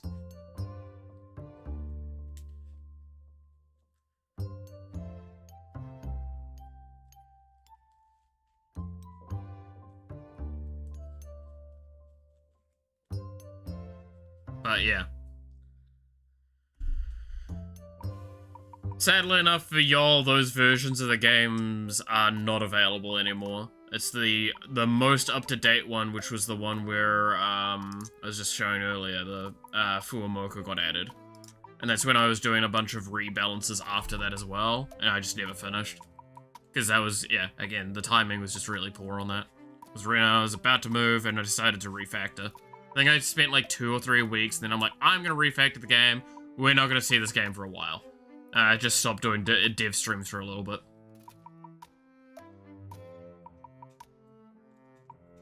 Whereas, like, for example, this week we're doing 2, because the schedule got mucked around by other stuff. Another question. Now that you've rejected human flesh and become anime, do you consider adding yourself to the game if you haven't happened to get an OG model? Lost media. Yeah, people are gonna complain because it's not available. So, I've already teased this enough so I don't feel like I'm doing anything amazing by showing this anymore. But in response to your question, we're going to go into my characters file. We're going to go to player characters. Now, in here, there is a folder that I can only show so many parts of it. But if we kind of look, you'll see that there's one that's just got a bunch of hashes. So if we open this one up, you'll see that there's creator. And then you'll see that if we go in here, there's a bunch of weird assets.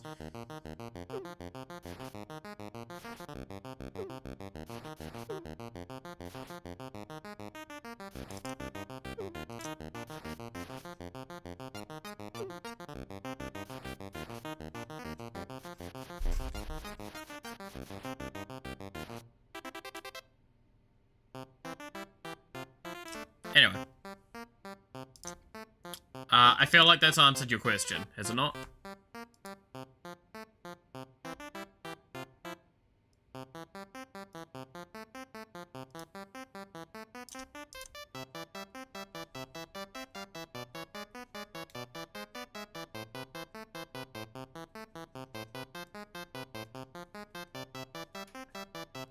But yeah.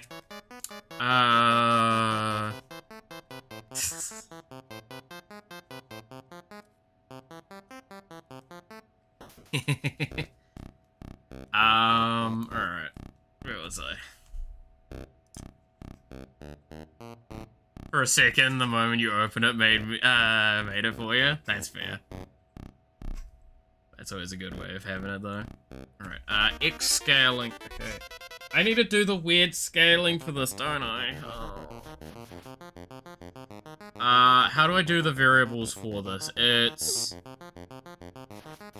the value divided by the original.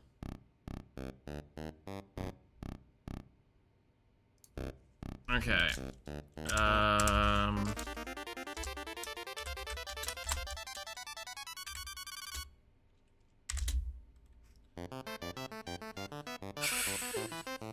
So the width will, for now, we'll just do, I don't know, 64. And we'll change this later.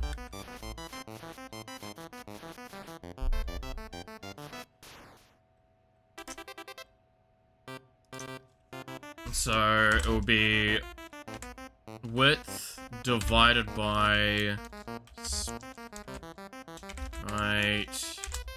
get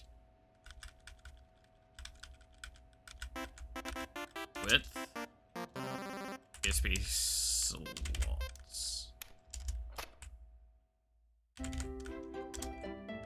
There we are. What was your OC? So ages and ages ago, even before I started streaming, I considered making a VTuber, and I sketched them up, and that was what that was based off of. However, I would drastically change them now. I should be able to get there by going to, should be under here, here, here.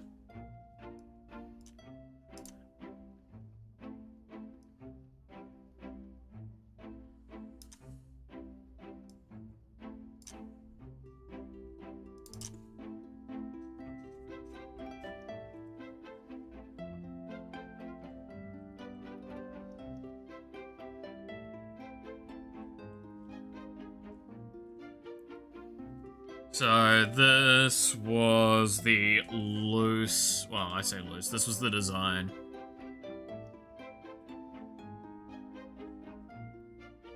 You considered being a VTuber before streaming? Yep. I'll openly admit to that. Yep. That's how far back it goes.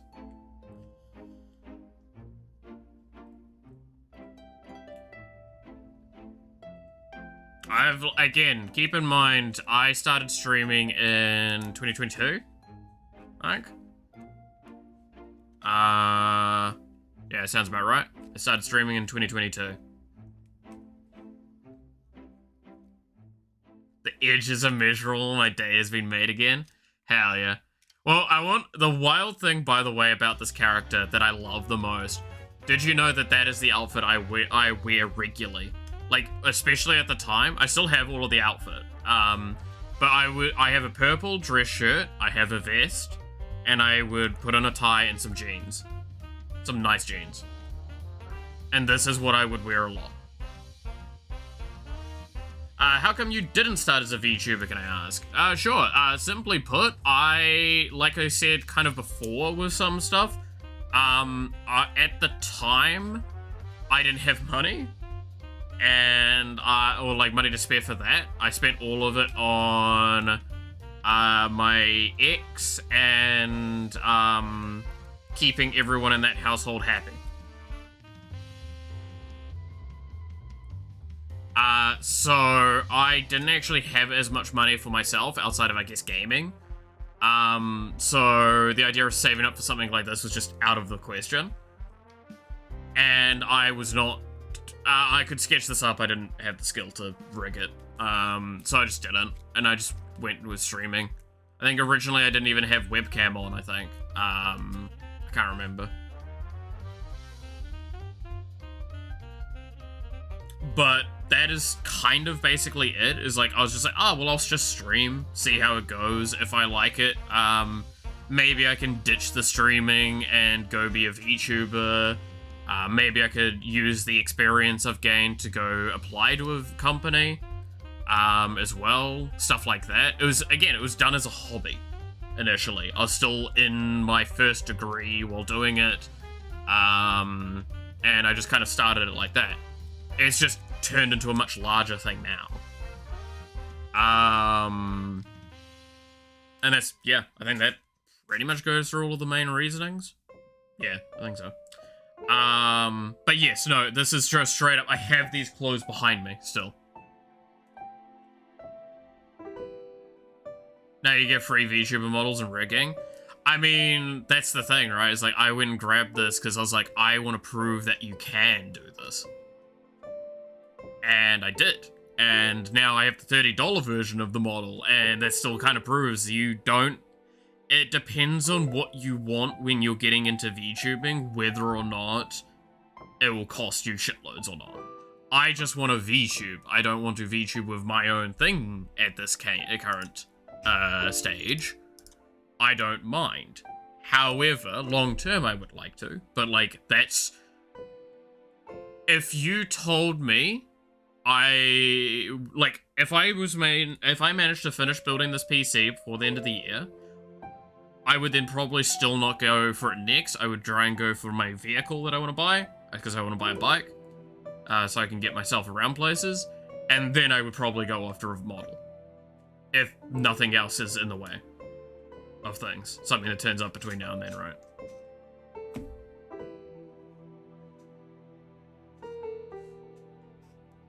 Like, I would need to justify buying the model via the streams and stuff. It's kind of another part of my brain.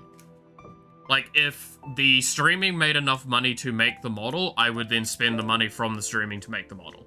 But if it doesn't, then it's harder for me to justify a monetary decision of such a high caliber for something that I'm choosing to do, and it doesn't get me a form of a return. And yes, call me on that as much as you wish. I think that's a very reasonable thing to go, aren't you just being an asshole then? It's like, yes, I am. It's nice to hear these behind the stage thoughts. I mean, I've always been very transparent, so I'll never stop kind of going like, oh, well, you want to know? Here you go.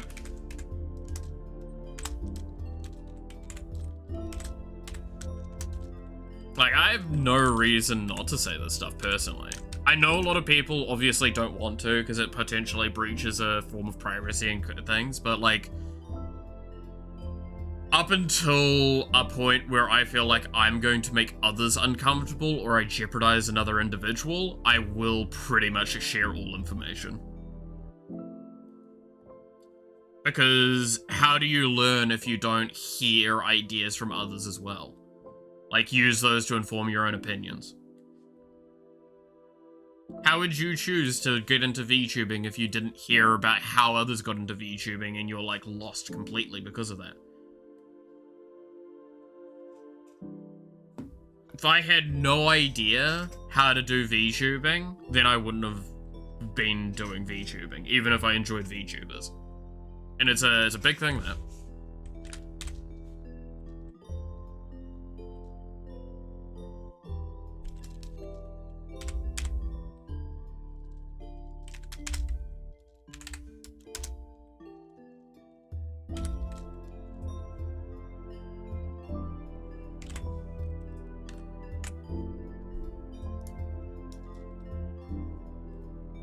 Alright. That should draw me my stuff.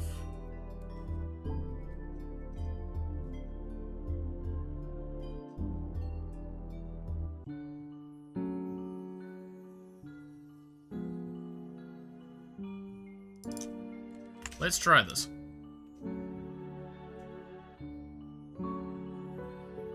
Some people just follow their guts, but it's not really for everyone. Yeah, like, I personally, I would never be able to just kind of follow my gut instinct fully, in most cases.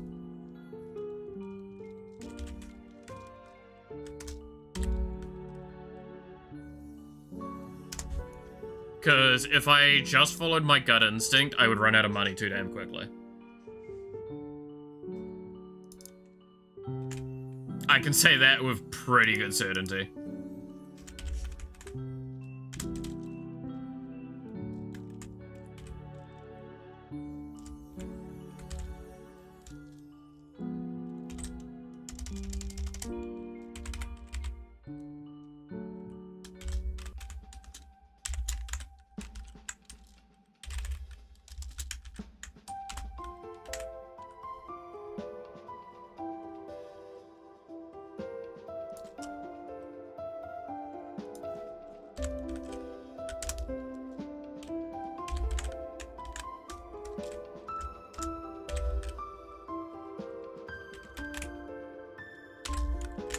Alright, let's see if this crashes again.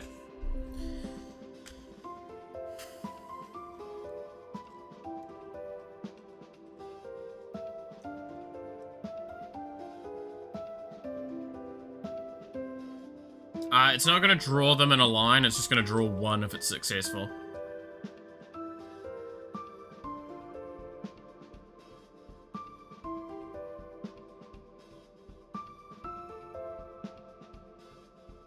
Doesn't look like it's successful.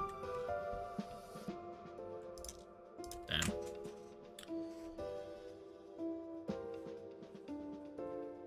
Instinct is basically Magic the Gathering. If not, then more Magic the Gathering anyways. Food optional. I mean, that's definitely me now.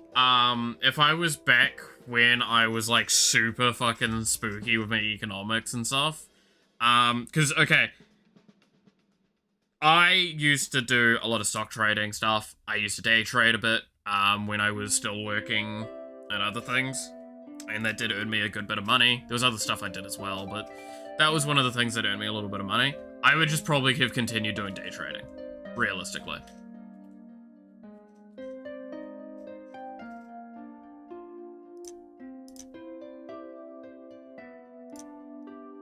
Like, I'm pretty confident in that.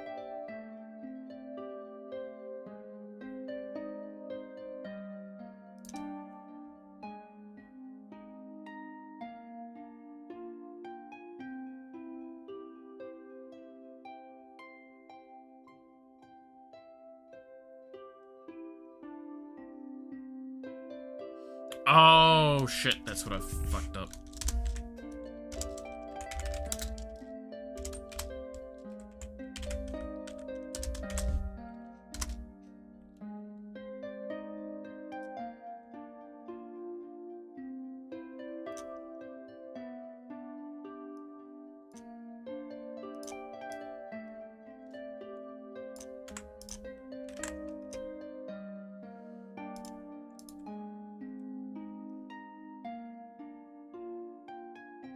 Right. Yeah, I think that fixes it.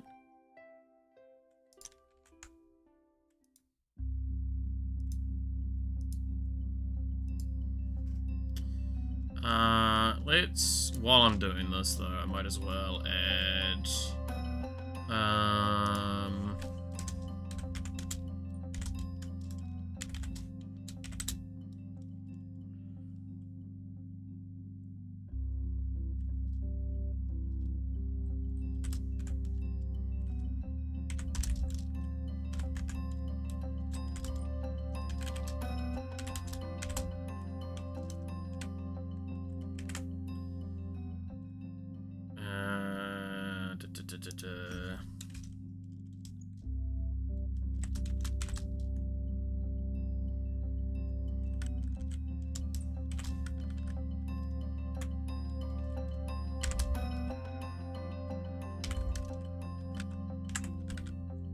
okay, there we go.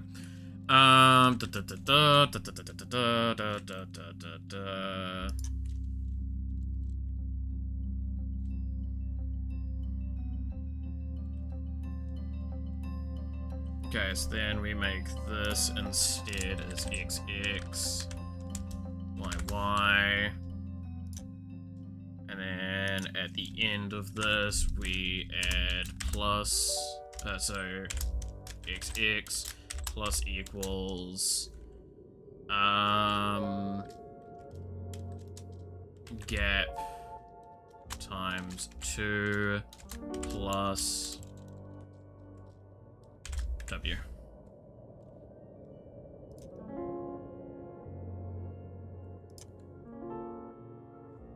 That, do it.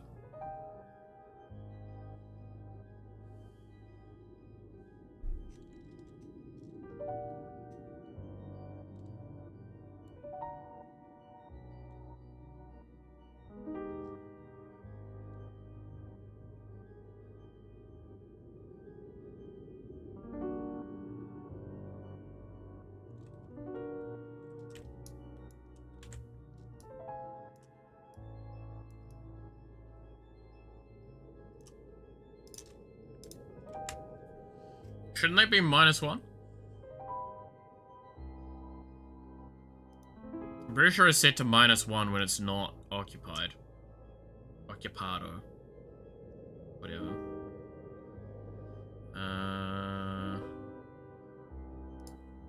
Character setting. You are set to -1 in each of the variables. Yep. What have I done wrong?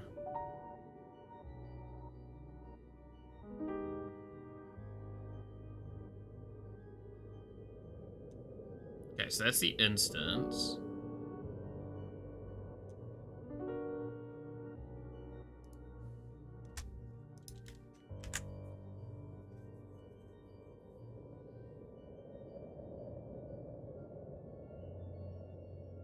Why are these not pulling the value correctly?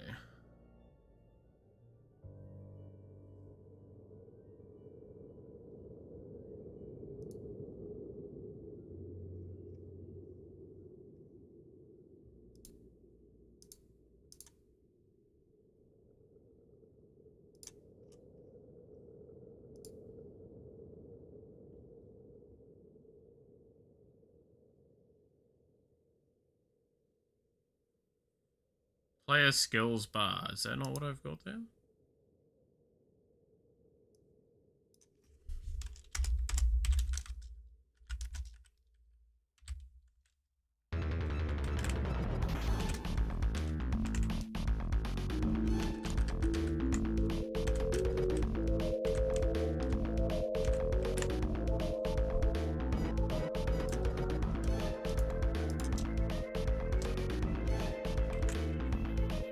Have I not called it draw?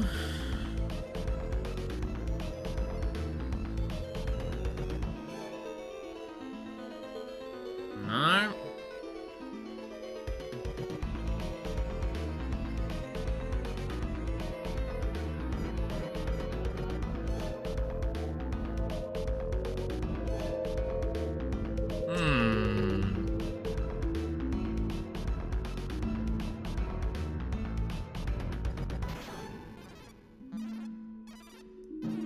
Okay, let's cheese this up a little bit, and we'll just force it to draw what I want it to draw for now. So we can see that it's drawing it all. Because maybe the condition's being weird.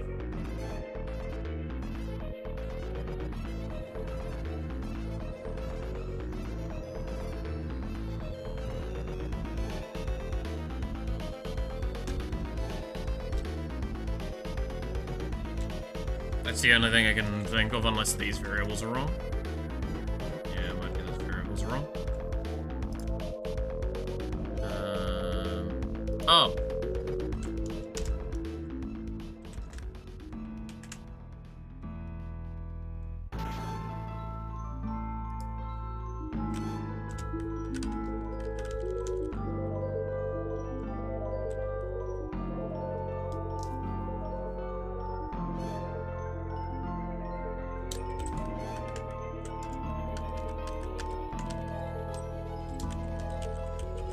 No, this has got to be it.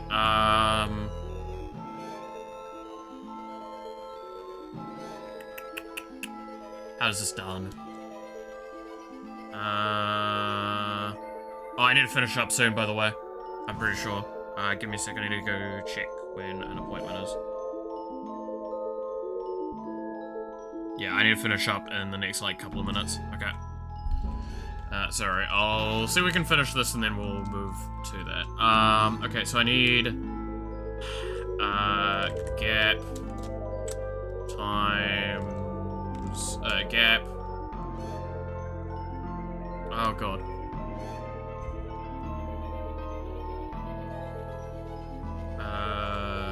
Plus... let's go H...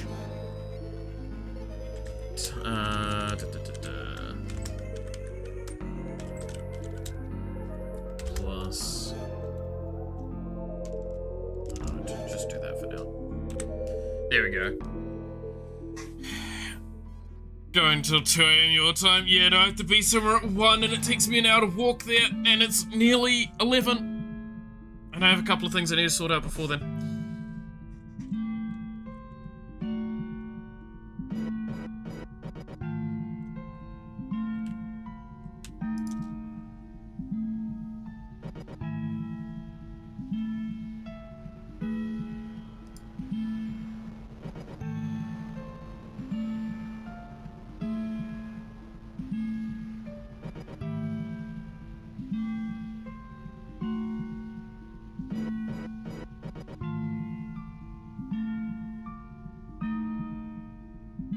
Okay, and then, I need... Since Monday's sun is already here and there, could you, give the middle finger for me? It's fair. I think it's behind me at the moment, right? Yeah, there you are. There we go.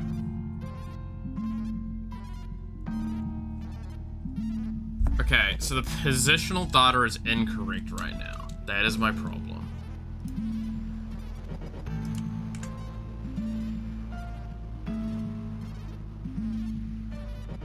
So I need...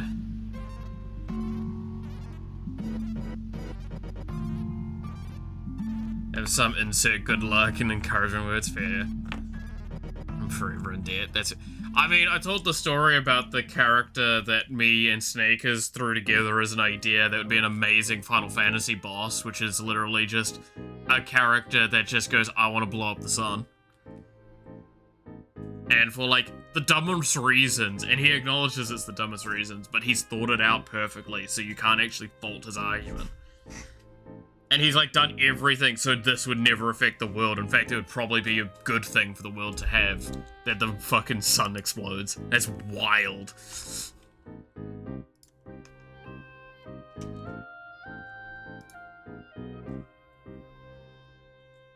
He's just had enough of the crack of light in the morning that comes through and, like, wakes him up through the curtains. It's like, couldn't you just get better curtains? I tried that, but it still pisses me out.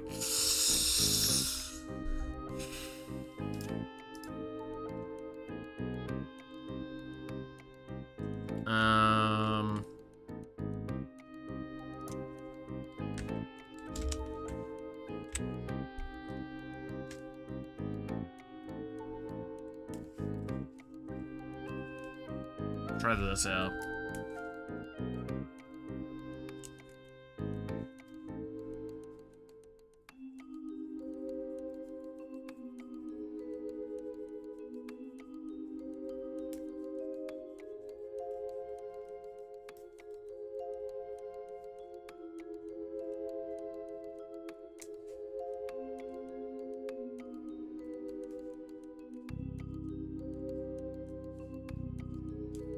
Still no.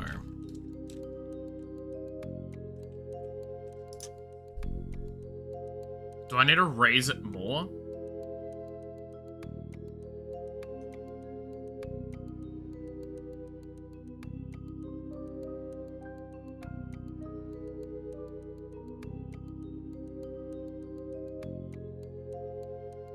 Or is these values fucked up?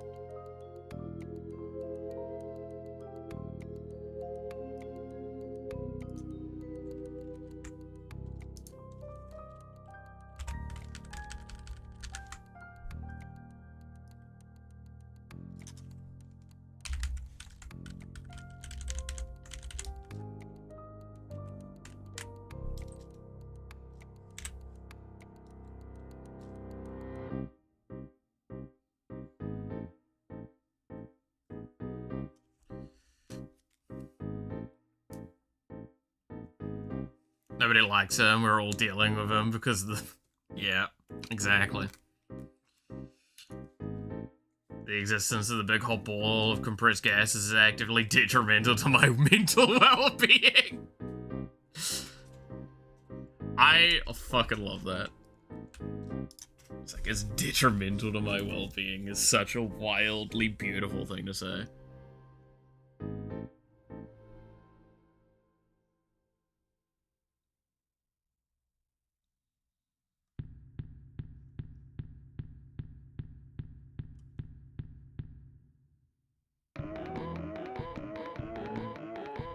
Ooh. No, that should be fine.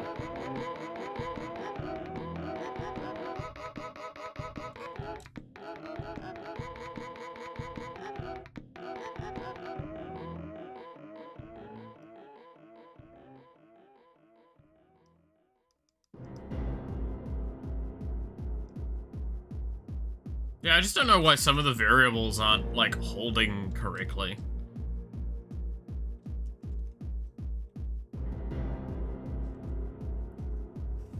I think I had a moment in my life where I tried to make up the most uselessly elaborate sentences I could. It's a good way of doing it.